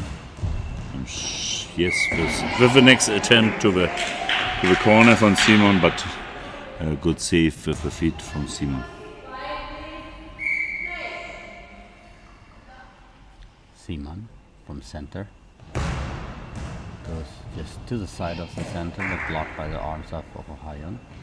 Lihi Bendavid from the center with a good bounce and steered by the foot of the center Horvat, and we have one more goal for Bendavid. That's the hat trick, and we have 9-3 for Israel with 2 minutes and 18 seconds remaining.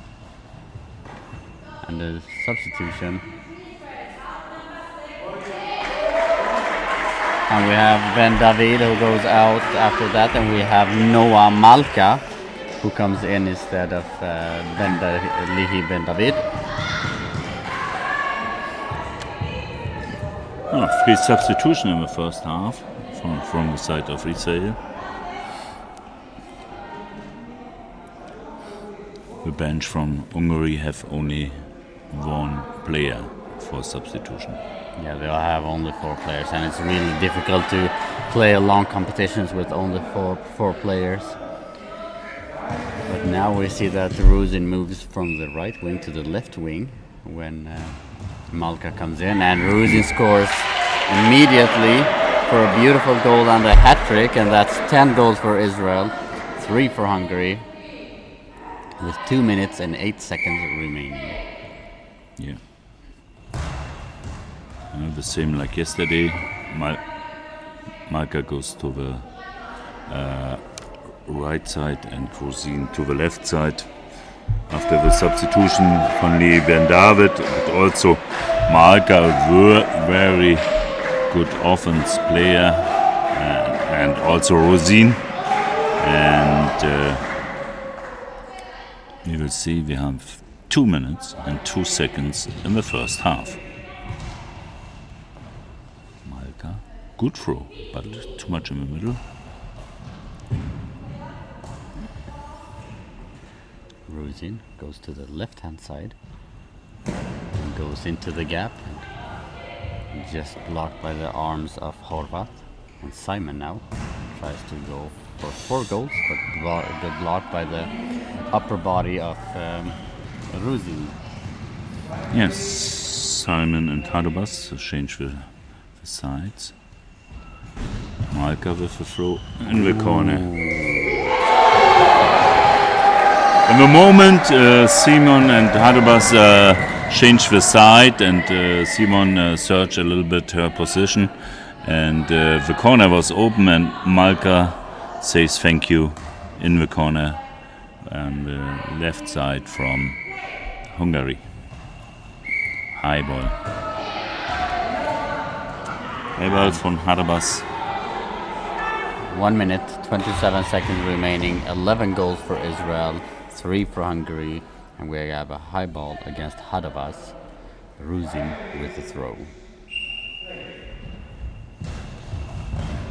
And a good block by Hadavas. Very good block.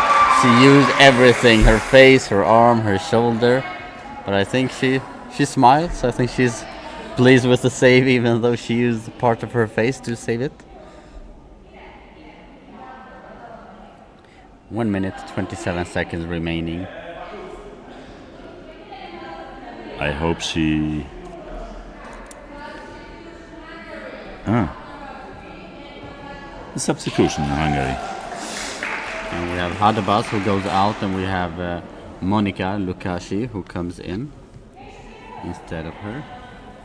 Yeah, Hadabas learned from yesterday with 2 eye shades penalty against Hungary, I remember, and becomes like the ball get into the face from Hadabas, I think, by the safely from a penalty, and now the substitution.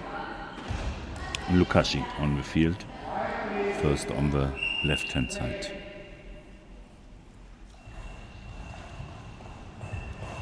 Cross-court effort from Lukashi. And we have a substitution in Israel. It's Lukash. No, it's Ohayan who goes out, and Hamrani goes into the court.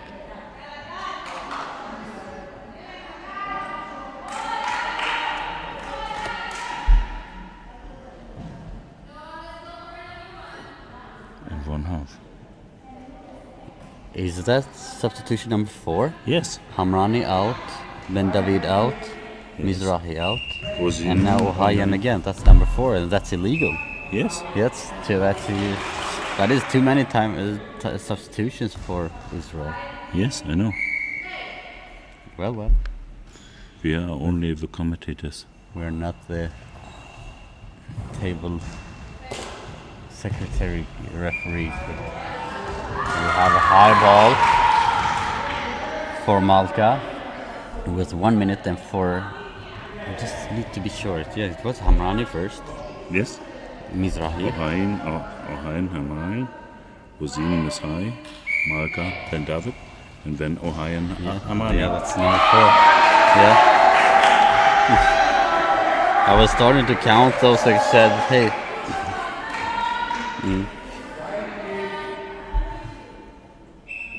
From the left-hand side, number 1, Ozil. Too much in the middle.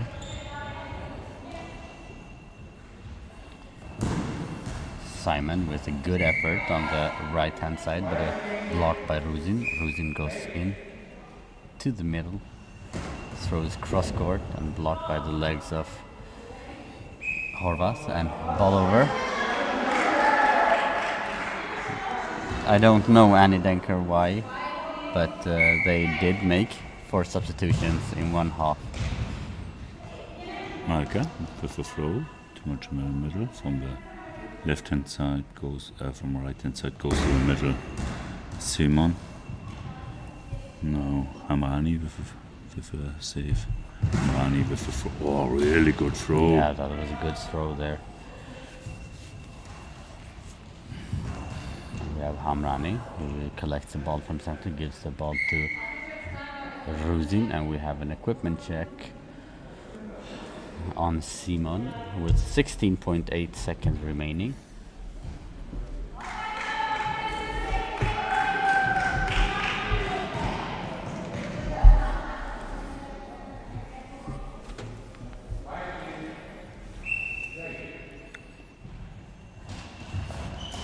Ruzin with the next throw. But I think a little bit diagonal was more difficult, more dangerous for the side of Hungary. And the halftime. Yeah, that was halftime there, and we have 11-3 for Israel going into the second half. With it's been a very one-sided affair, this one also, but I think Simon should be proud of her hat-trick she's made against Israel.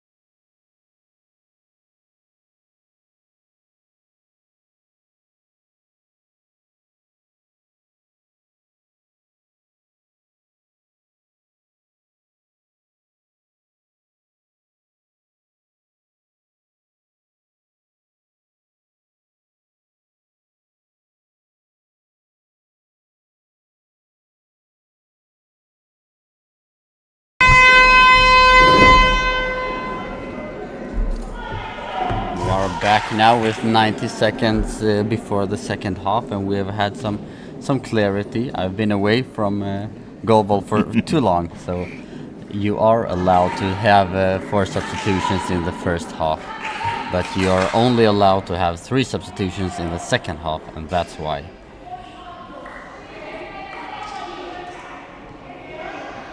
If you don't take a substitution in the first half, then you're only allowed to have 3 left in the second half, and that's why they didn't get a penalty. So it was absolutely correct from the table side.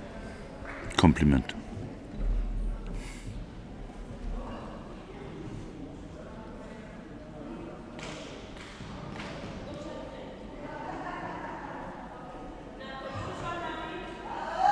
Remind you that the score is 11-3 for Israel against Hungary and no substitutions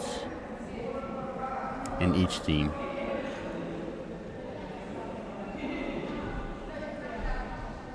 Lukashu on the left wing, Horvath on center, and Simon on the right wing for Hungary. Malka right wing, Ruzin left wing, and Hamrani on center for Israel. And Israel will have the first throw.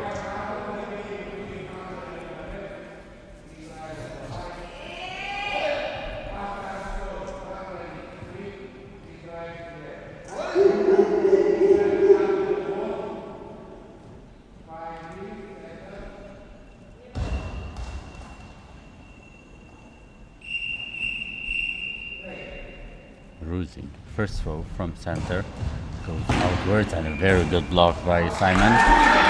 Good shot from Ruzin.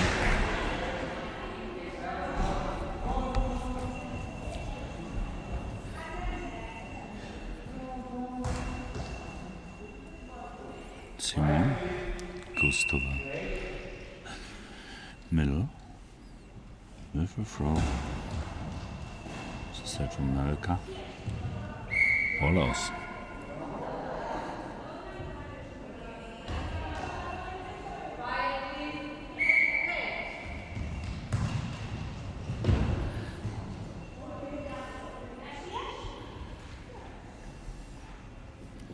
Lukashu on the left-hand side tries to find the gap between Malka and Hamrani. Ruzin out from the right-hand side. Straight throw to the gap, but a good block by the legs of Horvath.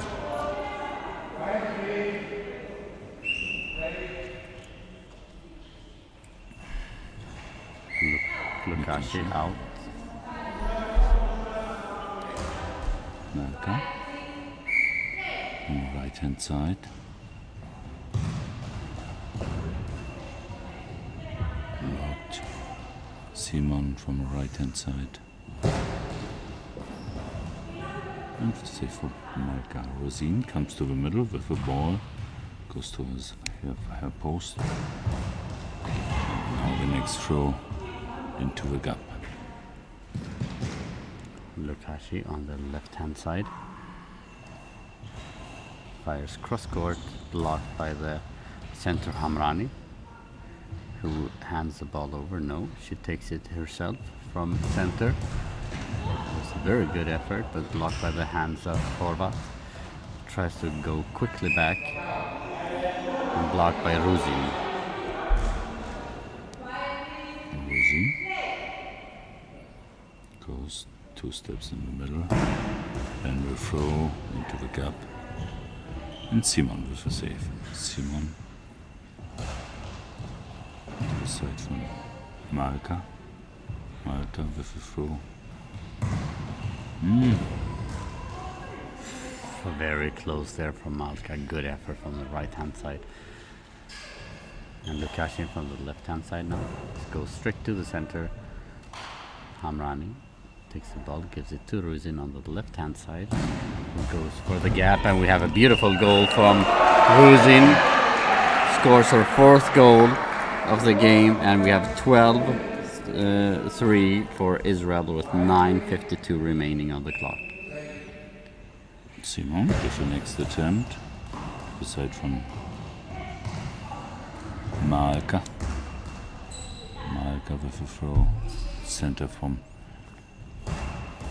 Hungary. First the saved, then the throw. And the next, Rosin. Good bouncing ball. Oh, the ball is in play. Why did he whistle? No. Timeout. That's an. Yeah, but Some kind of clarification.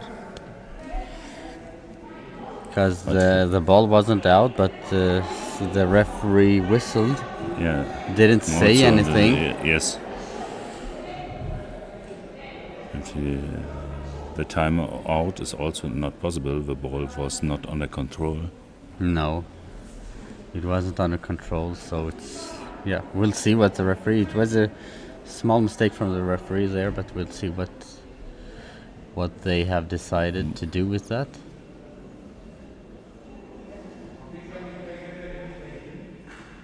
Official's mistake.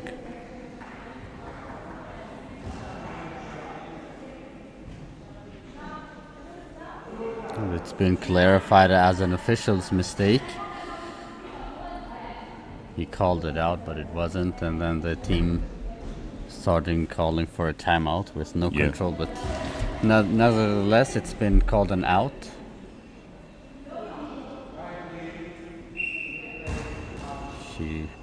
And they just dropped the ball out, and we reset, I guess. Yes. And Rosin gets the ball on the left-hand side. After the official's timeout, you have enough time.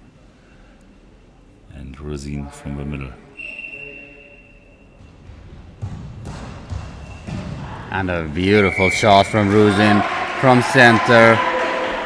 Goes into the gap between Simon and Horvath, and we have 13-3, and we have a game of mercy yet again with 9 minutes and 15 seconds remaining. So the official's mistake didn't really affect the outcome of the game anyways. Yeah, I looked to the Hungary team and the girls and the coach from Hungary. And enjoy this game, and a little bit like a win for Hungary. They were jumping around in a circle just like if they won, but I think this entire tournament for them has been very much a learning experience more than actually participating in an opportunity to go through to the quarterfinals and so on. But it also raises some question marks to where are the rest of the European teams that actually could have been here and competed on a high level. But it is what it is now, and congratulations for Israel. All the 6 players, with the 4 substitutions on the field, and can gives goals and defense actions before the quarterfinals in this game. Yes, and thank you all of you for tuning in and watching the game along with us. Thank you, Mario, for being a very good colleague of mine in this game, and stay tuned for the next game between France and Finland. Thank you. Thank you.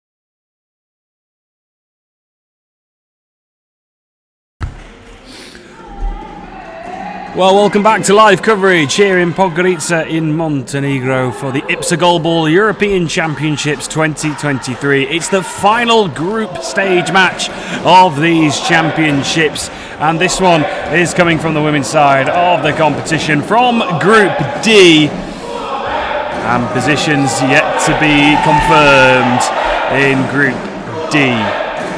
So this game is between France on the left of your screen and Finland on the right. At the moment, it is Israel who are top. They won't be moved from that top position either.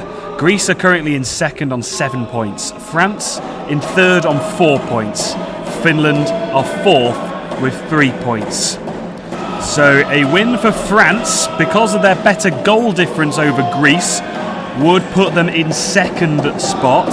A win for Finland would put them in third, as they would be on 6 points compared to France's 4. A draw would mean that the two teams stay as they were. France would be in third and Finland in fourth, but we'll guide you through all the permutations as the game unfolds.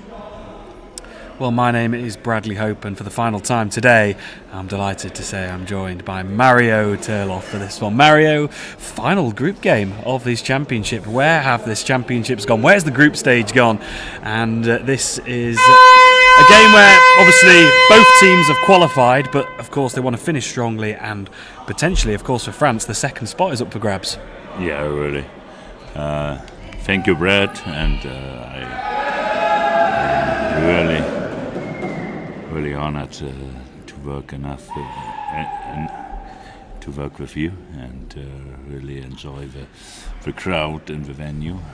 I heard the men from Finland and Ekiminala and all the boys from Finland, excellent singers. And make some noise for Finland. And I see on the left side the team from France in blue shorts, with right Matos, left Becker, and on center position Gonzalez.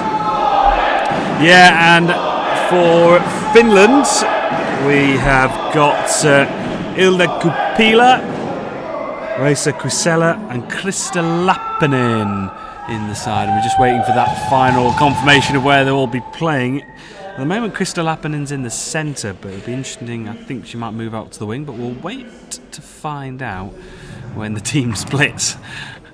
5 seconds to go until this game gets underway. Well, plenty of support coming in. Allez la bleu! Let's go France! And I'm sure there'll be plenty of support from Finland coming from the crowd. I see the Finnish men's team who got the job done earlier on today against Montenegro. Vaida Pokvitita is our referee on the table side. Svitlana Mahots is our referee on the far side, I should say. And the team of Finland start with the ball.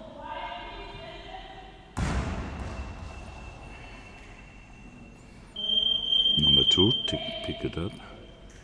Krista Lippin goes to the left hand side. And the first good throw.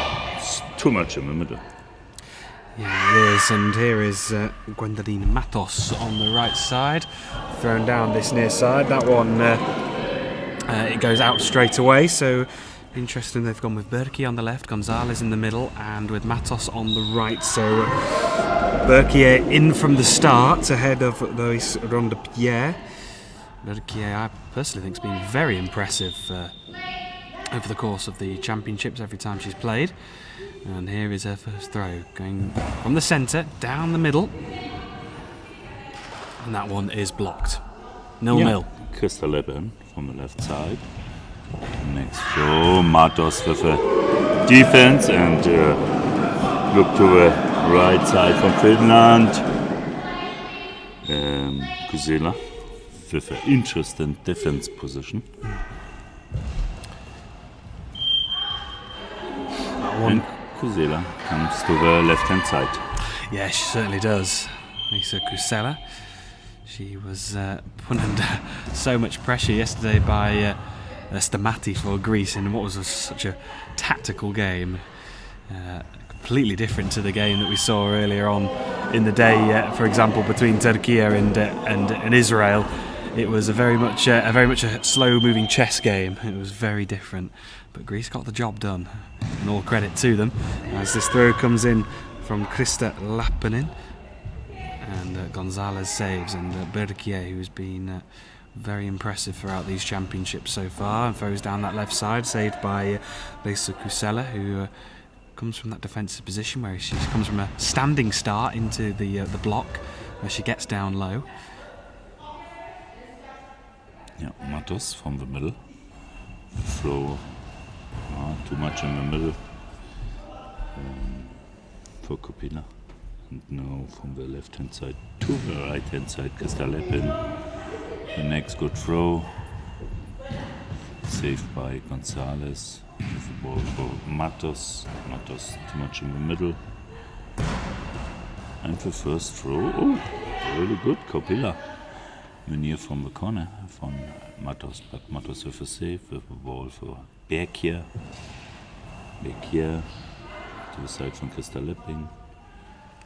Goes to the post, touch the post, and the next throw.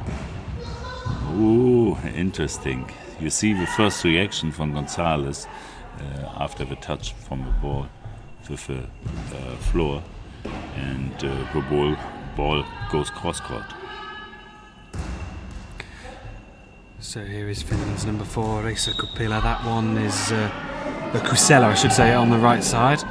And that one goes wide. 9 minutes and 34 seconds remain in the first half. It's France 0, Finland 0.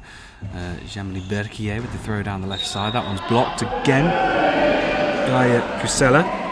Well, France are only one of 2 teams who have also drawn a game this championships. They drew their opening match against Greece. And in fact, France were leading for a long periods of that match. It was only until the final minute where Vicky Ago managed to break through and get the equaliser for Greece, and then they beat Hungary by 10 goals to 1.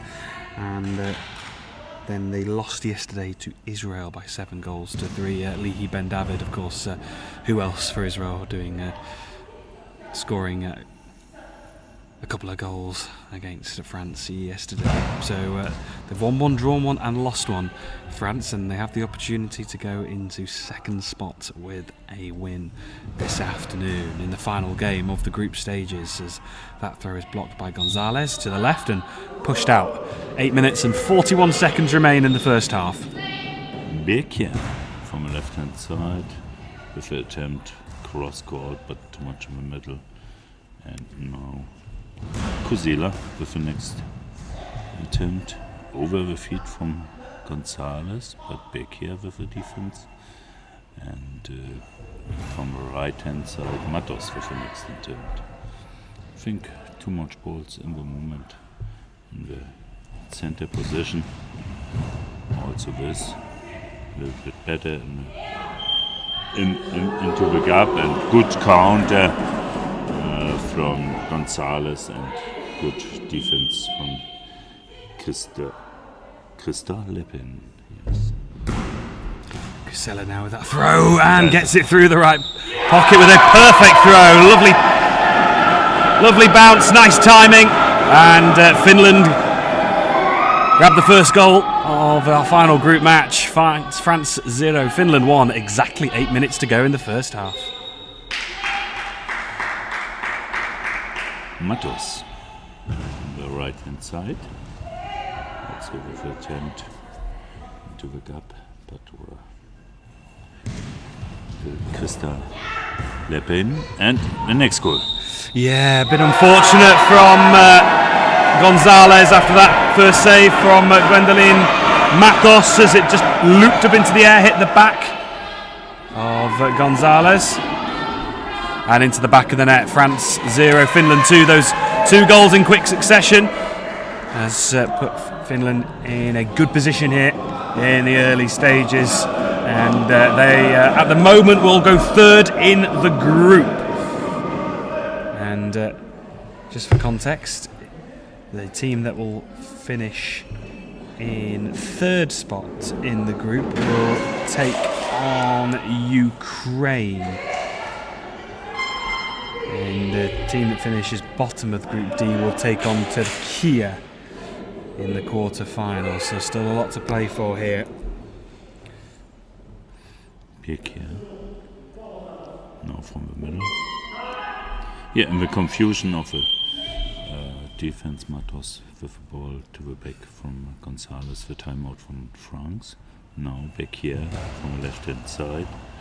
The next attempt cross-court, but Kusela with the defense. And well, the French coaching staff were up in arms about that one and asking for that high ball. I think also what Svetlana Morris says now. Back here. Out 6 meters from the goal. Kusela goes from the left hand side to the right hand side. Good throw along the line. Back here, save the ball. Matos on the right hand side. Again in the middle. Next at him. Christa Lepin, but defense by Bekier. And Bekier out. 6 minutes and 39 seconds remain in the first half. France 0, Finland 2. Here is Reisa Kusela. Right up to the high ball line, and again the French coaching staff complaining about that one, but it remains as it is, and that quick fire response was palmed away by Krista Leppänen. And here is Krista Leppänen. She was forced away from really taking any of the throws yesterday in Greek tactics to throw cross court towards Reisa Kusela. But she's having more joy this afternoon at Krista Leppänen. Krista Leppänen, I should say it, on the left side. And Jamali Berkier will respond here for France, number 9. With a bouncing, skidding effort. And good covering work from Reisa Kusela. She scurried along the goal line to back up her teammate. And Krista Leppänen goes with a spinning effort. It just sort of skids and spins on the surface towards that far side, but blocked out. And 5 minutes and 47 seconds remain in the first half. France 0, Finland 2.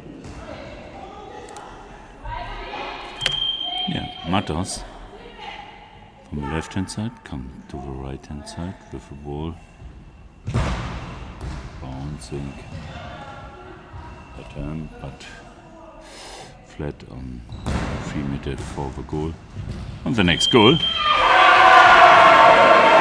Certainly is. The throws from Kusela, really difficult, really dangerous all the time for the defense from France. And the next goal, and we have now 3 for Finland and 0 for France. Yeah, another really good throw from Reisa Kusela. Here's the response from Gwendoline Matos right into that right pocket. That one is blocked. And Krista Leppänen with that throw. That one is palmed away by Gonzalez and out of play. Jamali Berkier will respond for France. Throwing from that far side, just takes a moment to pause, breathe, and throw down that far side. Good work from Reisa Kusela. She quickly responds down that far side. Berkier blocks and is blocked out. 5 minutes. 5 minutes to go in the first half. Berkier comes from the left hand side to the middle, from the middle to the middle, and the ball by Kusela. Kusela. Gonzalez with a quick response on the position from center.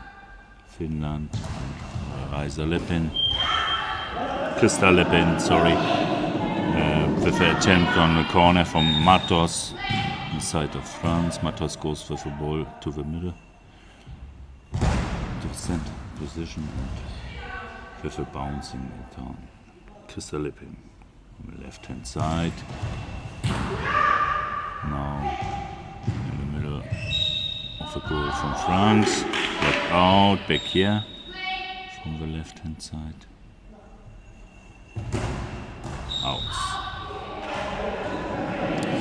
Well, 4 minutes and 11 seconds remain in the first half. France 0, Finland 3, and it's been a really accomplished performance so far from Finland after quite a mentally draining match yesterday. They've had a full day to prepare for this one, and Gwendoline Matos now will respond with those orange trainers on. This near side goes to that left pocket.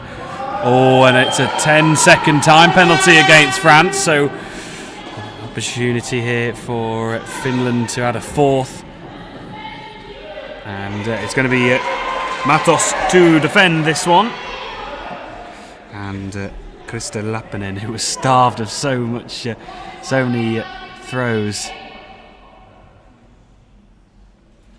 in the game against Greece yesterday, has been freed up a little bit more today. Krista Lappinen goes to the left hand side, to the post, with a throw, and cross court in the corner, on the near side to the far side. No chance for Matos. Certainly wasn't, and it was expertly placed cross court into that far side. Matos scrambling across to try and save it, but couldn't do anything about it.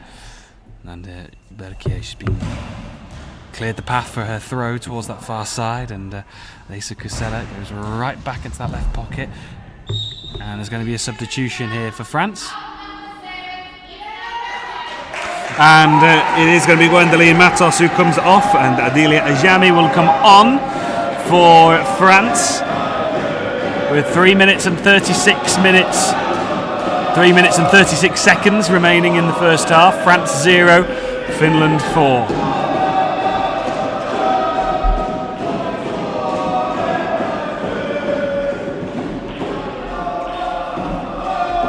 And the Finnish guys make some noise in the crowd of and France also. Back here on the left hand side with the ball. Throw into the gap from the feet from Kopila to Kusela. Kusela, the next throw, not enough power. No problem for Gonzalez.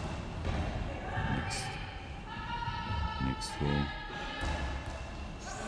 Pass from Kopila to Kusela, but out. Ayami goes to the middle. Back here with the ball for Ayami. Ayami from the middle. Oh. Certainly very close to a high ball there from, yes, really. From France and Ajami, and that one's been thrown out to avoid the 10-second time penalty. So 2 minutes and 50 seconds remain in the first half. France 0, Finland 4. Ajami will have the chance to throw again. She leans on the crossbar.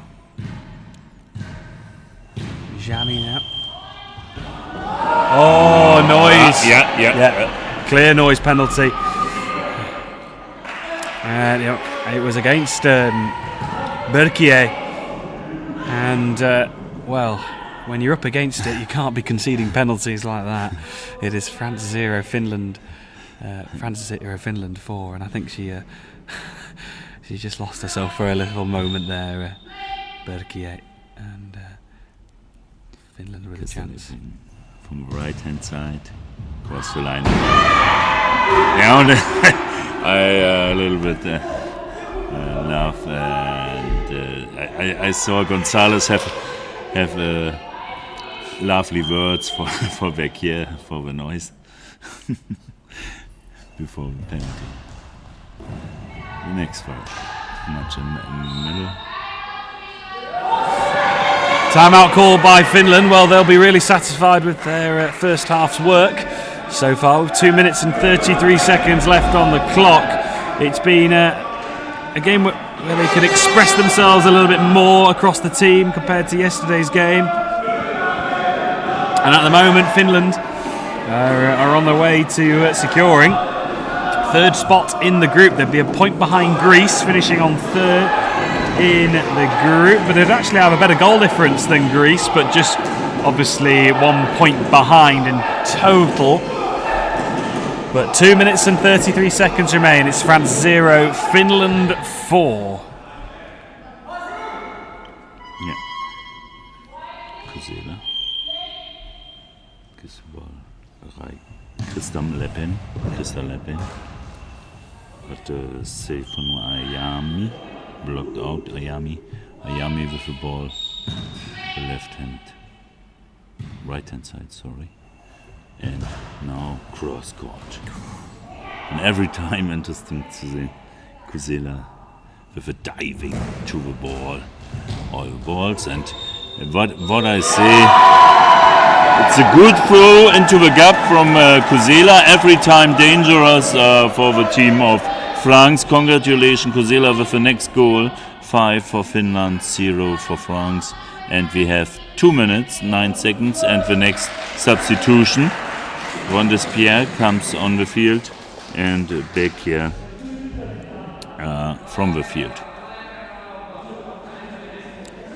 Yeah, 2 minutes, 9 seconds left on the clock, and another substitution for France. They're having to change things around in response to those goals from Finland, and it could have been 6 with that penalty miss. So it's been one-way traffic really for Finland in this first half, and goals have come from Kusela and from Lappinen, number 4 and 2, the wingers for Finland. And there'll be big smiles on the faces of the Finland men's team as well over that in the stands on the far side. They got their job done against Montenegro earlier on in the day. They are through to the quarter-finals, and Finland are on course to finish their group stages really well. Always deflected through the legs of Luis Rondepierre. That's unfortunate, as Jami just deflecting it across her goal line, and Rondepierre just couldn't react. It went through her legs. And it's France 0, Finland 6. 1 minute and 55 seconds remain. Yeah, in this situation, a timeout from the team of France. We have now 6 goals for Finland, 0 for France. 1 minute 55 seconds, and look to the team of France. The coach take all the girls in a circle and speak to all the girls. Come on, girls! 6 goals.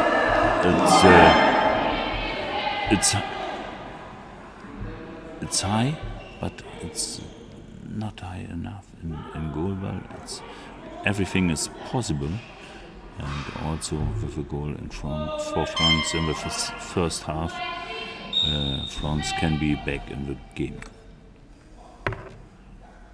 Ron Despierre from the left-hand side. But so it's not possible. Yeah, and immediately, just almost with a bit of disgust, just threw her hand to her side. And it's a little bit pity for Ron Despierre. The first goal, the ball goes from side to side between the feet from Ron Despierre. But now is Ron Despierre back. She blocked the penalty and says no. Denied. Well, 2 penalties. One's gone wide, one's been saved. Could be a lot worse for France, but Finland have let them off the hook. And actually, good save from Rondepierre. That one's another good save from Rondepierre, just following the path. Into the final 90 seconds of the first half, Rondepierre, cross court. That one is saved. Kusela with the throw, and Rondepierre with the block. Rondepierre. The save from Kusela, but this time she responds quickly with a bouncing effort, and her throws have been very very good in this first half. Raisa Kusela, she's really challenged France. Jami's throw right up to the high ball line, but on the right side for France. And here is the throw from Kupila, who's saved that one away. And 47 seconds remain in the first half. France 0, Finland 6. Good throw along the line, but also Krista Lippin with a good save. Goes to the middle, come back, and the next throw too much in the middle. No problem for center Gonzalez on this Pierre, too much in the middle. Zera. On the right hand side, typical bouncing ball on this Pierre. Left hand side, we have 6 seconds.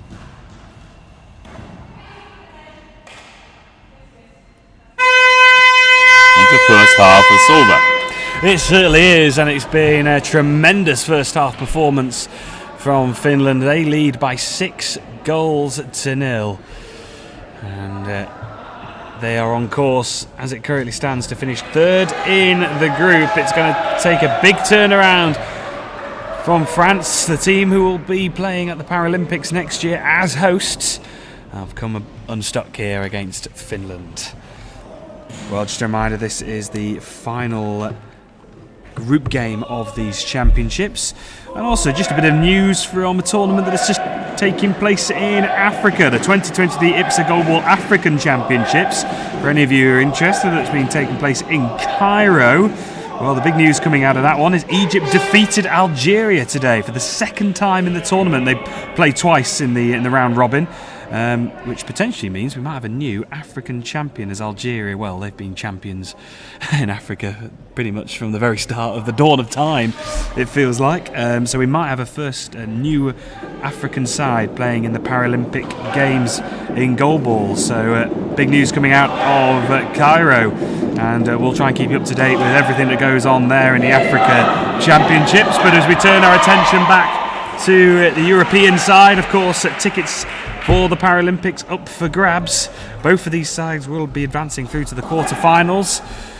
But who will finish where? France were in 3rd spot coming into this game, but currently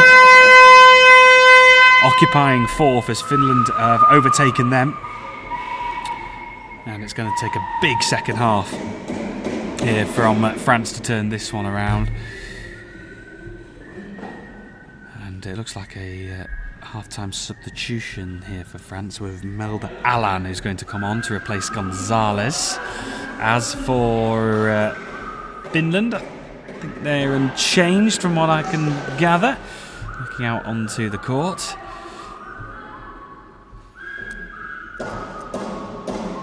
Well, it's France 0, Finland 6, and Raisa Kusela has had a big part to play in the scoreline for Finland in that first half. Some brilliant throws that have hit the gaps, have bounced and caused all kinds of problems for France. Can she keep up that excellent work in the second half? We'll find out in the next 30 seconds.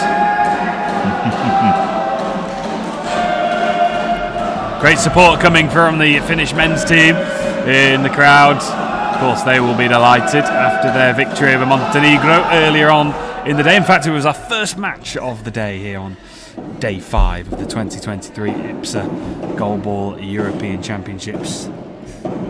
Yeah, and you can hear the Finnish guys are excellent singers, and the goalball legend Giminala is not only a legend in goalball, it's an excellent drama you heard. Yeah, Erkki was rolling back the years this morning. It was Minella magic, it really was. It was an excellent performance in a massive game that meant so much for Finland and for Erkki himself as well. And he produced a big performance. Well, Finland at the moment are producing a performance to match here. 6-0 to the good at the start of this second half. 4 goals without a reply. France in the game will be done. But here is Luis Ronde-Pierre, who's aiming to change things for France alongside Melda Alan and Adelia Ajami. That one's cleared away by Melda Alan. From the left hand side. Pierre to the middle. And Ayami with the throw. And the diving from Kusela. Kusela with the ball for Lepin. Kusela Lepin. Into the gap. But not enough. Save and one is Pierre from the middle. Also not a problem for the center. Kusela Lepin with the next throw, cross court in the middle. And the next one for Ayami.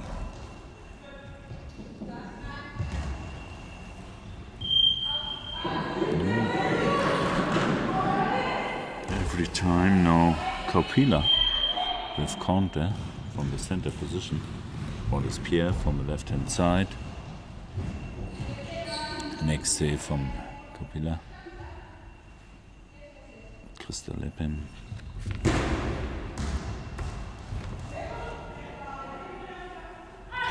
Melda Alan hands over the responsibility to Ajami, and that one goes down that far side. So Finland throwing from left to right in the dark blue. France throwing from right to left, also in the dark blue, but they've got a bit of a red trim on the sleeves and on the shoulder. And Ronde-Pierre is going to throw this one. The number 8, as she just takes a couple of steps to her right into the centre of her goal, goes towards this near side. And Kusela will respond.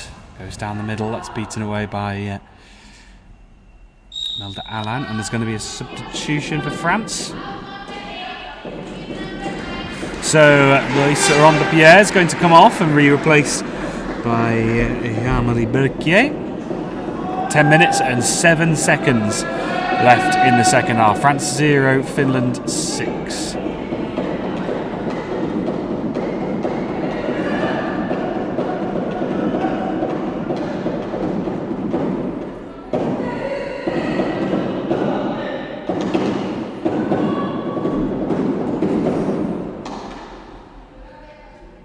Yeah, back here, back on the left hand side. The ball is on the right hand side by Ayami. A quick shot by Kaupila. And we have the result: Finland 6 and France 0. It's interesting for other games. I think Finland not with so much goals like this game. And Kusela Lepin the next 4. Well, all the 3 girls. All the 3 girls on the side from the ball. I think Alan have problems. A little bit crashed with Berquier. I love how Ajami basically, she got the ball and hugged it. She wasn't gonna let go of that ball. Okay. And it's France 0, Finland 6. 9 minutes and 52 seconds remain in the second half. So can France just start to rebuild here and just edge towards getting level in this game?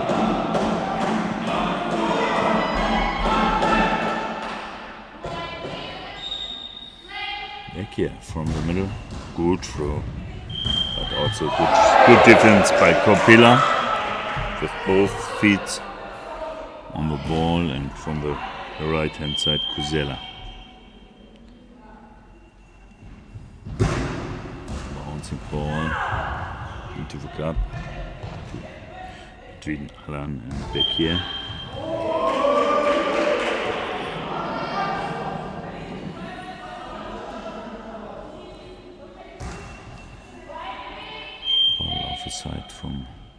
Finland. Now on the left hand side with Leppin. Leppin with the throw. And Melda Allen grabs at the second occasion as Jami. Well, that's a good throw. Just gliding it across the surface and had a bit of spin to it. And here's Vesa Kusela who changes her angle of attack towards that left pocket. That one's blocked. Good goal ball from both teams there. And Jean-Marie Berquier now whips one down the middle of the court. That one also saved.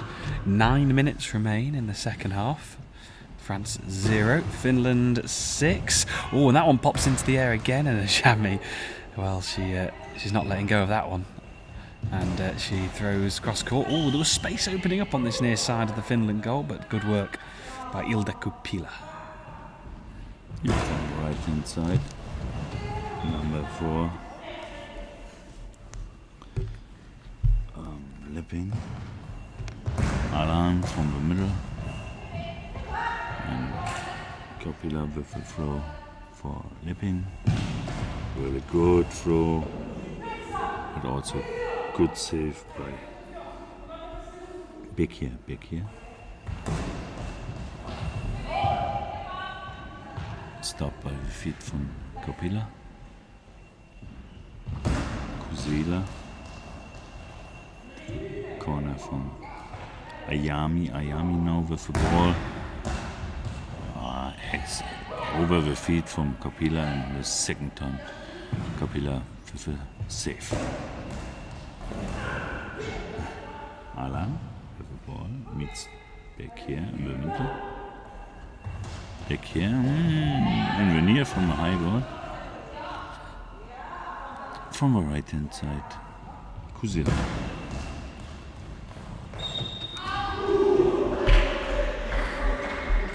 Well, Jami.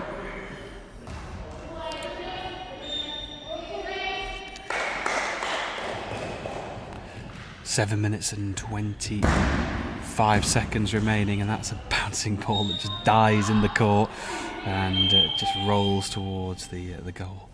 And now here comes the response from Krista Leppinen. Leppinen goes cross court, Berquier right in behind it. No goal so far in this second half as 5 minutes have gone. And that one is blocked, or Vesa Kusela. With that standing start, it's amazing how more often than not she definitely gets down to it as quickly as she does, really. But it works for her and does well. Yeah, really. I played this year Champions League against IBSA Sport from Finland, and also see Kusela play this defense, and it's absolutely legit, and this is the best for Kusela. She take it. And interesting, the long way to diving to the balls. Kusela now to the corner from Berquier.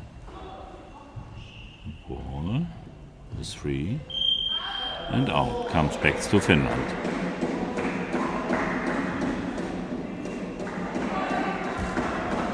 Kusela from the right hand side. Sorry, right hand side. Bench from France says high ball, but I think I heard a little bit of a band from high ball line. So here comes the response from Ilda Kupila right to that far side of the French goal. That one's blocked. Melda Allen quickly back to her feet. Hands the ball over to Berquier. Berquier now goes down this left, and Kusela just meets it chest on. And she will respond. Goes right up to the high ball line, gets a bit of bounce onto that one. Melda Allen picks up. Well, it's been a lot more solid from France in this second half, and no changes in the Finland starting three as well. So it's been a lot better showing in this second half defensively, certainly for France, and that's another one that the coaching staff of France are remonstrating about. And Jean-Marie Berquier now goes right up to the high ball line. Now the center, Kupila with the throw from the left hand side. saved by Ayami. Ayami out. The first step with the floor was out. We have 5 minutes, 11 seconds. And yeah, this stuff now from the left hand side. Kuzella. Kuzella with the floor. Yeah, France need a quickly goal to come back in the game. We have 5 minutes and 1 second. Ayami, sorry. Ayami, first step also out. Well, here is the first change for Finland as Krista Lappinen comes off and it's going to be replaced by Miina Gonrus. 4 minutes and 56 seconds remain in the second half. France 0, Finland 6.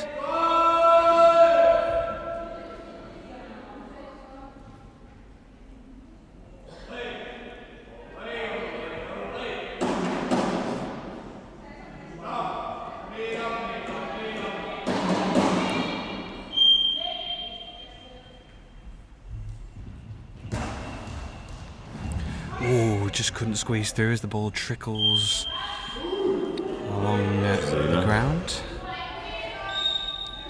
Back here. Now from the left hand side to the middle. Cross court. And yes.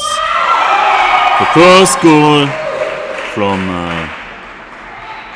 France and number 7 from Miina Gonrus.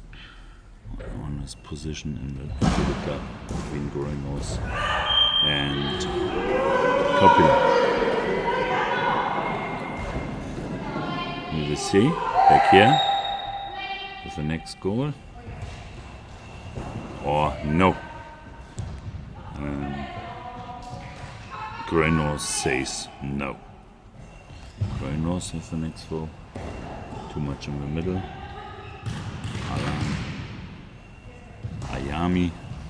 Yeah, you see. Well, this has been a much better performance from France in this second half. Defensively, a lot more together, far more stronger. And actually, in the second half, they're leading 2-0. It's France 2, Finland 6, however, the overall score. And with 4 minutes and 12 seconds remaining, there's still all to play for. Can France just really start to open up the doors even more in this Finland defence and build some momentum back towards levelling up this game? Yeah, we have 4 minutes, 12 seconds, and I see it often. It's a long time in goalball, and the Finland coach makes it absolutely right with a timeout for the girls and for information for the girls, and the new girls are from France with a good throws, and now comes from the middle Kuzella, goes to the left hand side, the throw, Alan is on fire. Jamy down that right side. Oh, that had some good pace and bounce to it, and all of a sudden France really fancy this as we come into the final 3 minutes and 45 seconds. Well, if another goal here for France, and that would just make Finland react and really think about this coming into the closing stages, as Kuzella now will respond, coming from this near side, going towards that right pocket. Mulder Allen sweeps in behind the ball and collects, and Jamy now will go from the centre. Oh, that is a high ball. Yeah, just going too far with a run up, and concedes the high ball. And the French coaching staff have been remonstrating a lot about high balls that they think they should have had. Well, they've been given one against them, and it's a chance just to Finland to score their first goal of this second half. And it is. It's Raisa Kuzella. That's good enough. A long time in the second half, Kuzella without a goal, without a field goal, but now a penalty really important. This was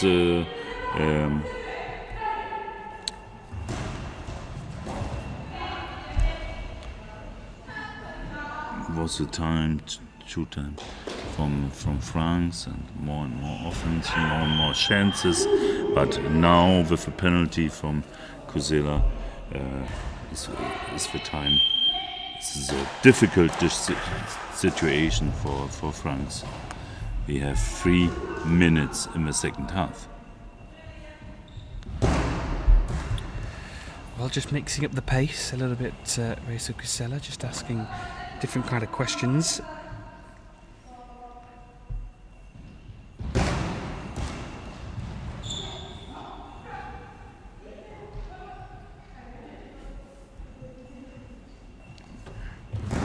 Ayami, cross court, good throw from the far side to the near side, and now number 7, Goalball with a throw, Alan with a save, and back here. Too much in the middle. Kopila with a ball for Goalball.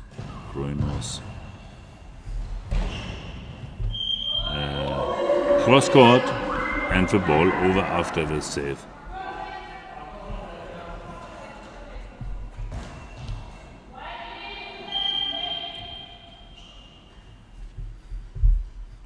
Lepin goes from the right hand side to the left hand side. The throw. Ayami with the defense. We have 2 minutes. Yeah, we certainly do. Ajami now on that far right side. They were just starting to build something there, France, and they maybe have a chance to try and go again, but it's another good reaction save from Mina Grunroos, the substitute for Finland, and she responds into that right pocket.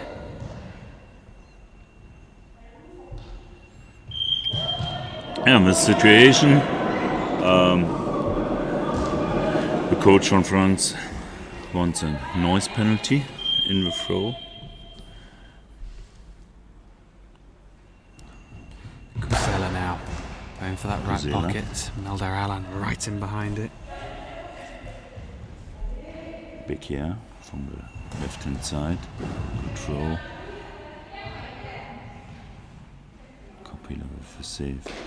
And from the left hand side, now Goalball. Yami.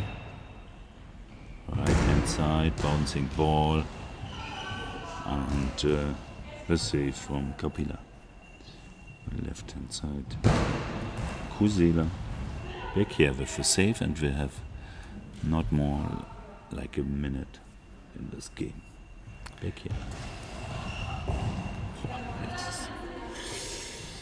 Back here with an attempt to the corner from Kusela with an attempt to the corner from Belgium. Back here to the middle. Ayami with the ball, right hand side, cross court, long line, and the next substitution. 41 seconds. Well, that's been a really good performance from Reiso Kusela. She was doing excellent throws. Important. I think she was frustrated in a sense with how much pressure she was put under by Stamati yesterday in that game against Greece. Greece, absolutely fair play and full credit to them. They got the job done. It was a different style of game, very tactical game. But this time they've been able to be a bit more expressive and a bit more open with 25 seconds to go. France 2, Finland 7. Yeah, half time was 6-0, and the crowd says Mila. Now in the field, Mila Lappalainen. Mila with a save, blocked out, and we have 5.5 seconds.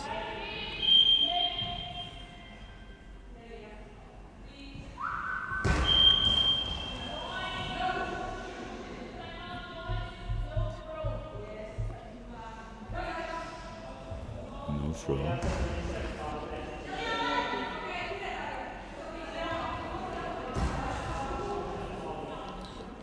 I think Mila Lappalainen. And the next substitution. Yeah, with 1.5 seconds remaining. And this Finland team all together, ready to celebrate, rounding off their group stage with the victory.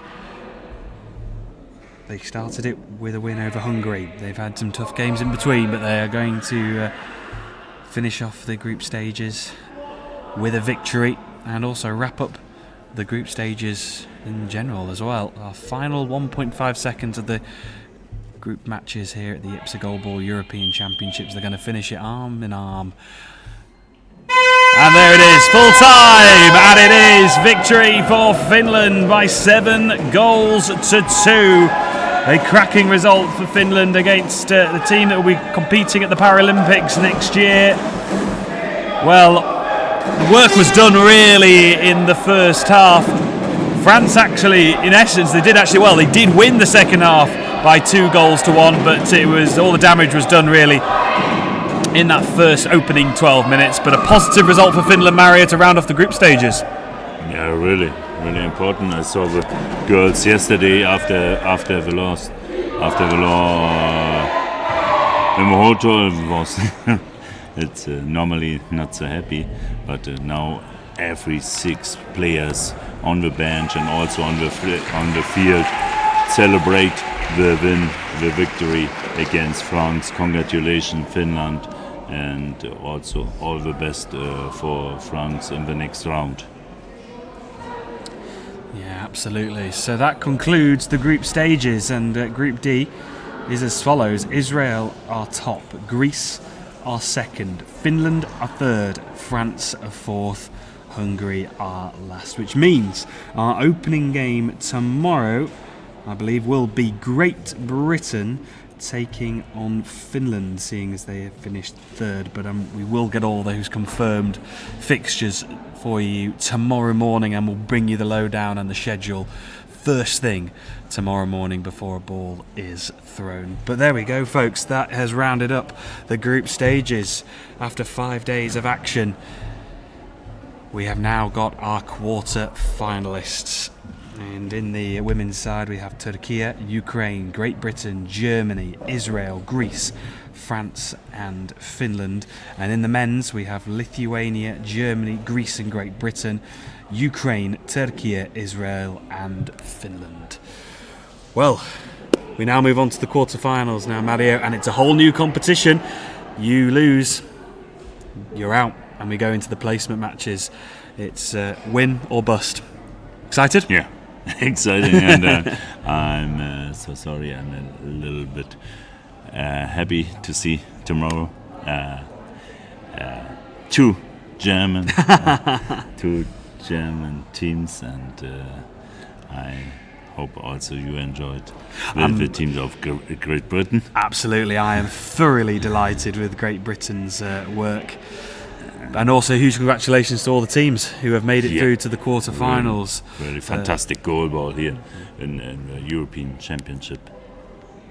And I can only say thank you to you, thank you to Floring, and also all the teams, and for host really great tournament for European Championship in Podgorica in Montenegro. Thank you very much, Mario, and thank you to everyone who has joined us throughout the day and throughout the course of the championships so far. I hope you've been enjoying the coverage. I hope you've been enjoying this fantastic goalball that's been taking place here in Podgorica in Montenegro over these first 5 days. We're on to the business end of the competition. Hope you join us tomorrow. We'll see you at 9 a.m.